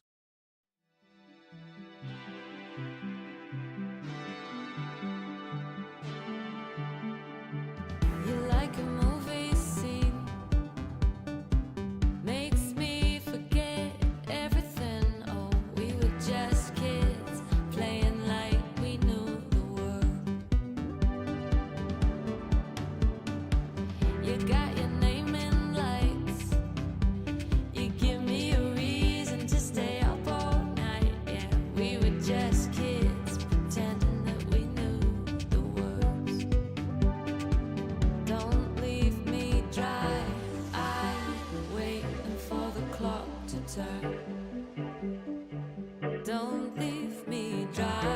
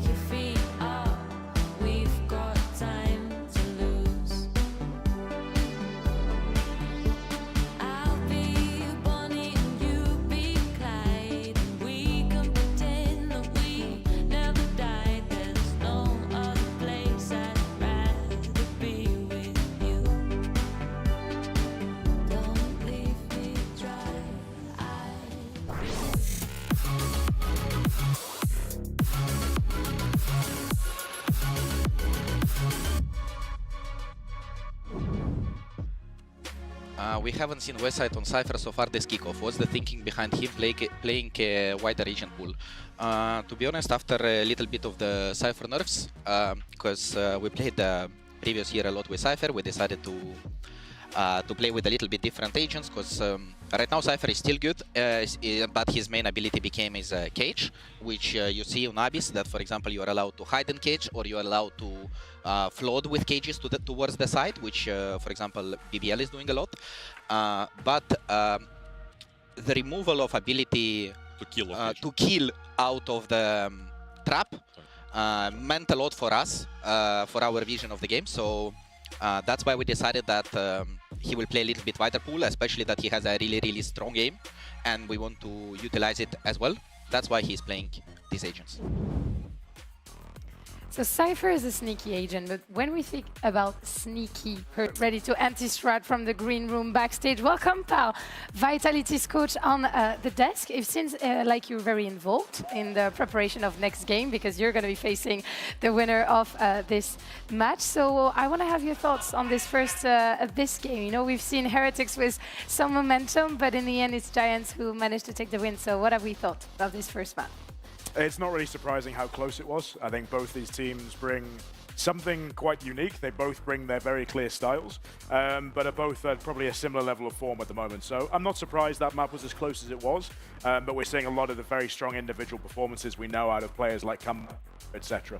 Yeah, and mental-wise, it must have been complicated for Heretics, right? They were leading a little bit, then they're getting comebacked without any pun intended. So yeah, I think Giant X being able to build up that bit of momentum at the end to be able to close out the map was really nice for them. I think it is a little bit concerning because you don't want Team Heretics to slip back into those old ways of not being able to close things out and having those choke moments. I think, yeah, for Giant X to be able to build up that momentum, it really helped them close out. Right, and on the side of Giant X, we should also mention a big strength that they have, according to me at least, is, you know, having an IGL that put up the numbers quite frequently, right? Can we speak about Cloud's impact, both as an initiator, but also when it comes to firepower? He's been insane, and we're going to see also on this clip the impact he gets with his util. It's the impact of the Tejo, right? Since we've seen the changes on this agent, having that scan now as well, kind of similar to the Sova in that sense. Yeah, I mean, it gets so much value in this composition, and I think as well, something that you really highlighted there, Lou, was the fact that Cloud is someone that is a fragging IGL, which of course, Pal, you kind of have one of those on your team as well. I think it would be nice to have one for once, yeah. No, thankfully I'm also very lucky. I think Cloud is quite similar to Yampy in a lot of that sense of they take a lot of leadership over the calling, over the structure of the mid-rounds for both teams, especially on the attack side. But they do actually get to show their individual flair quite a lot as well. And it's definitely a pretty big asset to a team, I've got to say. And I think GX can build from now on a huge momentum, but we're going to arrive on Haven, which is Team Heretics' pick. Do we have any expectations? Do we think that Heretics can come back on this map, Pal? This has got to be a big win for Heretics, I think. They've been so strong on this map for a long time. I've been on the receiving end of it a couple of times last year as well.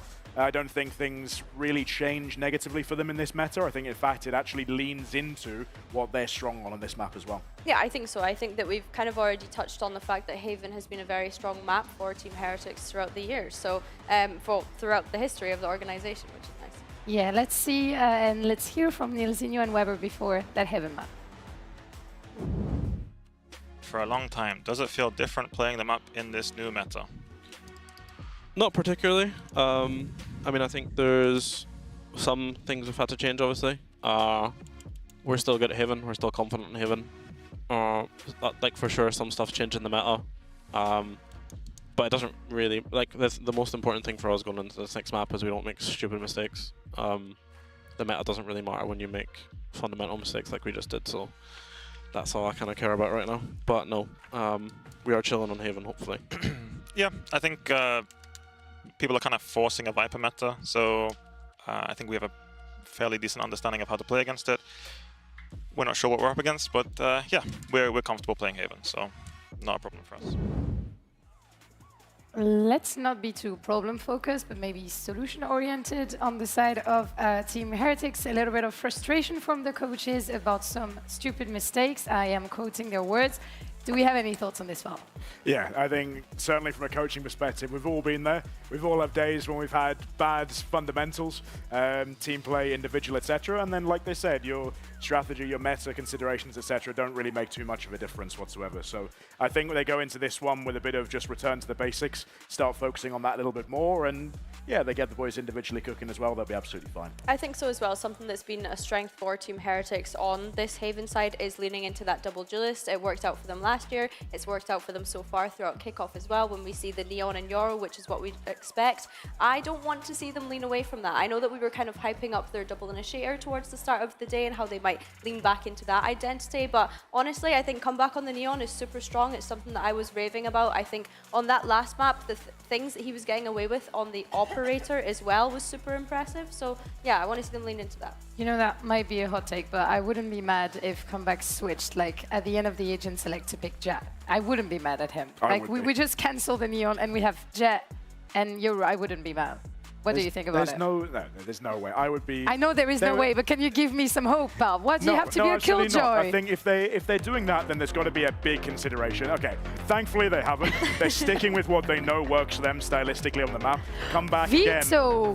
Okay, this is going to be interesting from Giants. Because actually, there's not a huge amount in Heretics' comp compared to their double initiators they've been playing on other maps that actually the Veto can directly counter.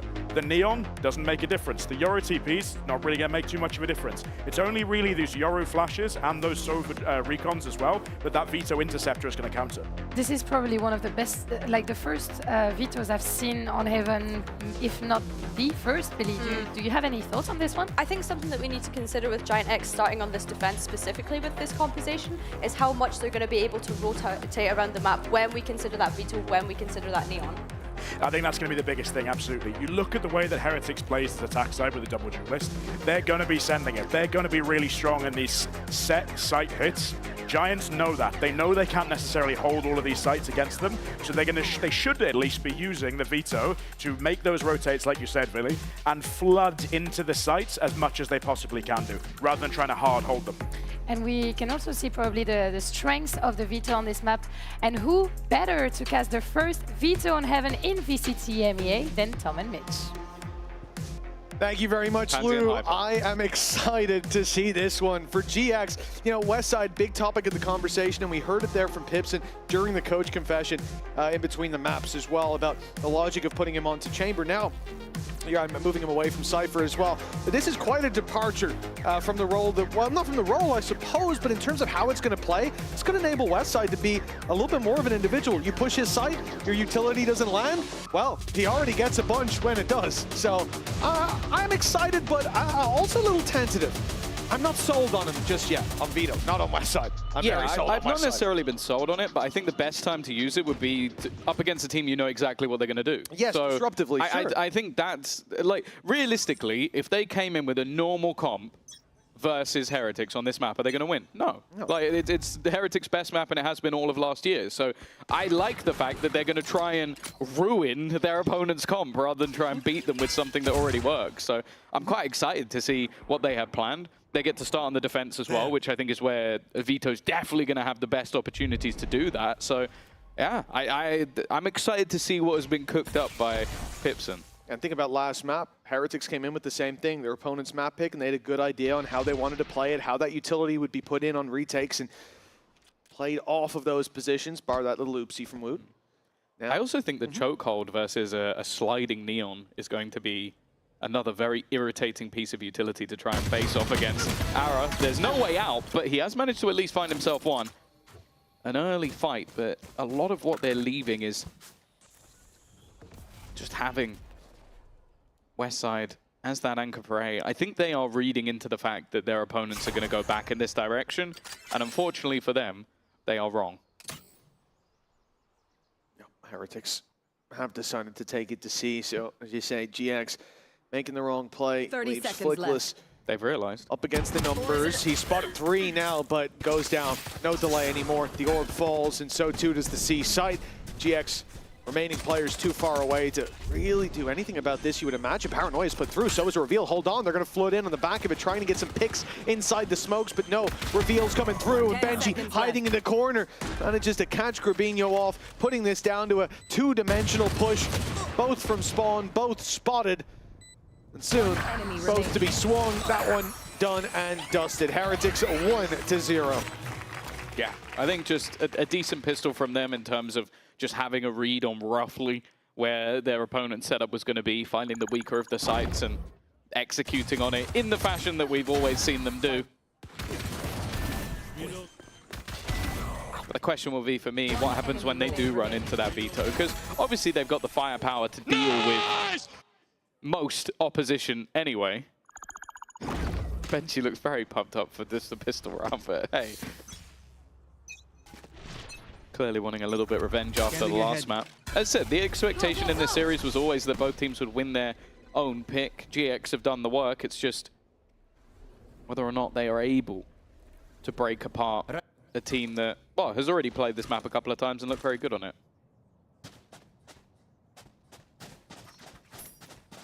Well, pistol round's a good start for the attack, and I think the main danger here being staying away from the stack up, which has now shifted to this A site as the attackers shift to C. Another gamble from GX. And another mistake, it would seem. I mean, they are sticking around A. It looked for a second like they'd rotate back. The drone going out on C hasn't fully sold them just yet. You can see that it gets broken, and Benji goes down, sure, but unless Westside gets a lot done in this corner, it should mean nothing. Can't flash out, but they just swing it, and the numbers are enough to crumble that C site. And as well as that, GX, obviously the player they killed on A, only had a pistol, so they get nothing really. Yeah, that's sort of the power of just having a singular pistol. It's whether or not there's going to be anything more from this. Well, the Jingle Peak made that a bit easier for Boo. Grabinho seems like he's waiting for Ara. Never mind, no he's not. He's just going to take the 1v1 and he's going to win it. Rest of the players locked into the site, but more importantly, that is a Bulldog down and into the hands of Grabinho. Now, he doesn't necessarily want this for the next round, so he's going to try and run in and make this one even more costly. I'll tell you what, someone on Heretics will want it. Potential upgrades being brought back to them, but Rienz is gone down, and it's a 1v1. Time already, very low, but Ara catches Wood immediately. An unbelievable round down to a hair's width, but enough. With 2.5 seconds in at any other position under the sun for Woot, and this round was done, but he was boxed in that corner. What a fumble. It wasn't even that close yet. He only had about 2.5 seconds left. That's a fumble and a half. Like an initial win, but also the fact that Flickless kills the player behind. And then they're so distracted by everything going on that Ara manages to slide back through. That is just, I don't know. For me, that's unacceptable. I just don't know how Heretics have let that one slip away from a post plant with all your weapons still intact while your opponents have nothing. I can't believe it. Genuinely, any other spot from Woot, any shot hitting for Heretics there, and I think it goes back to what Weber said during Coach Confession as well. Boo not taking a 1v1 on his own on long. Yeah. And losing to a Ghost. And that, yeah. It is just silly mistakes, and all the counterplay in the world, all the preparation, all the comp diff you like cannot make up for those silly mistakes, at least not from what we've seen so far. GX with a chance to steal the lead away from Heretics, and it will be Ara through the smoke to pick up Woot again. Following on from the last 1v1, he's ripped him out of this round too. Yeah, a bit of an investment just with some extra credits. A surprise. That hasn't been a surprise at all. I don't even think they will have realized there was a Guardian in play. And for Ara, well, he can look for the ace. It's not going to benefit him in terms of anything other than skill. And well, it's Westside. There you go. An in-zone flawless for GX, making sure that their fight versus a low buy is no trouble at all. That certainly seemed like this Westside story is going to have a very happy ending. He's been looking very good, but Ara here, 4 kills picked up. I mean, it's easy when just one shot to the body is all you need, but the confidence builder that is, he's on a 7-1 start. And for Ara especially, that's so important. This is a guy that, you know, I'm going to say it again. I think we've actually seen way more of the floor of him. Initial pickup, he didn't look good. It took him a long time to get comfortable, but towards the end of last year, we saw him start to heat up. That's already a tag. 140 onto Woot. Was there supposed to be someone else peeking there? It did look like it. It looked like Woot was baiting the shot, but there was no one to swing alongside him. Like, he ended up just having to fight that one alone, and he lost. Lucky to be alive. Wow, this early look from Heretics on their own map choices has not got me feeling too happy. That's not bad, though. West side down. All that talk about what the utility can do, but he's dead within the first few seconds. That leaves a lot of space, a lot of positions that are now opened up. And for Heretics, they've decided to just slow for a bit. My ult's not ready. Well, that was the peak from Woot in mid-window. They tried to trade him out, but he didn't even take a lick of damage. A clean one, a freebie, and it gets them now aiming towards this A site, knowing they can use their util when they break through. That drone broken from far back. They don't know about Cloud just yet. You might grow suspicious with how quick they were to react to that utility, but still need to be so cautious in breaking through, and they are. Boo picks him off for free. No trade coming in, and now Grabinho under heavy pressure will pop a smoke up, trying to play inside, and emerges to catch Benji! And on the backside, Flickless on a tear, leaves this down to Ara. A solid performance from this man so far, and a chance to really hammer home the lead. He's hot on his heels, all popped. Good stun as well, it's an easy win for Ara. I thought for a moment there Boo was going to have him. Like the TP across, I think it caught him for a split second, but the main hero of that round was Flickless. Like I was looking at that site here, 2 openers already, and just able to, again, just isolate these duels so clean with it. Again, we talk about his initial look into the league. We talked about him as a utility player. Like, this was a guy who would throw the setup and everybody else would get the kills. And again, as the season went on, he got better and better individually while still doing that as a bonus. But we saw it in the last map. Probably the round that you'd say broke the camel's back was him winning that clutch. And he's done it again. 3 kills in a high impact round. Economy in the bin once more for Heretics. They'll have to wait for the next and see if they can at least do a little bit of damage in this one.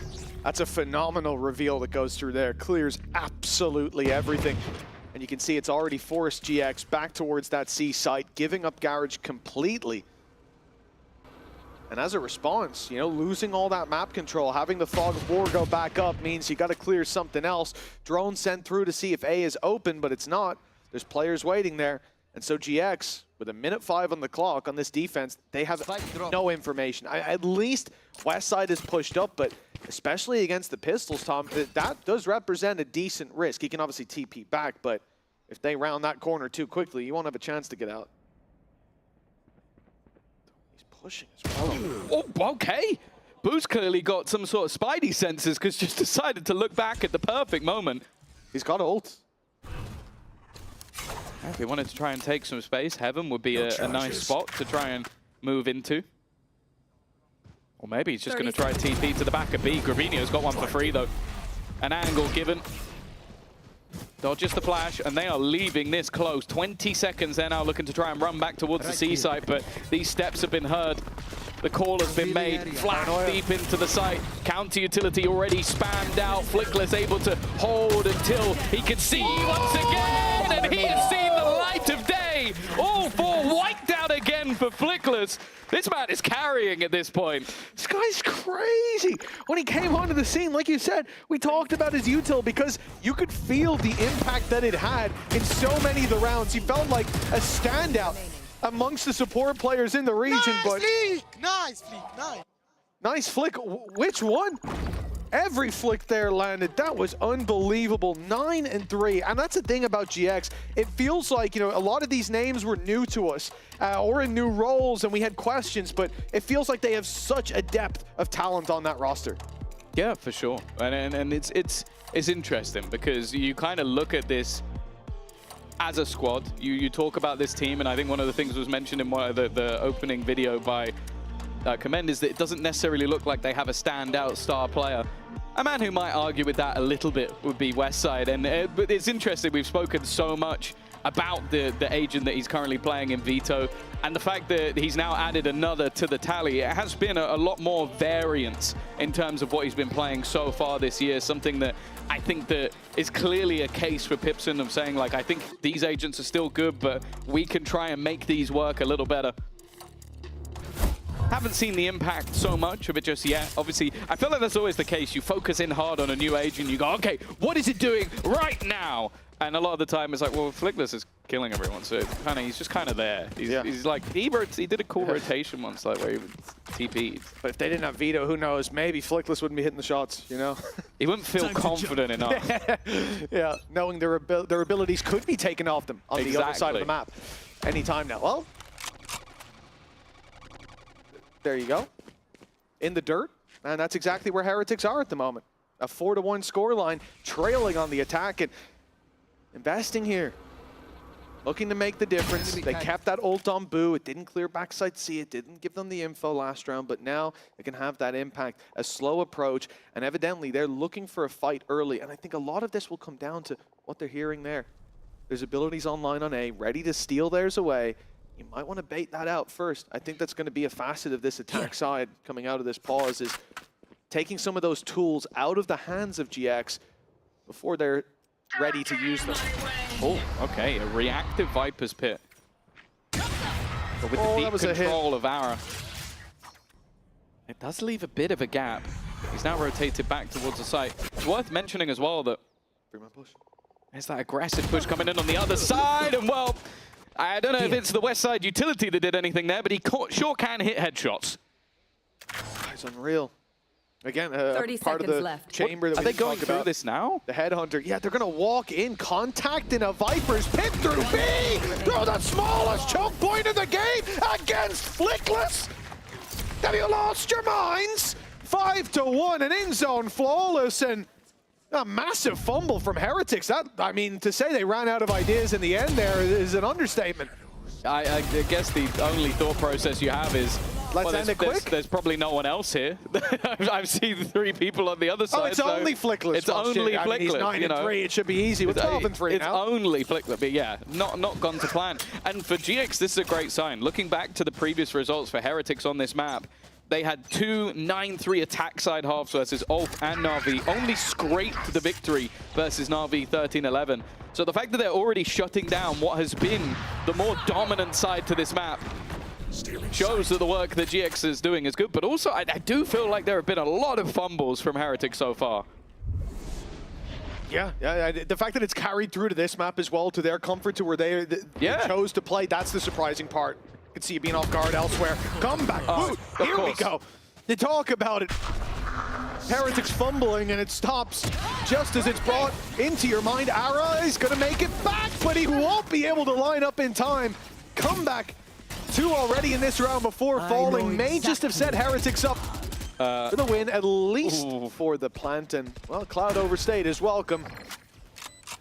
Got a few lead gifts sent his way. Evolution popped. No utility will affect, which, hey, if they try and use a Hunter's Fury on him, he'll be okay. There are, however, 3 other players alive, so I'm not sure that this is really going to matter too much in the end. We'll have to see if there's some magic that can be had from Westside to make this interesting. Time a-ticking.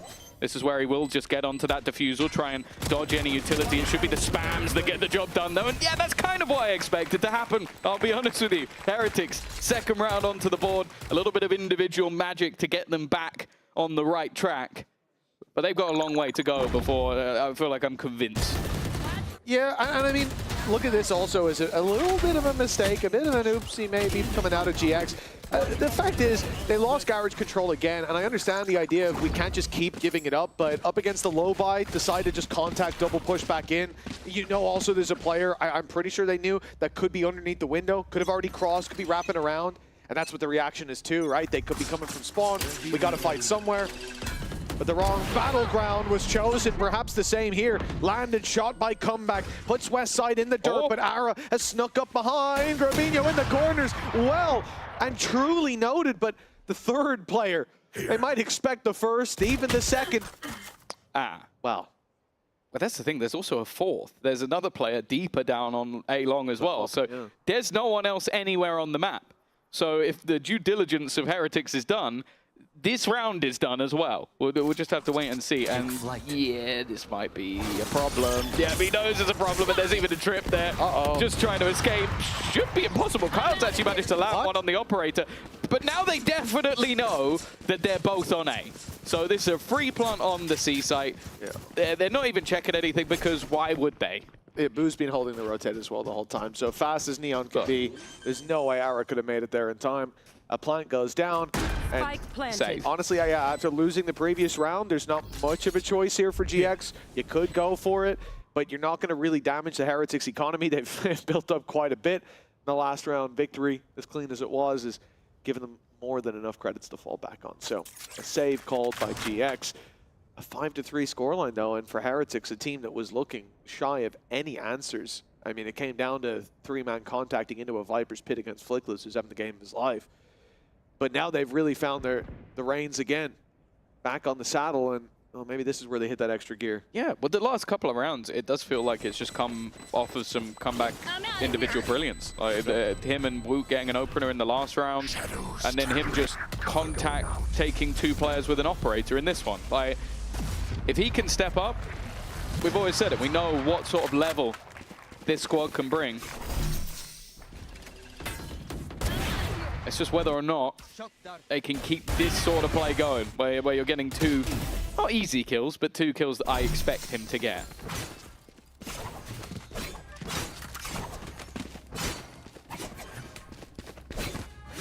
Another big investment coming up, and another big fight. Check towards A, a lot of red outside those barriers, and the op on Ara is looking to go down on short. Smoke, though. Dart needs to be good. Smoke's blocked him off immediately, but he's waiting for someone to come walking through it. He knows it's a possibility. Boo, close as he may get, I don't think he's foolish enough to go walking through that. Or that at least like a drone or something sent down. There it is. Yeah, this is where... Well, like Ara should be forced back, but they've still got that. The thing is, last time they did this, we saw the check. Drone going through on the other side there. There should be quite a bit of information on the other side. But they're already being flanked on. Hunter's Fury going through.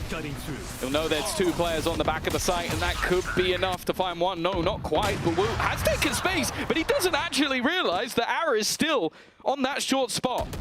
They've lost a man, but bear in mind how many they've seen. That was, I think, 3 spotted by the Dimensional Drift, and then the 4th that got the kill. So they know there is a big gap on the other side of the map. Utilities already destroyed. They've been doing that a couple of times, same as you would with, say, an alarm bot or a trip. That's going to be the C site open for business.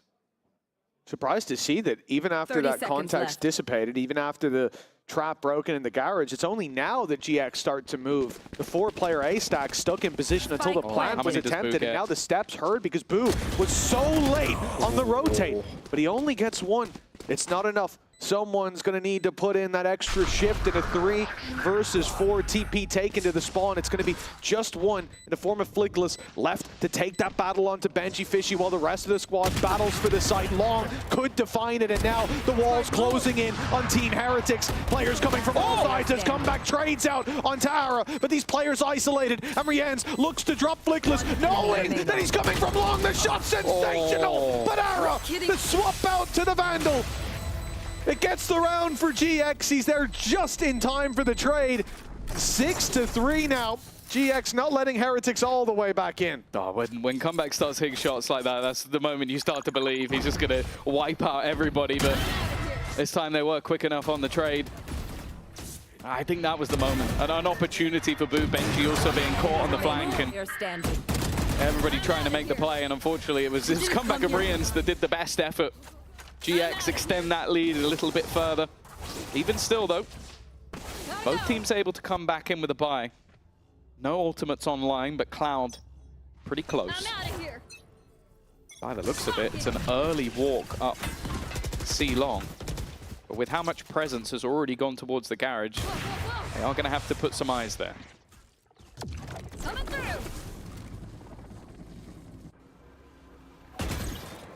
Boo in the open faces Ara, a man who started out kickoff with really just a poor performance, and since then he's been heating up better and better as the games go on. This one, night and day compared to this year's debut, and a 4 versus 3. But that operator on Ara still online. No ults to fall back on for Heretics. An early fight by Cloud, though, ahead of the pack, ahead of Ara. And Ara going down now. It's back in Heretics' control. And it seems like they've got a chokehold on the game with Westside's headshots being demanded, being required. And at least the first will find its way into his possession. But Rien's, he ran for the hills. They were going to play the time there even if Woot didn't land the kill. Thankfully, he did. So we're not going to find out if that would have been a problem. But yeah, a bit of a resurgence. Even still, GX coming in with a half win. I think they're going to be pretty happy with that. But maybe a little bit disappointed with how this round went. Just giving solo fights towards the end over to Heretics. And although they've been winning a lot of those throughout the game so far, that was the one that you feel like when you already have that advantage, the benefit of just trading out would have been enough. Now, there is going to be some pieces missing. I'm interested that Ara's the one with the rifle, considering he has the overdrive online, but I guess it's such a limited time to use that ultimate. Maybe they'll save it for a retake. Back in the close corner again. This is something that he tried on the pistol, and it was checked. He got one at least, but especially in this round where he's the one with the rifle. No one else has got anywhere near that kind of hardware. He's got to find something. They've seen him. Oh, whoa! Ara's won it! Comeback, knew he was there, had him locked in with an op, and somehow, I don't even think he knew that he was spotted. Like, Ara he just wide swings it. Fair enough. That's a big early pick for the defensive side. That's massive. Locks them out of one position. Boo's still lurking on the other side of the map, and the rest of them trying to put pressure in towards A. Maybe Cell, bit of an idea that that's the direction they're heading. It's going to put the pressure onto Flickless once again, but Ara's gone walkabouts. He's gone pressing through mid, and the distraction is perfect. They just put out another player just to try and give him the opportunity, and when given, he takes over. 3 kills, the only rifle they had, and now only one man stands in his way. Boo's got no chance. 20 seconds, spike down. It was meant to be the beginning of maybe the comeback to a 6-6 scoreline. Instead, that half is guaranteed going the way of GX. 10 seconds left. Oh, Ara's wrapping around. They're going to give it to him. Give him his 4th. Not quite the ace. Grubby stole it, but Westside's there to do the same in the end. A thrifty's a thrifty, though. A round win for GX. That never should have been, especially with how this started. Ara was trapped in that corner. They knew he was there, and he ends up with 3 kills, and effectively all. He's involved in every fight that they have. I wonder if that Hunter's Fury was because they thought someone was close and the Hunter's Fury was just meant as a distraction. Because that's what it seemed like. The Hunter's Fury was almost on Ara. Yeah. It was a peculiar one. I'll give you that. The thing is, though, I don't think Ara knew that he was spotted from the peak that he went for. Early fight. Needs to escape and will do, even after being revealed. This is a much faster looking move from Heretics. They've been playing lurks, they've been moving back. Instead, they're going in towards that veto setup. It's a great tag. They know where the danger is. Wall's going to go straight up to stop that op from having any impact. McLeod is still holding on to control for a moment as he slips away, though. Grabinho, they well and truly know about him. Not letting him away with anything as Flickless. Well, he's been good for a couple of clutches that I definitely counted him out of, Tom, but a 1 versus 4 back into the A site. This should be impossible. They could even, if they wanted to, just use the From the Shadows as a recon. There's so many variables, and you can already see that they're playing contact off the back of Woot. There are 2 players, make that 3 players ready to swing. Toxins going up. Now, the second he makes it out of this smoke, if he gets past Woot, which is tough enough as it is, and even then the time will start to be an issue. We can just write this down as a 7-5, and that's exactly what it will be. Even still, one of the best defensive halves, or no, the best defensive half we've seen versus Heretics on this map this year. The question will be, is in half number 2, can they now convert it into a victory?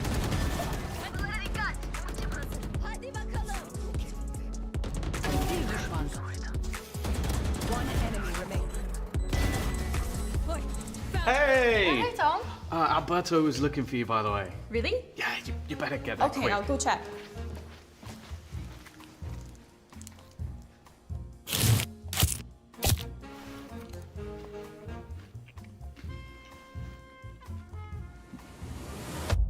Have a break. Have a Kit Kat. Tom Biz. You've had your fun. It's my turn.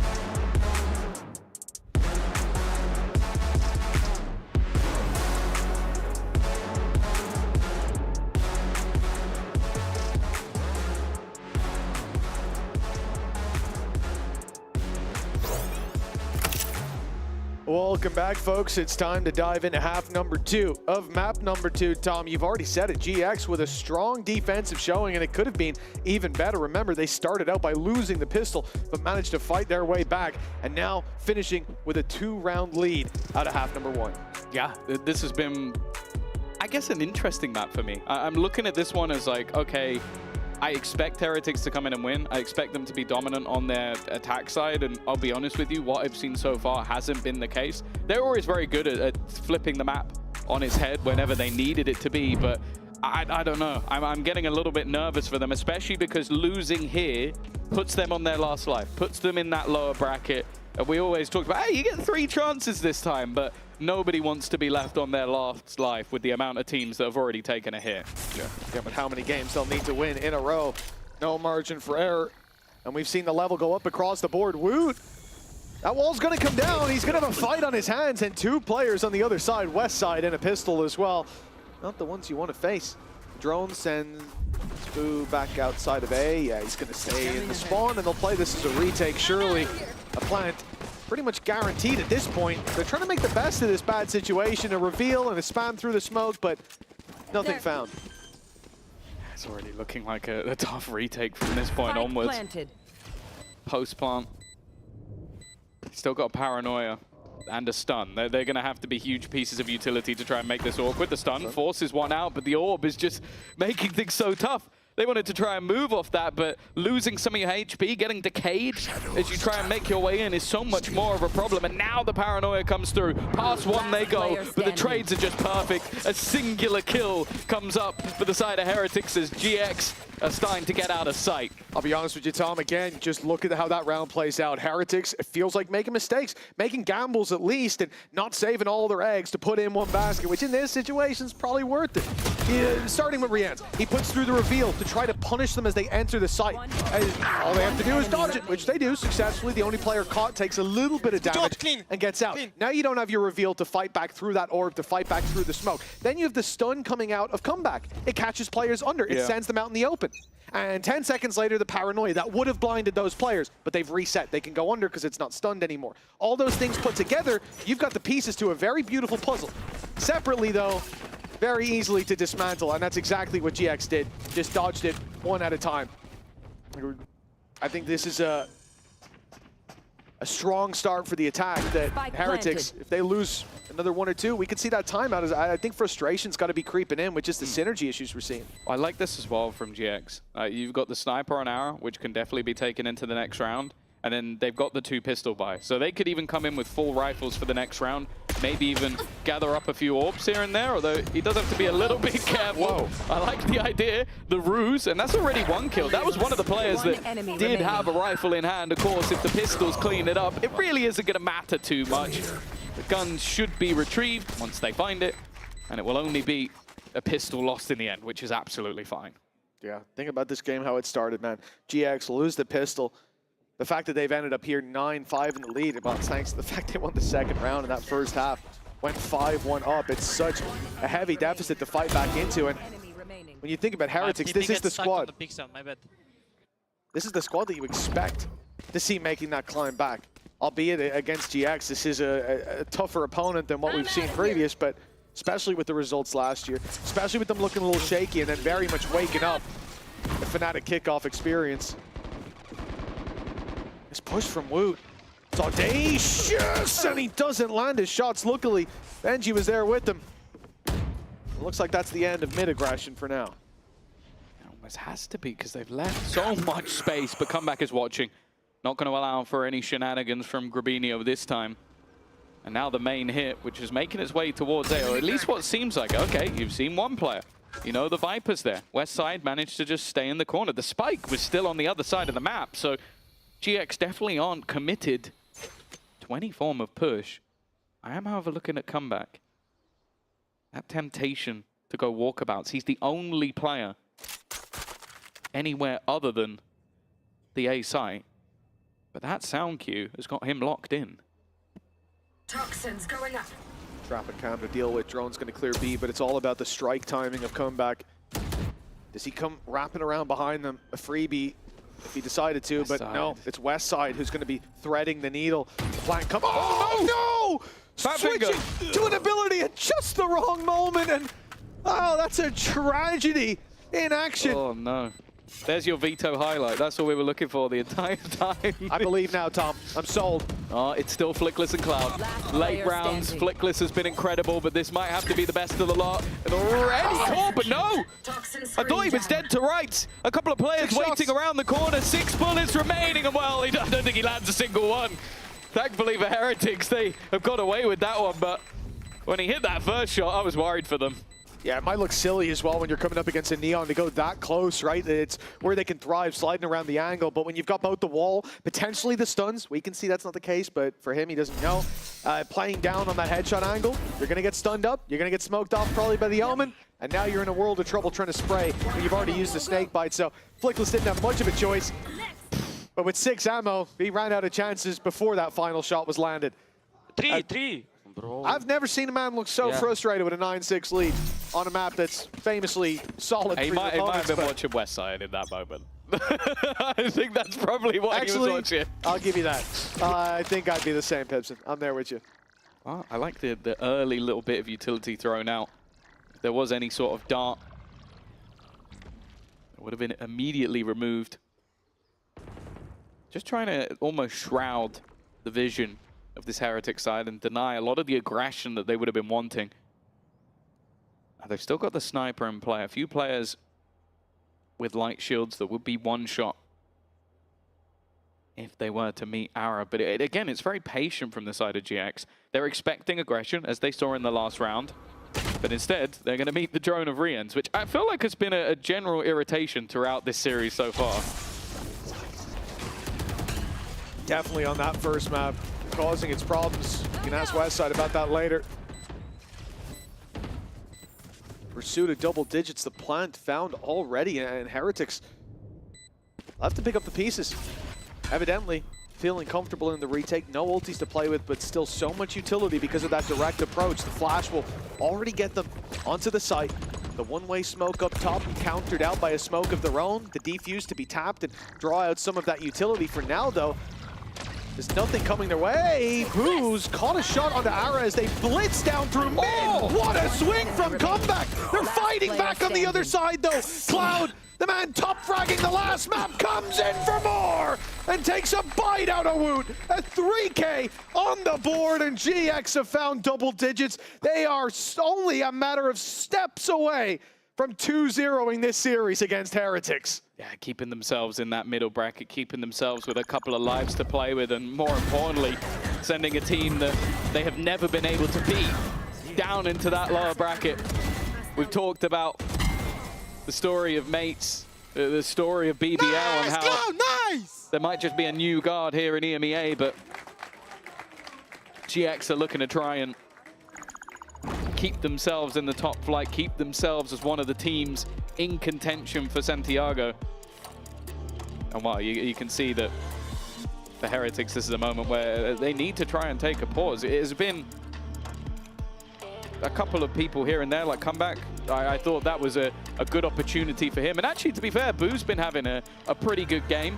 I'd say on the last map, Cloud definitely took the biscuit, and in the last round as well. But this is where you really do need your leadership. For GX, it's about making sure you don't crumble, similarly to how Heretics did in the last map, like having an opportunity to take your opponent's choice. And for Boo, it's about keeping people in the game, because we have seen some of those stars. Benji right now having a much rougher time than what we've seen, say, for example, in their last series, where he was phenomenal. They're going to need them now, because otherwise, well, the worries about Heretics might just be coming true. Yeah, it's been a long time as well since we've seen Heretics in the lead, since they felt that. I mean, since the pistol round, very much so. GX have had that lead even in the last map. They had the lead for a minute. It was this squad that was leading for the majority of the series. GX with a really impressive return to form, and I cannot compliment Ara enough. Listen, there's going to be more than enough people there when he falls and falters. Got to give him the praise when he hits that level that, you know, we haven't seen that much from him, but we know it's there. Straight through the smoke, the drone helped, but Wu hasn't been accounted for just yet. A big danger and dealt with after one. Nicely handled.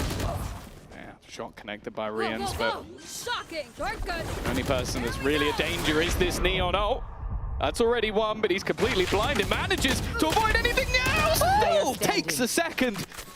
But now Boo's still so far away. Doesn't have anything to play with, a couple of ults if they really wanted to use them, but Spike planted.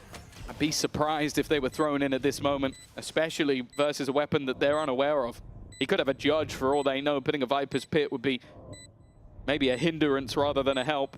Instead, just playing in those crossfires, playing with an opportunity, and well, it's Cloud to beat him out again.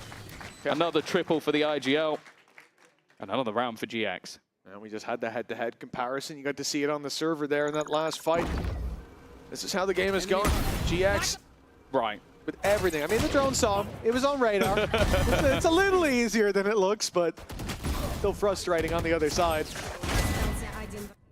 For GX, 2 away from closing this out. Ara on a tear, Flickless as phenomenal as ever. And Team Heretics, the one thing that we can criticize in previous games is like maybe Comeback hasn't looked like he's hitting the level we want. He has the synergy hasn't been there. Well, it is. He's having a hell of a game, and yet still the answers are not found. Quick. Deep play towards this A side, and a plan seems undeniable at this point. Oh, that was kind of what Benji was hoping for. Yeah, they had kill trips all over the site. One of them has been completely avoided, and now they got a Viper's Pit. Have all the kill trips you like. It doesn't matter. You've not found an advantage. The ultimate for Wu is the main thing. If he can get that online, great, but they're even going to throw in the Hunter's Fury. They want to make sure this round is confirmed already. An initial tag, Ara, another dropped, Benji gone, but they do get rid of the pit. It might not matter, though. Too many players gone on the other side, and well, with both of them low on HP and a Neon ult on the other side, you're not going for this. It is 12. It's GX with a pacey change-up that puts them one away from victory. Yeah, this is the round as well where you expect, you know, at 11-6 that maybe your opponents are going to take that little bit of a slow approach. Let you make a mistake because Heretics back against the wall could come out swinging, could play aggro on a part of the map. GX, they waste no time. They come in as if they're the better squad, and so far this game, that seems to be the case. Individuals off the charts. The synergy's there, the game plan's good. We saw the retakes last map. Even though Heretics were ready, there were still troubles. And on Heretics map choice, it's looking more dominant than I could ever have imagined coming into today. Oh, for sure. Yeah, I think that we looked at this map and went, okay, we're going to 3. There was a 100%. necessary victory on Abyss. But the fact is, GX have, well, stepped up individually, but also been able to deny a lot of what made this successful for the side of Heretics.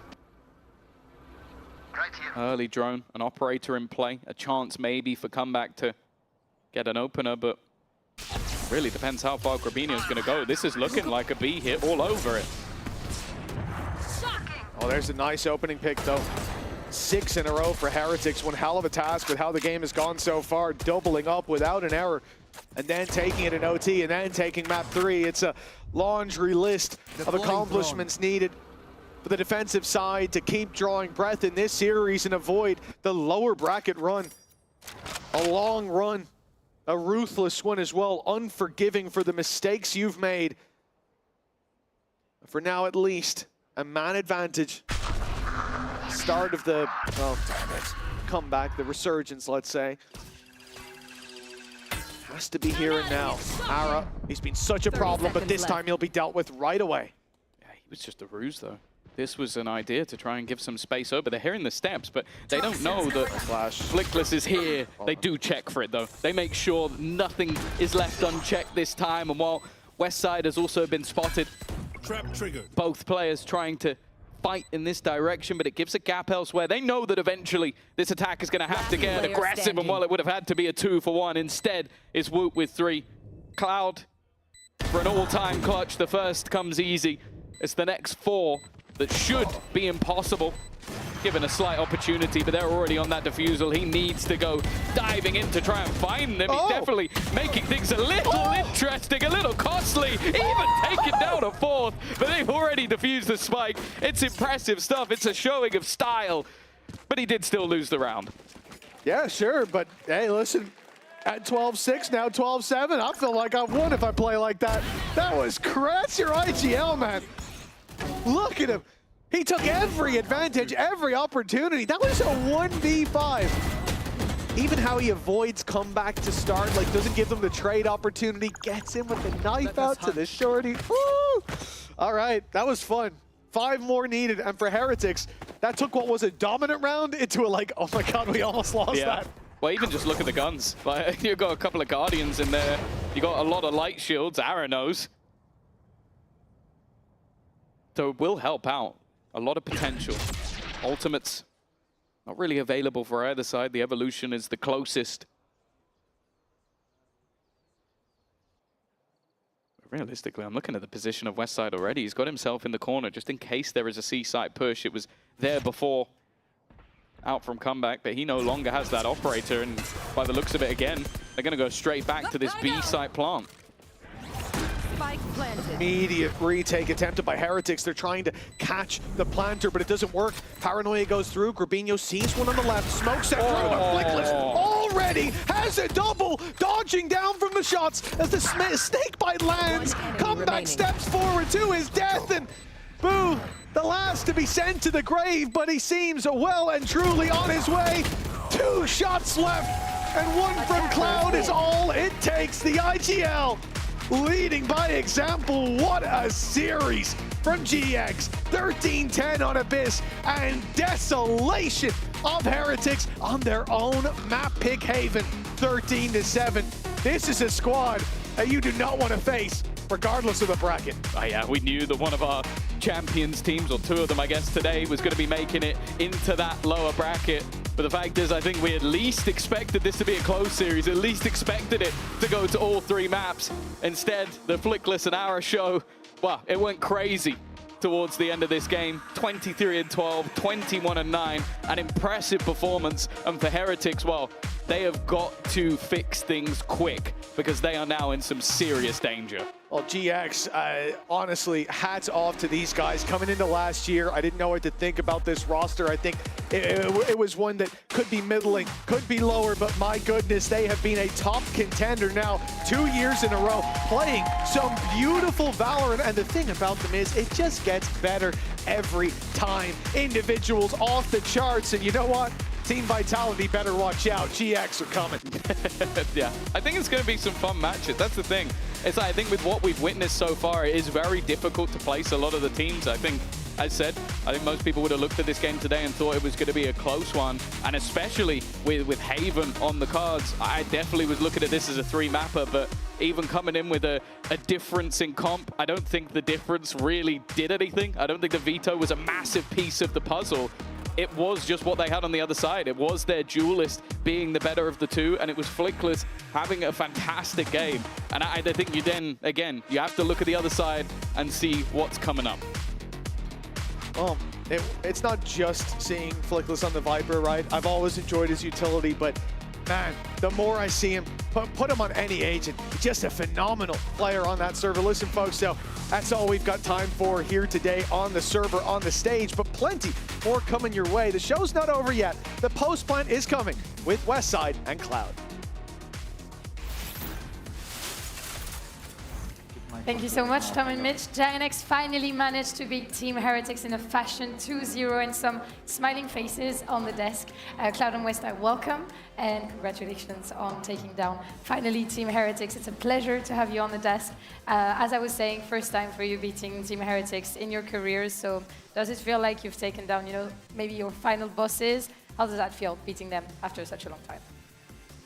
I mean, to be honest, we didn't really think that they're our final boss. We knew how they play before the game. We rewatched, like, they were doing like simple stuff. We played them on Champions, game was really close. We knew that we could beat them, and there is nothing special, you know, in them that could be like Thanos for us. So we just prepared, we knew what they are doing, and we knew what to do for us, you know. So game was kind of in our control all the time. Yeah, that's how it felt, at least from a viewer's perspective. I agree. You just agree? Not even super happy to beat Team Heretics? How does that feel for you, Westside? I know you've wanted to beat them for a long time. Yeah, I mean, of course, you know, it's like 0-4, now skirmish also, but I said after the skirmish that I can give the skirmish, but maybe in return I'm gonna take something else. And you took the win, so I think it's a pretty good trade. Cloud, my next question is for you. You've been one of our fragging IGLs in the league, so I was wondering, you know, how do you manage, you know, putting up the numbers while IGLing, while playing Initiator, which requires quite a lot of work, also individually? Like, how does it not nerf you at some point? I mean, I have good coaches behind me, you know, and when I was becoming IGL, I said to them that, for example, I will tell them what I want, how I see I would like to play, and I think they are doing really great job. Like, they are preparing everything, and they just know what to do, like, and it's just keep it simple, you know. You don't have to be like, you don't need to have insane brains, you know, and yeah, that's it. Just good coaches behind me. Keep things simple and minimalist? How much of that work comes from you versus the coaches then? Are you telling them how you want to play and then you trust them to come to the table with the strategy? I mean, usually how it works, they have some idea and game plan that they can bring, and we all together like sees it, talk about it, and then I say how I see it better, you know. And if I don't like something, we try to find the compromise, how to play and stuff like this. Okay. I mean, they're also like always open to hear my opinion, you know? Westside, we need to speak about your veto. Because, you know, last match, I had an interview with you saying that you could play different Sentinels, Sage, Chamber, and now you brought a veto on Heaven. I think this is one of the first ones I've seen so far. So I want to know, yeah, where did that, you know, ID come from? Like, how are you evolving with that agent? Why do you think it's strong? I mean, I don't know, we were trying different ideas, you know, and for me, veto, it was something like trash, you know. It was nice, and I still feel it is. Though I was not fragging this map, I feel like there was still some impact from the utility artist I've got, or like rotations, for example, you know, and I have fragging people in my team, so sometimes I don't need to do that, you know. Could you maybe explain how the veto, because you didn't really get much action on Haven, they weren't really coming to your side, so could you maybe explain to like the viewers at home what you were trying to do with the veto on Haven specifically?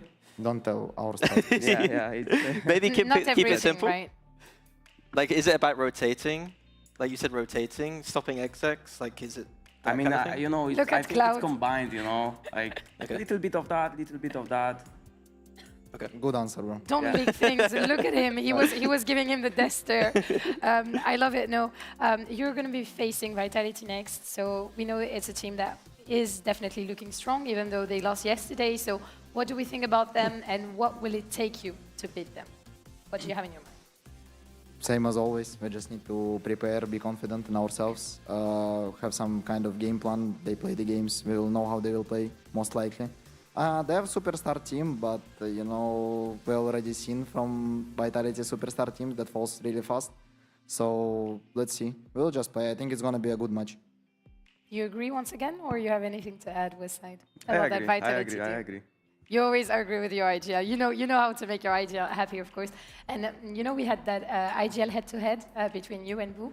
Cloud, you know, it's very different styles in the way that you're playing different agents and also on different paces, playing also the double initiators, even though today was not really the case, at least on Heaven. So I want to know, you know, what's the idea behind that? Why were you sticking to that double initiator and, you know, also sometimes switching, even though the bridge was a bit off meta, you know, the changes and stuff? How do you consider that? I mean, I was talking to our coaches about how the meta is going right now and how simple it is to play, to be honest, with the meta, because in my opinion, agents that are playing right now on most of the teams Vela Euro, like they're in a way broken, in my opinion. And I think we will consider maybe playing them if they will not get nerfed, and yeah, we'll see. Okay, and I want to have your thoughts on, you know, the upper bracket. We're going to have to wait until, you know, the next match. But BBL, Gentlemates, who do we see being the first team to qualify to Santiago? You can answer. I don't know. I think it's gonna be kind of, you know, close game, I would say. But I think BBL is looking super strong right now, individual and stuff like this. I would say BBL. Who are better on scrims? Oh, good question. Who's better in scrims? Both are demons on practice. Okay. What about you, Cloud? Who do you see taking the win? Who being Santiago, demons? I mean, to be honest, BBL, they have insane confidence right now, and I think it's still growing, you know. And both of these teams, they have like kind of honeymoon period in the VCT. Momentum and stuff. Yeah, momentum and stuff, most likely. But I think BBL is gonna win this one. Okay, so we have BBL, enjoyers, maybe not, but believers at least, on the couch. I think that's it for us. I wanted to tell you once again, thank you for joining us, and also congratulations on taking down Team Heretics, because it's been a long while, and this was with a fashion today. So once again, thank you so much for joining us today, and thank you for being with us throughout the week. Make sure to tune in next week for some banger matches in the middle and in the lower bracket. And before that, let's enjoy the Razor end of the day highlights. See you next week. Thank you. Bye bye. Bye JX Bundle. Bye JX Bundle. Bye JX Bundle.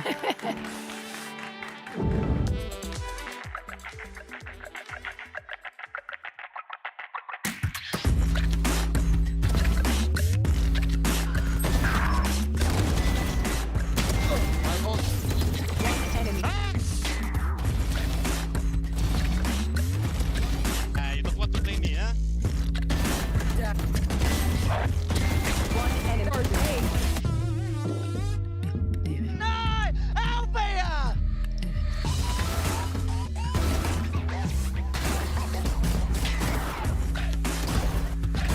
Nice! Nice!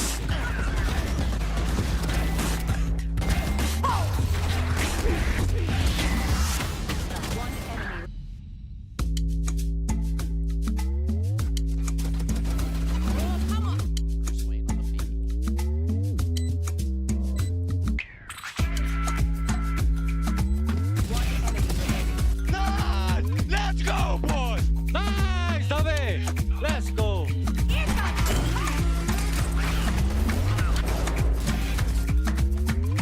Come on, man!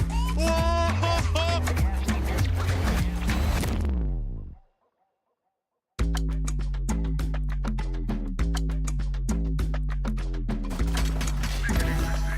One enemy. Good job, boys.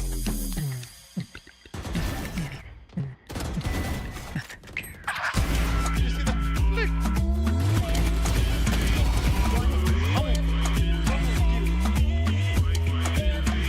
I jumped with one, babe.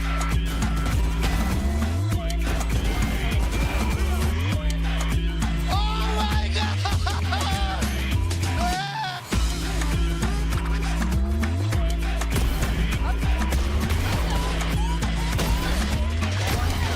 Good job, Vara.